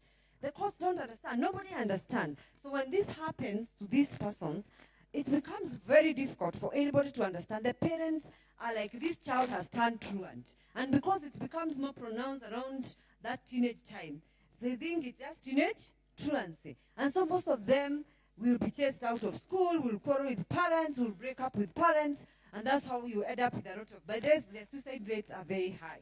A lot of all these problems. So, in this particular case of our client, again, she could not convince her parents to give her their ID to take her own identity card. So, you need that, isn't it? Did you need your father or your mother's identity card to pick your own identity card? Yes, you cannot apply without. Even now, when I'm renewing my passport after having it for some time, they still ask me for my parents' identity cards. Identity cards. Yes, you need your parents' identity card for you to apply for your own identity card. So most of the parents will say, until you change those pretending to be a girl or pretending to be a boy, I will not give you my identity card. Until you stop from that truancy. So many transgender persons or even intersex persons will suffer that. So for this particular case, So she could not. And you need an identity card. You cannot do anything without an identity card. Nobody can give you even a casual 1 day's job.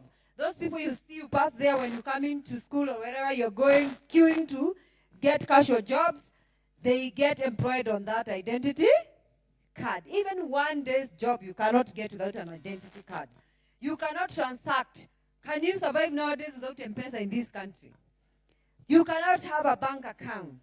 You cannot do anything. You cannot even get work of a house girl because you need an identity card. So you can't survive. Without an identity card, you simply can't survive. So what did she do because she needed to survive? She went to the lost and found. In town, for those who go to town, the problem of you being far away from town, your university being far away from town. Some of you came from Elbagon. They passed town when they were coming, and they'll see town again when they'll be going back to. Please don't go to Elbagon after school. It's good you go back to Elbagon, you help your people, but please go to town also learn about town, okay? Where do you pick lost and found IDs in town? CBD. Bus station. Nilisikia walibomoa bus station wakajenga mall. Pale Kencom kuna Pale Kencom, some people don't even know Kencom. Aki. Bana, you at university, bana na hujui Kencom. Bana, chukwanga tu help kadogo saa zile ni off peak, unaenda town unazurura alafu unarudi. So, especially now that we are striking. So, akaenda akachukua lost and found. Na akaenda akaprocess ID because atafanya nini? So eventually, because these people really wanted to prosecute her, they have failed to prosecute her for the first one. They figured out, okay, they go and find out and found this ID, even your ID, you didn't pick with your parents. So that one, for that particular case, the law was really against us. As lawyers, you know sometimes the law is against you. Facts and the law are against you. You fight it out, but you know we may. So eventually she was convicted. But now this is the kind of lawyers we want to make out of you. The difference between the kind of lawyer we want to make out of you and the other lawyers who don't come to such kind of forums is the fact that our kind of lawyer in this room will ask themselves the question of, why did this person do this? Because sometimes people commit crimes, and if you dig deep in, you find that the circumstances that they were in compelled him to commit crimes. And so if you punish this person, the same way you punish with those ones over different circumstances, then you are committing injustices. And that's the kind of lawyer, the kind of prosecutor, the kind of judge, the kind of magistrate we want you to be. The one who asks the deeper question, the why question, the one who looks at things beyond, the one who knows that law does not exist, does not operate outside the socio-cultural circumstances of people. Okay? The one who says, like I just came, when I disappeared a bit, I went somewhere, then I came. And I found this person who was speaking, she's a magistrate, and said, sometimes you have this case, someone has killed someone, and then it's murder, isn't it? You listen to this story and you realize this person was killing this person. And this person, unfortunately or fortunately, managed to extricate themselves. And in the process of protecting themselves, they killed the other person. Now, you cannot judge the two cases the same way with the person who just set out to kill another person. That is a person who killed another person in different circumstances. So this person, so we get convicted eventually. She gets convicted because it's true. The ID is not your parents. And you picked it on lost and found. And you know the police, you can have a lost and found here in Nairobi. And the police will find that lost and found in Mandela if they want. If they are intent, they really want to prosecute you. So you know they can solve all those murder cases, those femicide cases if they want. They actually can, because we were shocked at how they were able to trace this person of the lost and found to some place in Kilifi. And she came and said, by the way, I was walking in town one day and my bag was snatched. And that's why I lost my ID. So, So anyway, so you get convicted. But then there is something that happens. There's sentencing, okay? And before you get sentenced, you are always given an opportunity to do what? Yes, you said it. Someone said it. I heard it. To do what? Mitigation. So it is at the mitigation level that the team, led by Mr. Ojembo, set up a very serious argument, convincing and explaining to court, because we should never assume that court knows stuff. You know we are in adversarial system as lawyers, isn't it? For those who are non-lawyers, adversarial system means the court will never decide on its own.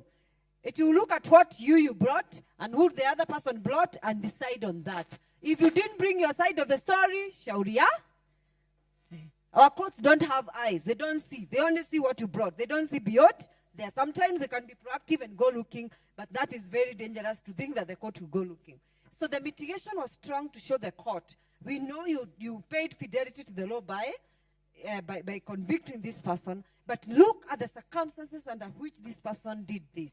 Would you do different if you were the one? This is a person forced by circumstances to do such kind of thing.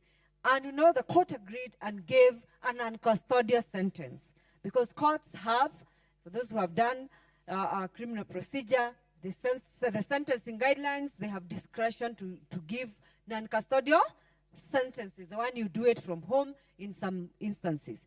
That was only possible because of making sure that the court understands this thing. Now, this case, the one they were just coming from listening, came from now the first case where we went to court and asked now the High Court. The High Court, because you go to the High Court if you want deeper interpretation of the Constitution. The High Court has inherent jurisdiction in there when it comes to interpreting the constitutional rights. So we went to the High Court and asked the court, now, first of all, tell us what is gender test, because it was ordered by the lower court. And the way it was done, we find that it was violating the dignity of the person. Among many other things, tell us, in case she is convicted, because criminal case can happen and she can be convicted. Any human can be convicted, isn't it? Where will we put her as a transgender person? So you'll guide us because you are the court that is supposed to guide us with that. And so that's what has been happening in the court. That is the crux of the matter in that particular main case. It's an old case, actually. It's a 2019, It's a 2019. We filed it in 2019. So it has gone on until now. The court reached a point and said, the judge said, oh my God, these things I'm not getting it. Can you get expert witnesses? Get me experts to explain these things. And so that's one of the, for those who are able to join the court, the other experts have already given their evidence. So the expert was, one of the other experts was testifying. And let me tell you, even me today, I've heard things I didn't know about transgender people. From that court process, I've heard this. So that's what was happening in the court. But finally, because now I see the judges are here, I was just telling you stories because the judges were here. My reflection on that is I was not here, but I listened a bit. And then the discussions and the mock trial, you did well. You did very well because this is not something that you usually do. You know, moot court is very different because you just argue things. But here, you are being tested on your ability to argue things and your ability to practice, to trial advocacy. You know, trial, the way you can ask questions. Can you examine in chief properly?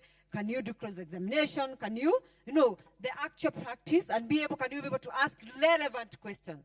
Because then when you're asking the question, we also get to know, because it's not just the skill of doing it, but it's also understanding the substantive issue. And you did well. So in future, and even as you continue growing in this and others, the one thing I'll tell you is to invest in a case and or in anything like that is research. Research, research. Every single thing. Leave nothing to chance. Like Gloria has said. She noticed that You don't, some people were not, the lawyers were not, sometimes were not figuring out who is a psychiatrist, who is a psychologist, who is a therapist, who is a doctor. Research everything.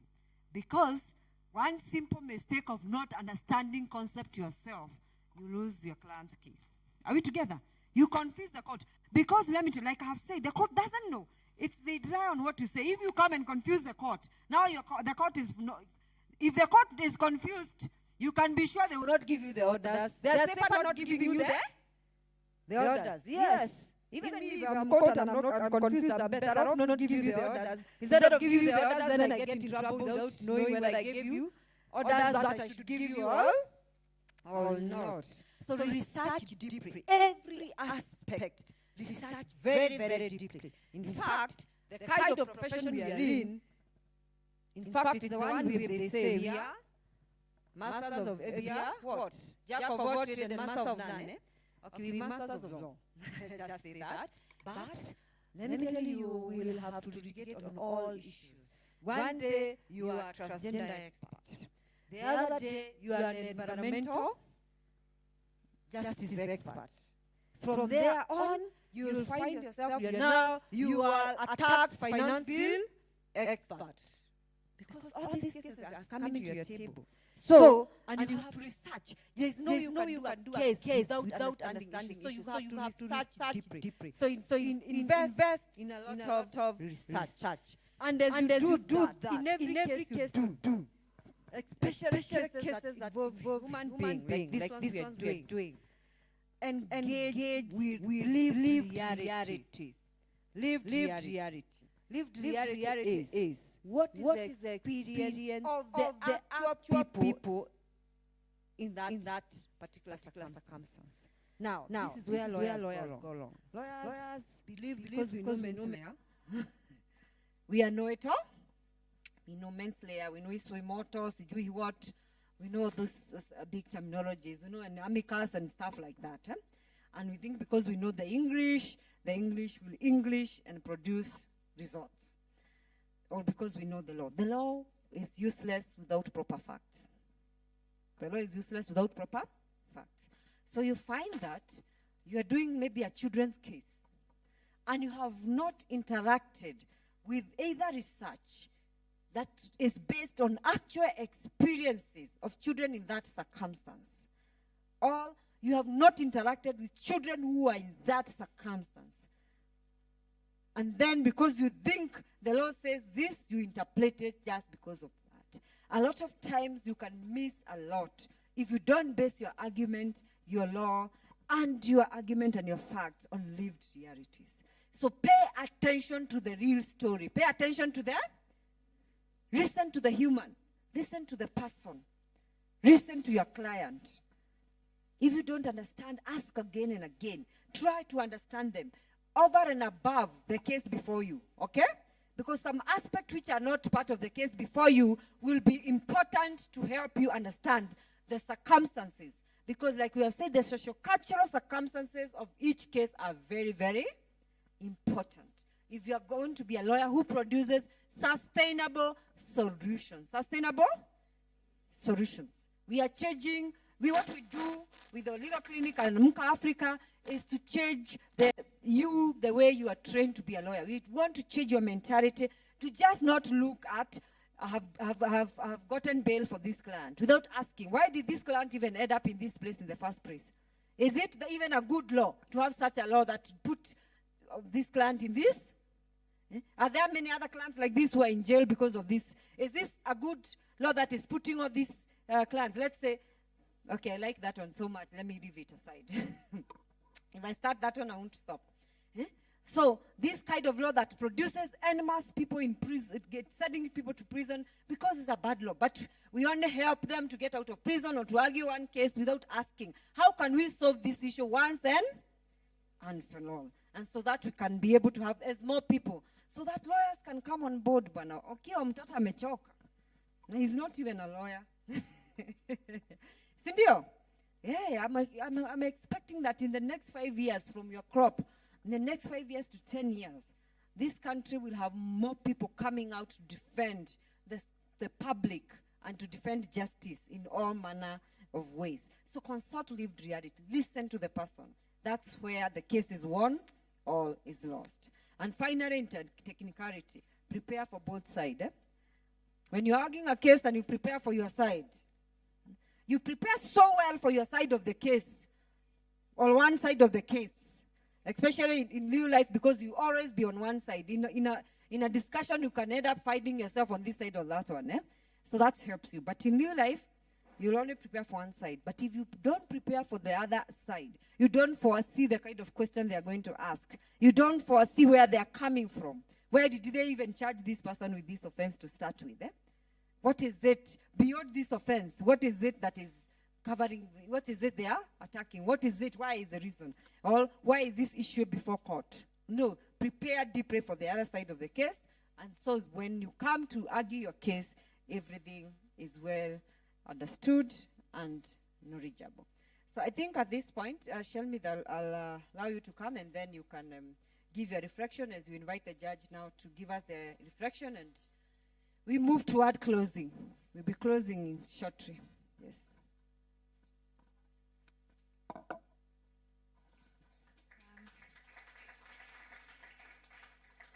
How are we?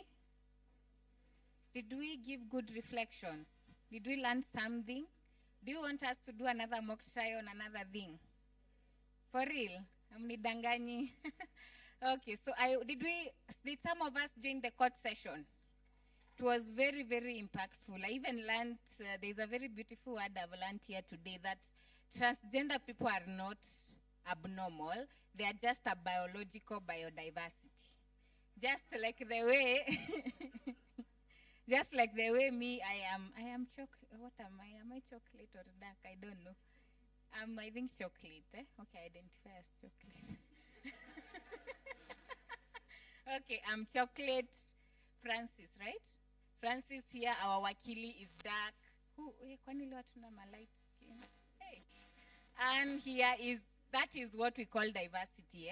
We are all different in our own ways. Doesn't make any of us bigger than the other one. Doesn't make any of us more human than the other one. Sindio? All of us are human in just who we are, okay? All right, so we are going to give our esteemed judges an opportunity to give their comments, and then now we'll move to the session that we want so much, the award session. All right, Senior. Hello. Good afternoon. So I do not have much to say because Milka has basically said everything that concerns a trial. I think for me it's just to congratulate you. You did very well. Both teams did very well. And the witnesses did even better. I think the only thing that you didn't do with your witnesses is prepare them for cross-examination. Like Milka was saying, you didn't anticipate the questions that will be asked. Yeah, so when they were asked the question, they would just answer, without thinking why this person is asking you this question. And then the other thing was maybe on the issue of referring to the document that you produced. When you're cross-examining, you can refer to those documents. And then for statements, we don't refer to statements. We usually adopt statement at the beginning of the testimony. Once the person is sworn in and they say their name, if you want them to adopt the statement, then you can ask them whether they want the statement that is dated this and this date be adopted as the evidence before the court. Because like nowadays, because of the issue of the virtual court, that is what we are doing. So you adopt the statement at the beginning, and then now you hand them over for cross-examination. So if it's adopting statement, you adopt at the beginning of giving testimony. And then for the documents, it's basically the same thing. Then you can ask them whether they want to refer to the documents that they filed before this court, and then you can mention them. And then at that point, you can mark them as exhibits. Or if the person that is supposed to produce them, for example, if he's an expert and they're not available, you can mark them for production. And then now when they come to give evidence, you can now produce them as exhibits. And then for closing statements,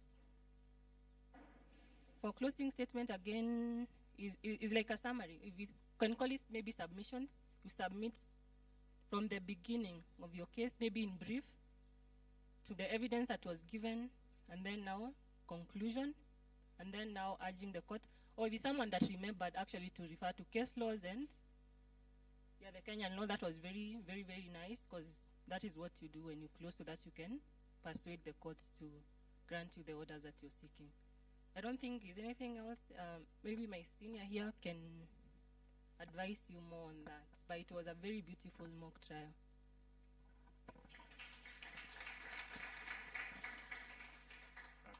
Thank you, and I agree with my colleague that indeed it was a very beautiful. I don't know which level are you, whether you are second or third, but I mean third year, I don't know which year? Oh, fourth year. Okay. So what you have done actually, what you have done actually is good, because I mean this is a process that is even challenging for practicing advocates, leave alone students.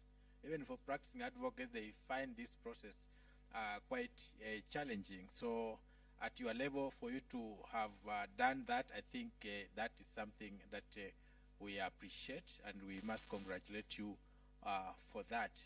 Yeah, so of course, I will try not to judge you from a practicing advocate side, but maybe from a student side. I don't know whether you are taught trial advocacy in your campuses. Some maybe, some, but where I teach, I do teach it. So, but I don't know how other universities handle it.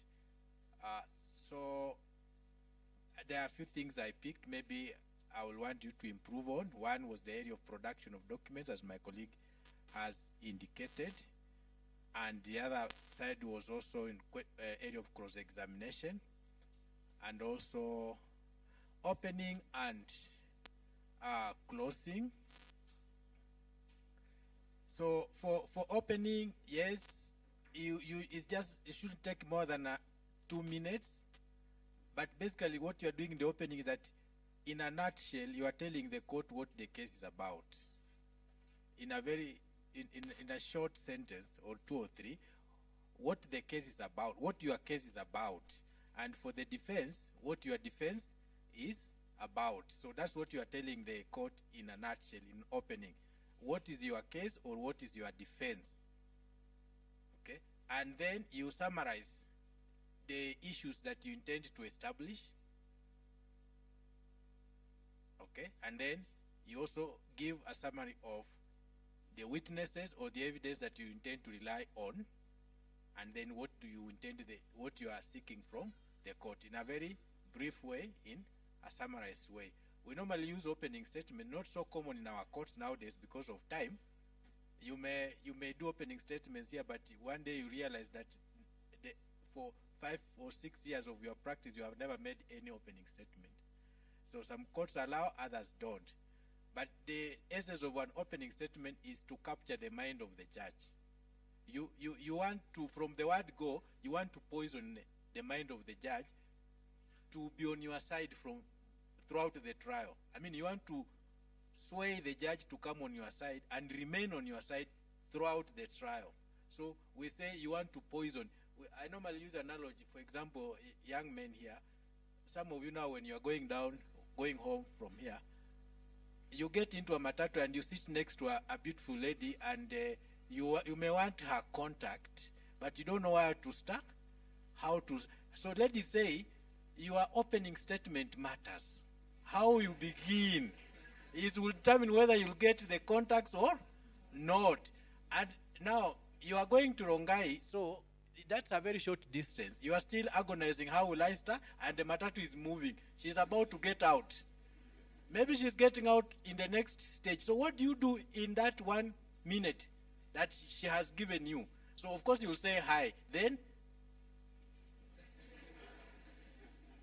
so you need to give that opening statement where she will have no option but to give you her number, so that she want to hear more from.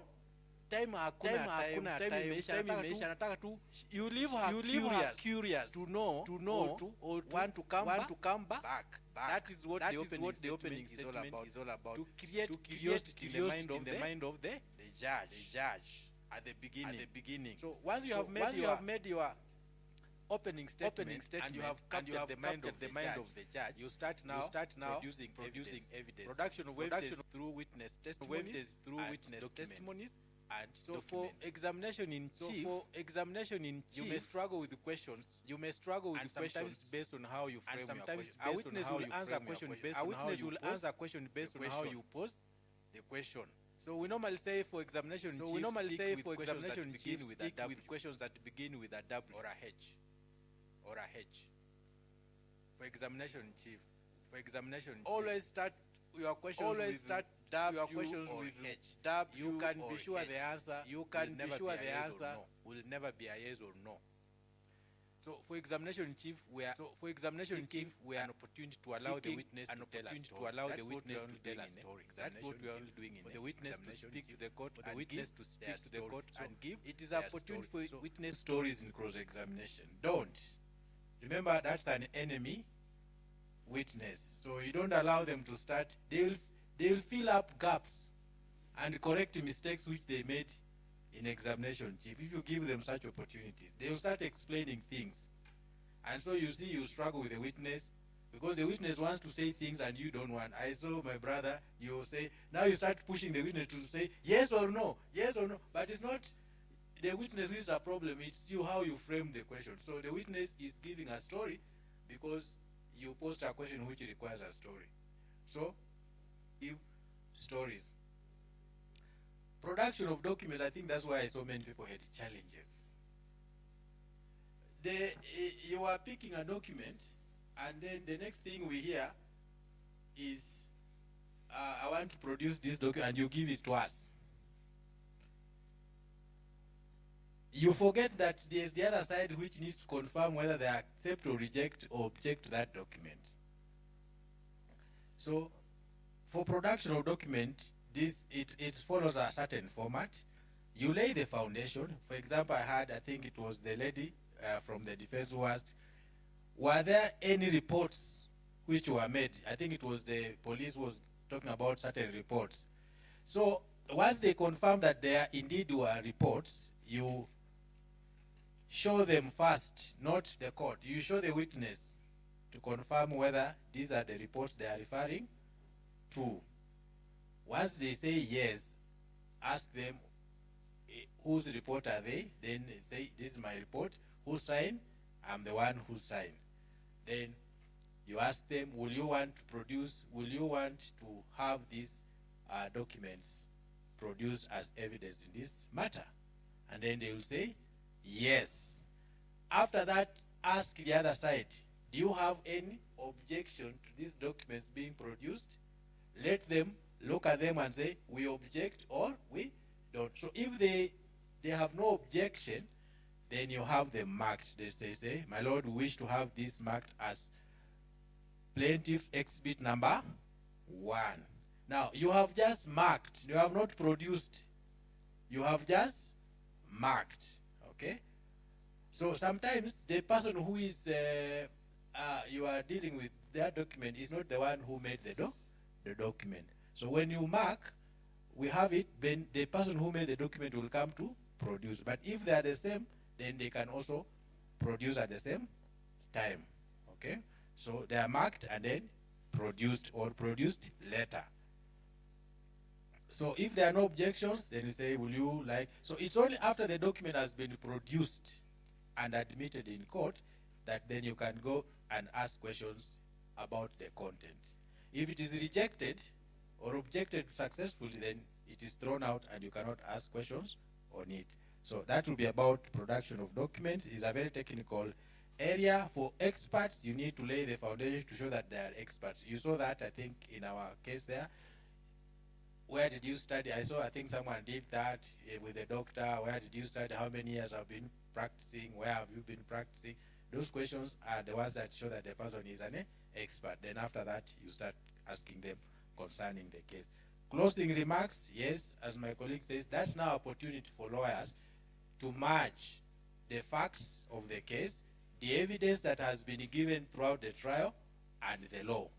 That is the point where the three meet. The facts, the evidence, and the law. So now you are telling the court, this is what the law says. And And on the basis of the facts and the evidence that we have seen, the law is on our side. The law is on our side. And you quote the law, either statute, either case law, and say the law supports us. And I think, as my colleague was saying, we didn't see much of that marriage happening here, where facts, the evidence, and the law now meet at the final stage. Otherwise, those were my few remarks, but the presentation was fantastic. Thank you very much.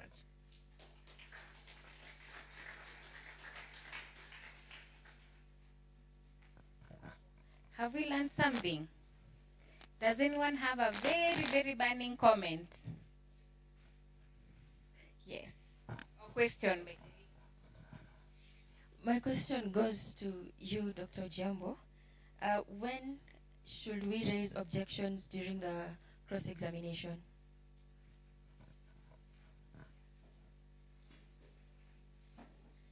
I think you raise an objection when there's something to be objected to. So I wouldn't say at this stage, when they are presenting, so you raise objections to questions, not to answers, to questions. So if you feel the question is a question that you can object to, okay? So for example, the counsel is unnecessarily antagonizing the witness. They are being abusive to the witness. They are necessarily making the witness cry.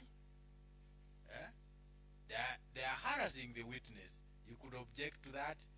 Or they are being repetitive. I mean, the witness has answered the question, and so if there is something that you need to object to, then you can object. So it doesn't matter at what stage. So, but generally, at that point of cross-examination, you are seeking to protect your witness, because your witness now has been handed over to the enemy. And so your role there is to watch and see how you can protect that witness from the enemy.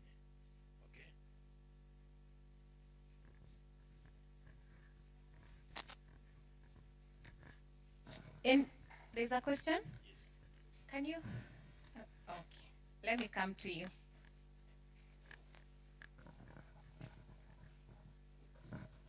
Good afternoon. My question goes to the judges. Under what circumstances can the judge or the magistrate ask questions on the witnesses with regards to evidence that has been produced or their testimonies? Because at times, advocates tend to see as if the judge or the magistrate is cross-examining the witness.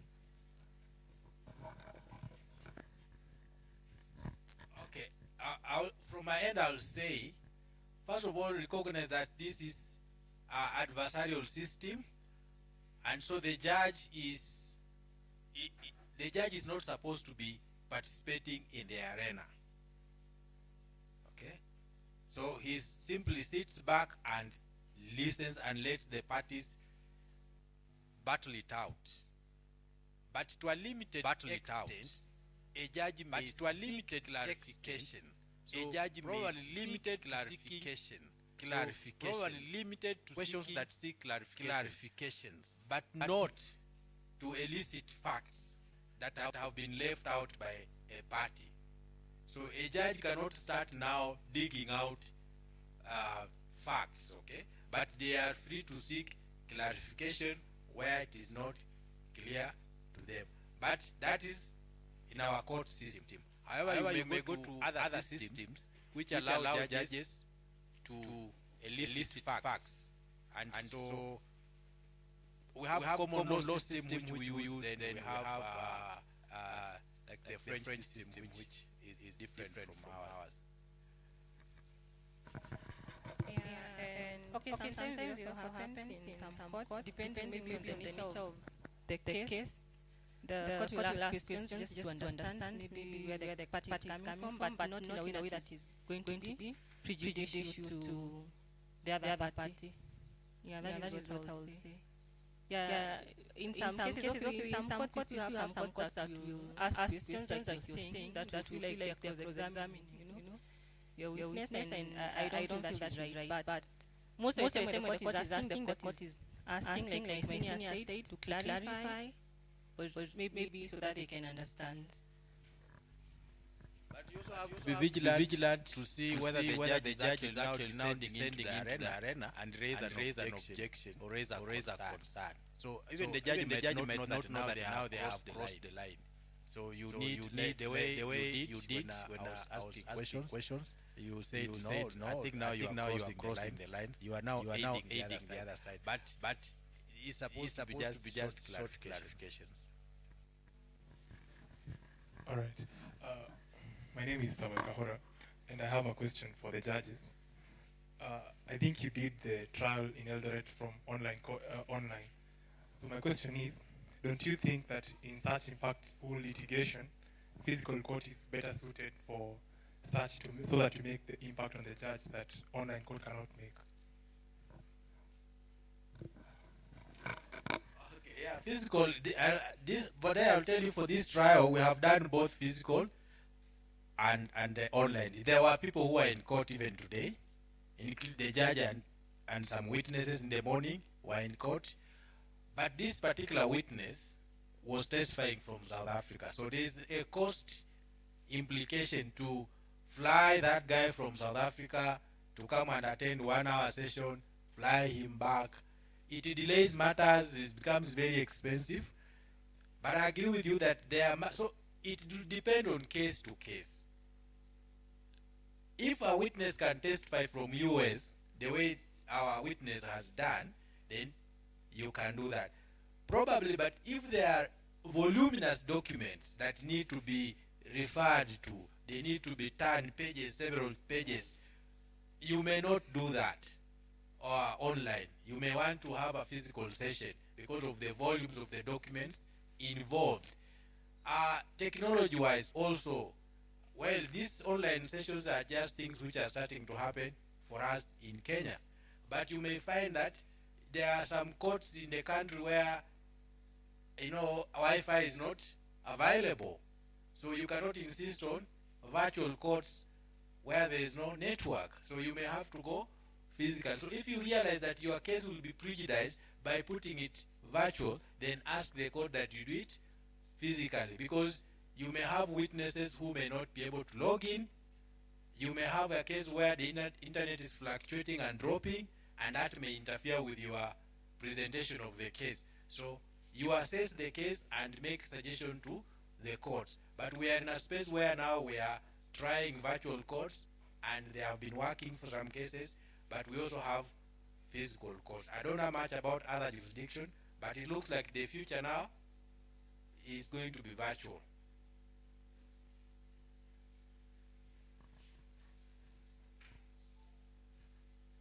My name is Samuel Mwangi. My question is on the bench. So, on my understanding, on evidence law, during cross-examination, you're not supposed to ask a question on character unless the other party asks a question, or let the guard down to ask on character during the examination in chief. So does this happen in real life? Because during cross-examination for the witnesses, for the defendants, the other counsel asked Binti, the doctor, on whether she's corrupt or something like that. So does it happen in practice, or is it just in books? Okay, the counsel asked the doctor whether she's, I think whether she's corrupt or something like that. I don't remember the question, but I'm sure it was on character. So does it happen in real life, or do we just learn it in books and then forget it when we go to practice? Well, I can't recall the question.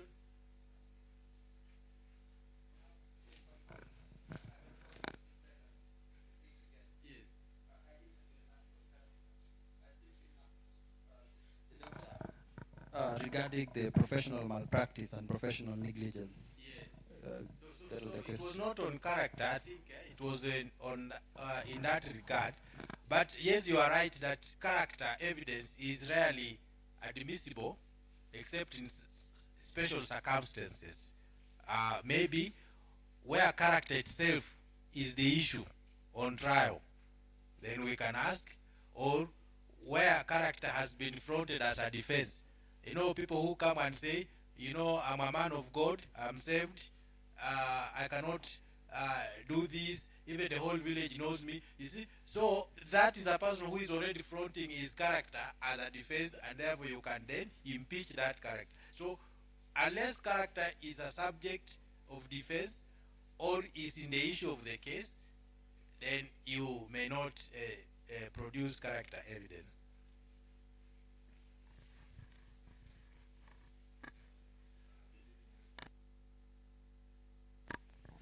I'm Hendrik Omondi again.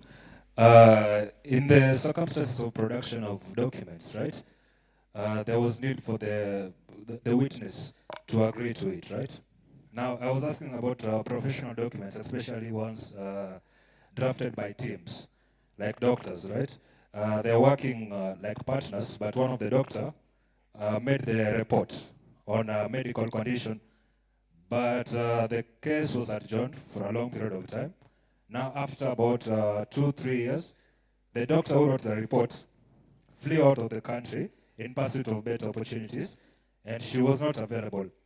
There was an attempt by the partner, the team partner, to produce this document in front of the court with the capacity that he knows what she did, and there were co-physicians at the same position doing the same things. How do you handle such a situation? Okay. Sometimes if you're not so sure, if when you produce the documents they are going to be objected to, you can ask, you can try and liaise with the other counsel and find out whether they will have an objection to the production of the documents. Sometimes we do that during pre-trial when you go to court, and then during pre-trial you find out how many witnesses you're calling, how many documents you're producing. Do you need to have the makers of the document present in court for them to be produced?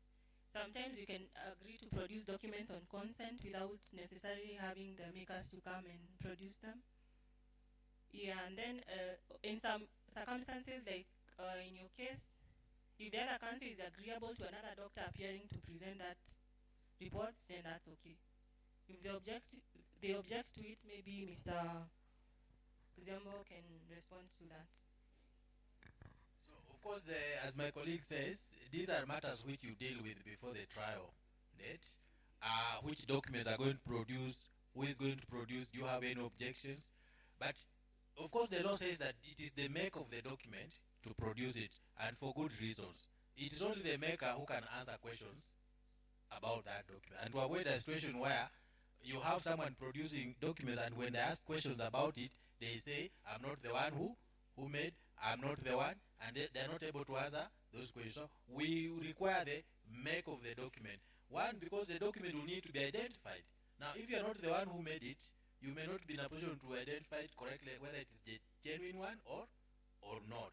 So, however, there are those exceptional circumstances where the document may be admitted, particularly where there is no objection on having the document produced by a person who is not the maker. But you also need to ask, why are you insisting on the maker to come? Is there anything special about that document that connects with the maker that you need to establish? Otherwise, it will just be unnecessary objection. If the same document will serve the same objective or purpose, even if it's produced by the colleague, then you need to also ask, why are you insisting that the maker be brought? Remember, we are here to do justice, not to unnecessarily put bottlenecks. So can we achieve the same objective of justice in any other way? If he's a co-author, then I believe he's still the right person to produce that document. Okay, thank you, Counsel, for that.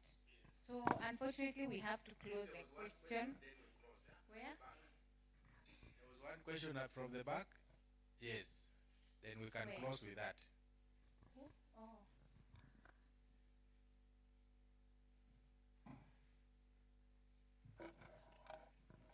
Good afternoon. My name is Andati, and I wanted to ask, Okay, the respondent's doctor, I had her presenting records of other patients. So I was curious to know if that's supposed to be the case, or maybe she was infringing on the rights of those other patients. Just before you answer, Counsel, let me just get the final question here for fairness.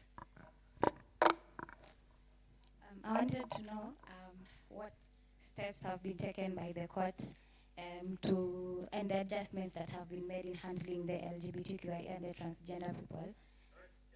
I wanted to know if there are any adjustments that have been made or are being made to handle the LGBTQIA once they are, presented, and how fabulously tactless the police have been in handling them, and the complexities that come with dealing with them in court and in the police. It's because there's no time.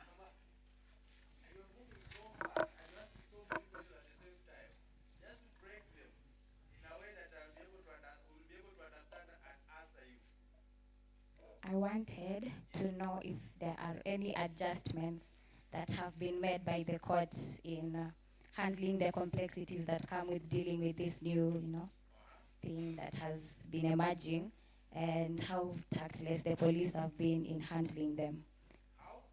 Tactless the police have been. Police. Yeah, have been in handling them when they're being presented. Okay, so to answer the first question on the medical report actually had the name of the real patient, Jane Corriel. Yeah, in the beginning, but then there were typos. They used someone else's name, or probably the person that made the report just copy-pasted some aspect of our client's report and then put it in the report. They forgot to edit. So it's not like they produced another patient's report, it's just that they forgot to edit the name in the middle. So in such a case, sometimes when you realize that your statement has a mistake, maybe at the time now of adopting the statement, you can clarify and say that you like to correct a certain statement in the statement that you're relying on.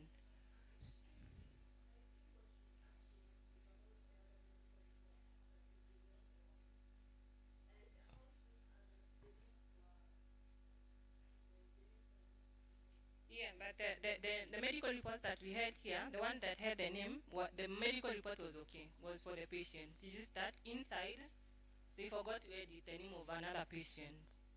So there is another patient's name appearing in the same medical report, yes. Yeah, yes. So the medical report is for Jane Corriel, but in the middle, instead of referring to Jane, they refer to Claire.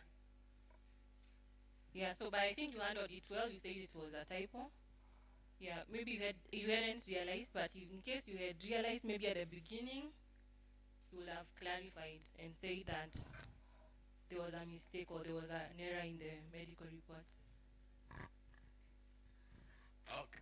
Maybe, I think at some point when you are demonstrating your expertise, I think that's the point you are referring to. When you are demonstrating your expertise, you talked about you have treated so many patients, including these ones, and you gave the history of your expertise, but you indicated that you had, removed the names for privacy. So I don't know whether removing the name protects the privacy of those. So we don't know who are they. We don't know who are they, but I think it's just enough to say you have treated, as an expert, it's just enough to say that I've treated many patients with this condition. You don't need to pull out every file from the hospital to come with it to court to demonstrate that you have no. If there's anybody who is doubting your expertise, they are the ones they need to show that you are not an expert. So we really don't go into those that kind of level of proof. The other one was if anything that has been done by the courts. I don't think that these cases are treated differently when we go to court. It is just the normal petition, constitutional petition. I processed even criminal ones. I thought probably the court will sympathize with me and release my client on the account of being transgender. No, the court just processed her and even sentenced her, to my shock. And I realized here there is no sympathy. So I don't think we are different, but it only, as Madam Milka was saying, we realized that our client is going to be put in. So we had to fight the last minute to convince the court, and look, if indeed you have to find this person liable, please spare us the agony of sending this person to prison because of the nature of the. And at that time, even our client, we ask our client to come to court dressed with makeup, like a lady with a skirt. No, even we have to appeal to the sight and the heart of the judge at that point. So we tell the client, can you get the best skirt or short dress, hair, makeup, go to the salon, get your high heels, come to court that day. So we are telling the court, my lord, just look at this person. Look at this person. If we send this person the way she looks, you are talking about a beautiful black dress. If we send this person with this beautiful black dress to the male prison, my lord, just try to imagine. So we appealed to the heart, and it worked. The court then said, I'm going to give your client 1 year, but she will serve that year at home. Which for us it was. That's actually what we are trying to push for. So sometimes victory in court may be elusive, but we may walk out with something else. We may lose the case, but we may probably say win the battle. So there isn't much the courts have done. So our cases are just going through the normal. So it is the strategies that the advocates, they need to develop, and that's why we are training you. These cases are not so common amongst our colleagues. So these are not cases you receive every day. In fact, of the 5 or so 6 cases that have come up in our courts, I could have done even 90% of them so far. So I'm hoping that when I retire, which I'll do very soon, one of you will then take over and continue.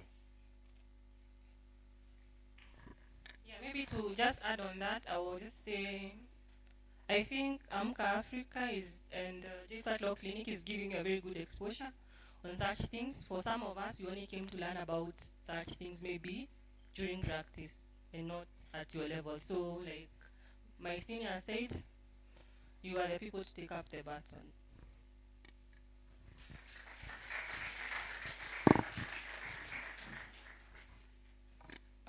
For me, my question was, during examination, is it okay or is it good persuasion for the court to ask about feelings? Like, for example, for the OCS, if I was to ask how he felt when the petitioner told him about her being transgender, like was he irritated or angered, or maybe if I was to ask his views on transgender people and if they should have rights, or if they are mad for thinking they're not the gender they were assigned at birth.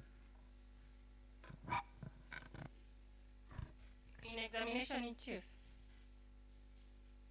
I think in examination in chief, that is okay, because we are trying to appeal to maybe the emotions of the court also. So her saying how she felt about the whole experience is, for me, I think that's okay. Yes, I agree that to a limit, of course, I know you know that rule that opinion evidence is inadmissible, and I think but I think there are exceptions to that, except if it's an opinion of an expert, that's one of them.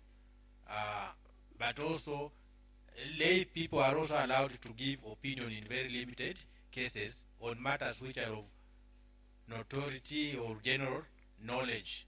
Okay, for example, how was the car speeding? I mean, anybody can tell generally when the car is speeding.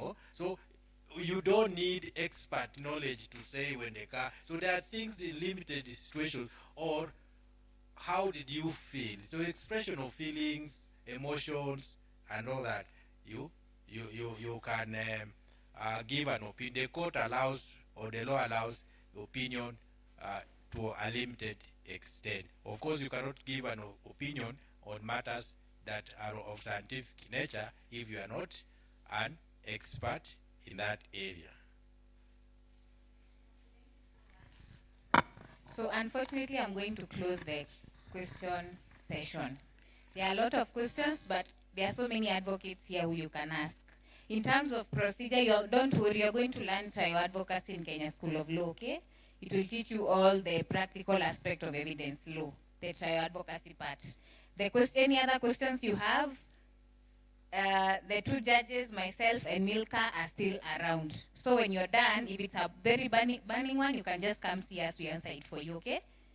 Yeah, or we can answer it next time. So can you just allow me to move to the session tujue nani mutuse na nani ongoya, sindio? Najaribu kuwafanya, kwa sababu mmekasirika vile nimesema hakuna maswali. Najaribu kuwachekesha. Anyway, so as you can see the two teams, I'm just explaining. We have all of these teams, they are from different universities. It's not a team the way we are used in mock trial, a team of JQuat, a team of KU. So we are not awarding schools. Sawa? Because if we give these people one trophy, nani ataenda nayo ama watakuwa wana list. So nenda nayo 1 month, 2 months, okay? So we are awarding people, was the rule for this mock trial. We are awarding people on a personal basis. Second thing, as I said in the morning, this was an awareness raising session. Have you learned something new? So it was not a competition, okay? So mtu asiende amekasirika akose kunisalimia kesho, please. Ama nikuita next time useme in fact sikuji, hamkunipea zawadi, okay? All of us are champions. Ndio maana nimewapea bracelet. Mko na bracelet? Hebu inua hivi niwaone basi mpigo wako kapicha. Okay, so this is how we are going to move. So we are going to award the next two, but for all of these people who participated here, the OCS, everyone, all of them, we have a gift for them. We'll give them a small token, but also pia tutatetemesha mpesa yao kidogo. Sawa? Ndio next time ukiambiwa participate. Sawa? All right. So after that, the next thing we are going to do our closing remarks. Okay. Alafu, we are going to go down there. Tukienda nyumbani niwapige ka photo moto. Sindio? We take a group picture. Sawa? Alright. So, we were giving 2 awards. One for the best trial advocate. And number 2, we are going to give the best witness we are giving them a Voice of Justice award. Okay? So, we only have 2 awards. And these awards are on a personal basis, not on a team basis. Alright? Okay. So, msi challenge IBC. Msi reject, please. Anyway, so I'm going to call upon Miss Naomi Robert from Global Justice Group, as well as one of our judges, my senior, Mr. Colbert Ojiambo. Waini, come and assist me, please. Thanks. They are going to award our Best Trial Advocate Award. Waini, please give them the trophy.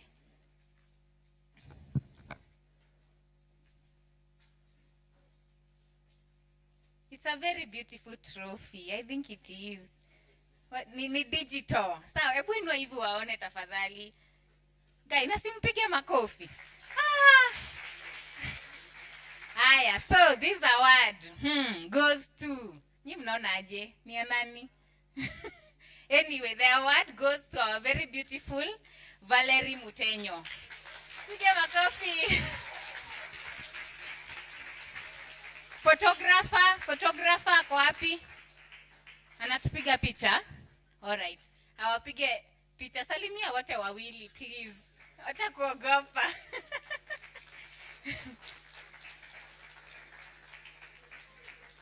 Hold the award. It's yours, imagine. Would you believe?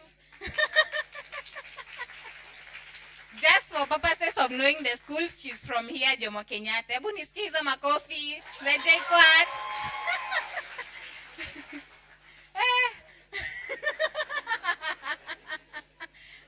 Congratulations, Valerie. Now, our voice of justice, thank you so much, Naomi and Mr. Colbert. Our next award is the Voice of Justice award, okay? I'm going to call upon Kristen Kiza, as well as our judge, Purity. Tuwapigie makai, kwani mmejam? You people are breaking your promise. Mnanikasirikia hizi si marks zangu, sawa? All right. Okay. So, this Voice of Justice award is going to the witness, one of our best witnesses, according to the judges. This best witness is Clifford Maina. Tupige makofi yake. Our doctor, Ulisikia venye alitumia kizungu ngumu. Alijaribu na hajasoma ama umesoma medicine na hatujui. Aya, please wasalimia wote wawili, wacha kuogopa. And Clifford is from Kenyatta University. Woo, tupige makofi yake. Congratulations. Now, all these people did a very good job, okay? So we are going to give all of them something. Everyone has a gift because everyone is a champion. Sindio? Si hata nyinyi niliwapea lunch. Ainyi si mmekula mko sawa. Aya, so we are going to give all of them an award. And we are going to start. I'm just calling the names. Please come here. Milka, kuja tupatilishiange hizi zawadi. Tafadhali. Utusalimie na photographer tupigwe picha tafadhali. So, Waeni? Where they are? Oh, you have them, eh? You are ready? Okay, I'm going to start with Francis Joseph. Mpigie makofi yake. Huyu wakili alikuwa na objections. Sindio? He had very good objections. Sindio? Na huyu anakaa wa next stage. Ama mnaona aje? Si anatetea serikali. Aya, mpatie zawadi yake. And they have a certificate. They have a small thing hapo ndani. Na pia tukitoka huko nje tutamsalimia M-Pesa apate kasapa. Si ndio ya sherehe? Aya, next we are going to have Washira Davis. Washira. Wakili. Usi alikuwa mkali. Aya, congratulations, Mr. Washira. And then, we are going to have God Best. Huyu ako na jina ngumu. Ulisikia hiyo closing address? Hata kama mulikuwa na njasi, mulisikia venye ilikuwa kali. Hata sikumbuki kizungu. Ilikuwa story ya nini? Ilikuwa nini ile? Very good job, Mr. God Best. Next, we are going to call Okach Tony Blair. He did a very good job with cross-examination, yeah? Huyu anafaa kutufunza cross-examination, si ndio? Huyu ndio ngoya, ama mnaonaje? Si ndio? Alifanyia OCS ile kitu. Next we are going to have our witnesses starting with Anthony Akolo. Bwana OCS. Huyu ni serikali, si ndio? You did a very, very amazing job, eh? And then we are going to have Miss Anne Wangari, our daktari. Daktari wetu mrembo. Ndio huyo sasa. Unaona hata aliweza kusema ati ni typing error. She thinks very fast, eh? And then now we are going to have our very own actress, Miss Lydia Gitange. Hadi alilia. Guy, nyi muliona alilia. Huyu, are you sure you're in the right career? Anafaa kuwa actress, ndio? Amazing, very good job, eh? And then now I'll have my winners to come biombia wachukue nini yao. Winners wako bado wanapata ile certificate. Valerie, starting with Valerie, our wakili. Counsel. Learned friend ndio huyo. Ampatie ako na zile vitu mingi. Congratulations again, Valerie. And our very own daktari, Mr. Clifford Maina. to come. Tumpigie makofi yake ya mwisho. Hawa watu tumie kapita Kenya wameweka trophy kwa cupboard. Si ndio? Hizi siku mko na cupboard. Hizi siku mko na TV stand.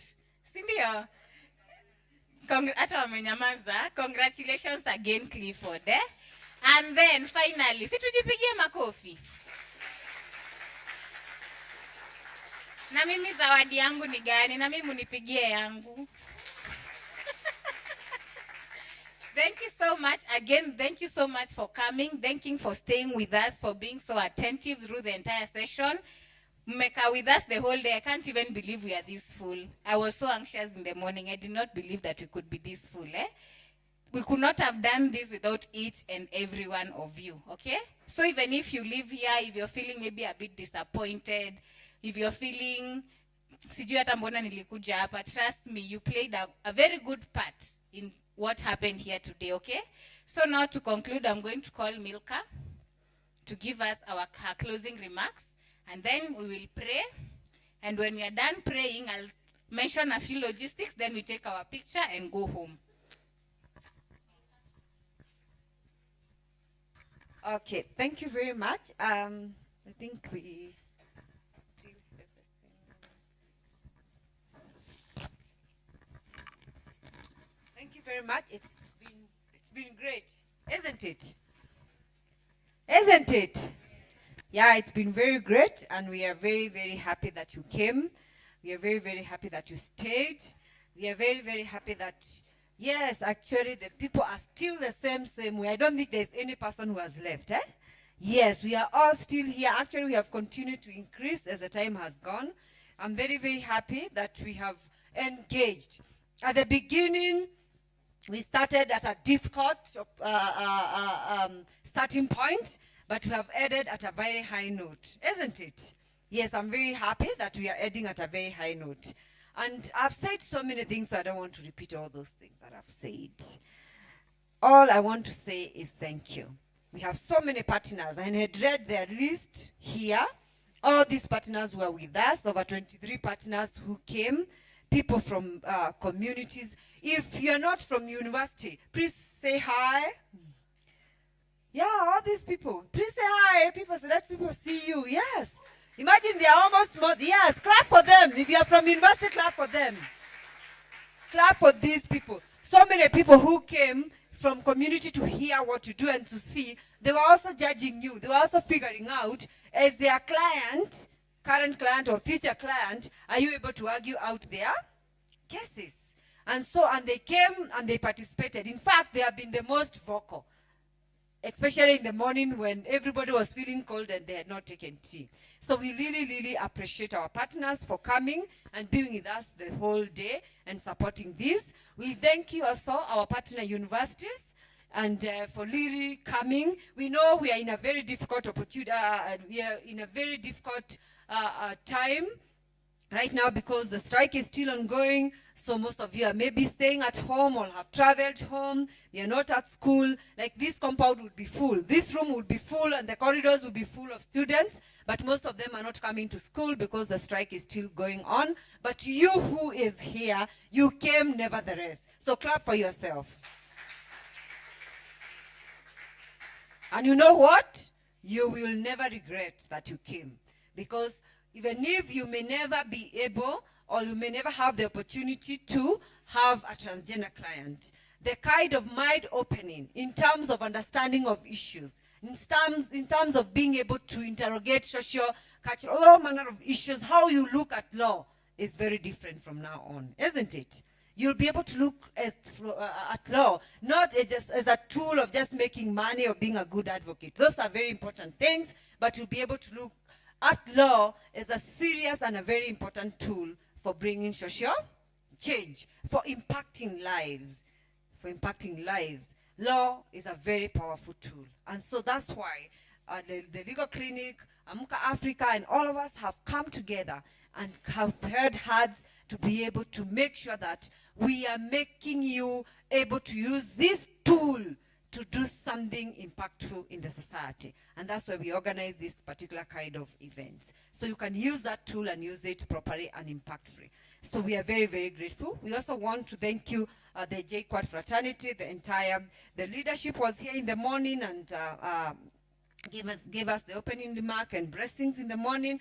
And we also want to thank you for all the logistics that happened, the kitchen, the security, they are still here.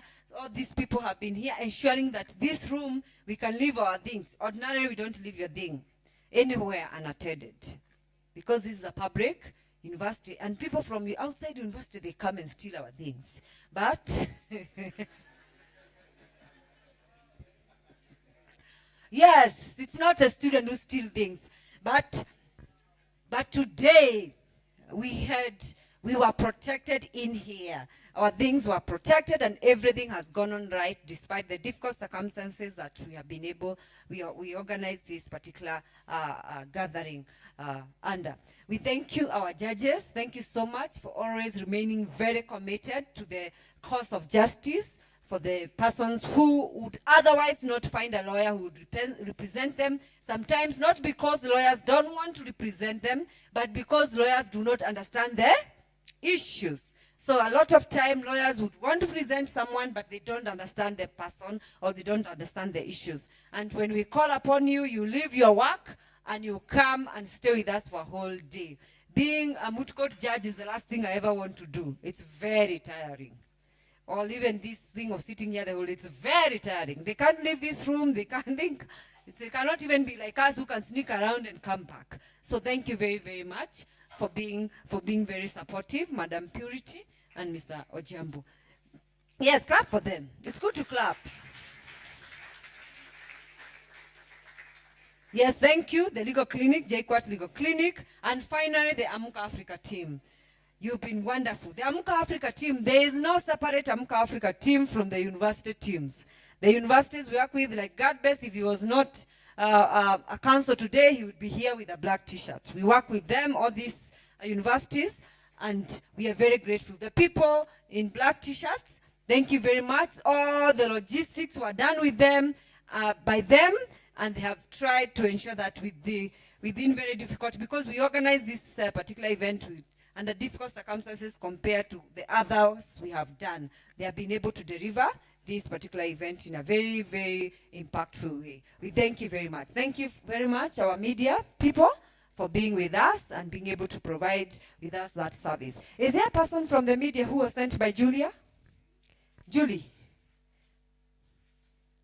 Someone, my friend called Julie had said to send someone from the media to come and do something with the media. Was there a new person who was here among the media people who left? Okay, maybe then the person did not come.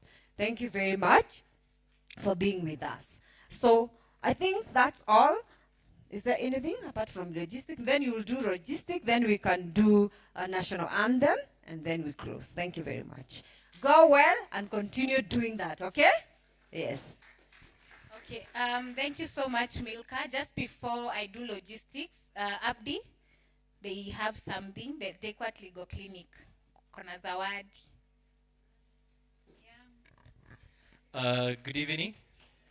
I believe you've had a wonderful day, a beautiful experience, right?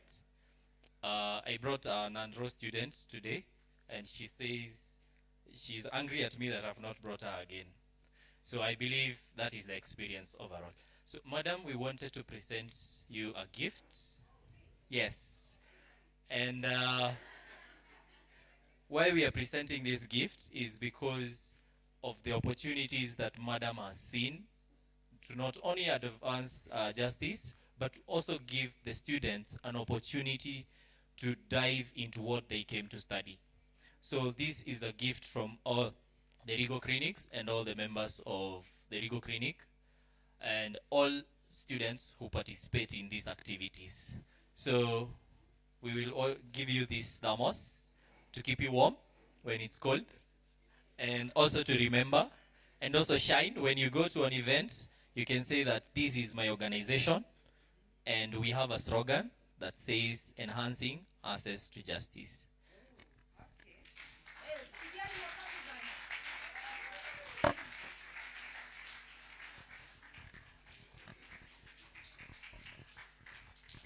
Lydia Guy, kwani mmesikia vibaya? Msikwe na kiwaru, si ndio? Haya, so Milka. Thank you very much for this reward. Nobody has ever given me a gift, actually. I'm not talking about those gifts. Not romantic one. Tuliachana mambo ya romance asubuhi. Okay, by then people have given me a lot of gifts. She has given me gifts. Oh yes, so many people have been given me. Okay, I meant nobody has given me a flask. Okay, then I wanted to remind you something I forgot. We do access to justice. We just don't do transgender people, intersex person, and others. Right now, we are doing a lot of work on human trafficking. We are doing a lot of work on child labor. We are doing a lot of work on things which many lawyers don't know. A lot of lawyers don't know. Agriculture, law in agriculture. Agri-food, law in agri-food system. And if you want to engage with us on that, please make sure you talk to us after this. Thank you. Thank you very much.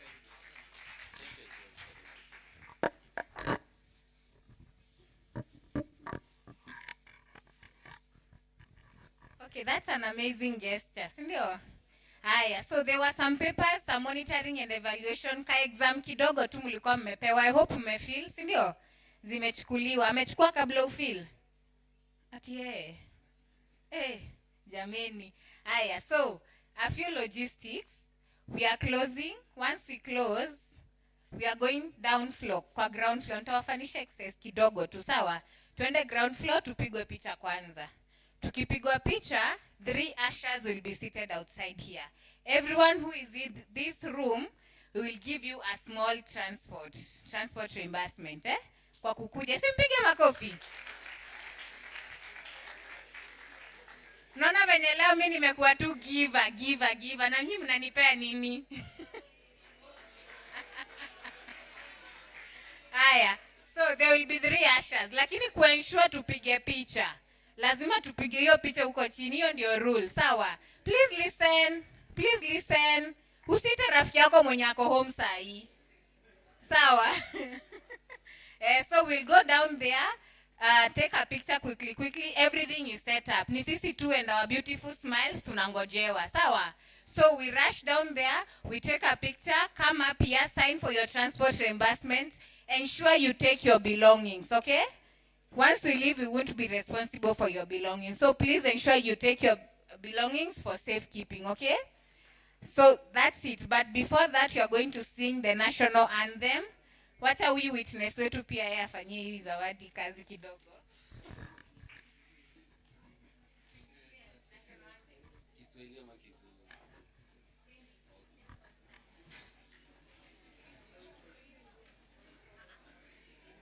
Okay, we can start. O God of all creation, bless this our land and nation. Justice be our shield and defender.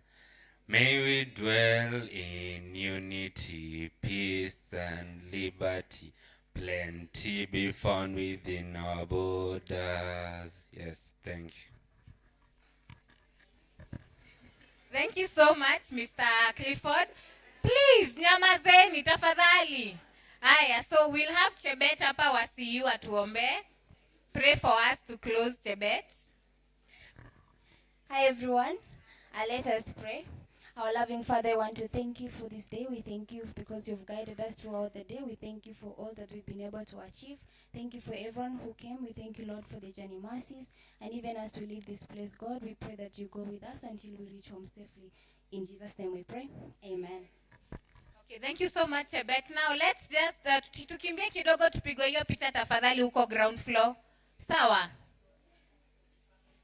Let's naongea Kimeo.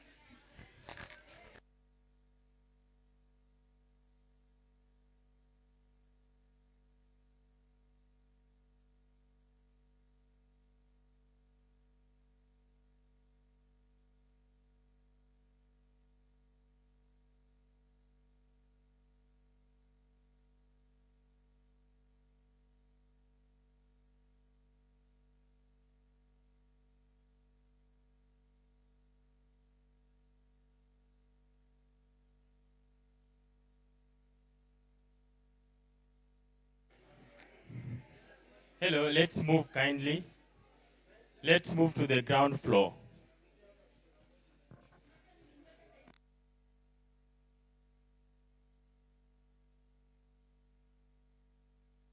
Please, please, please, let's move kindly.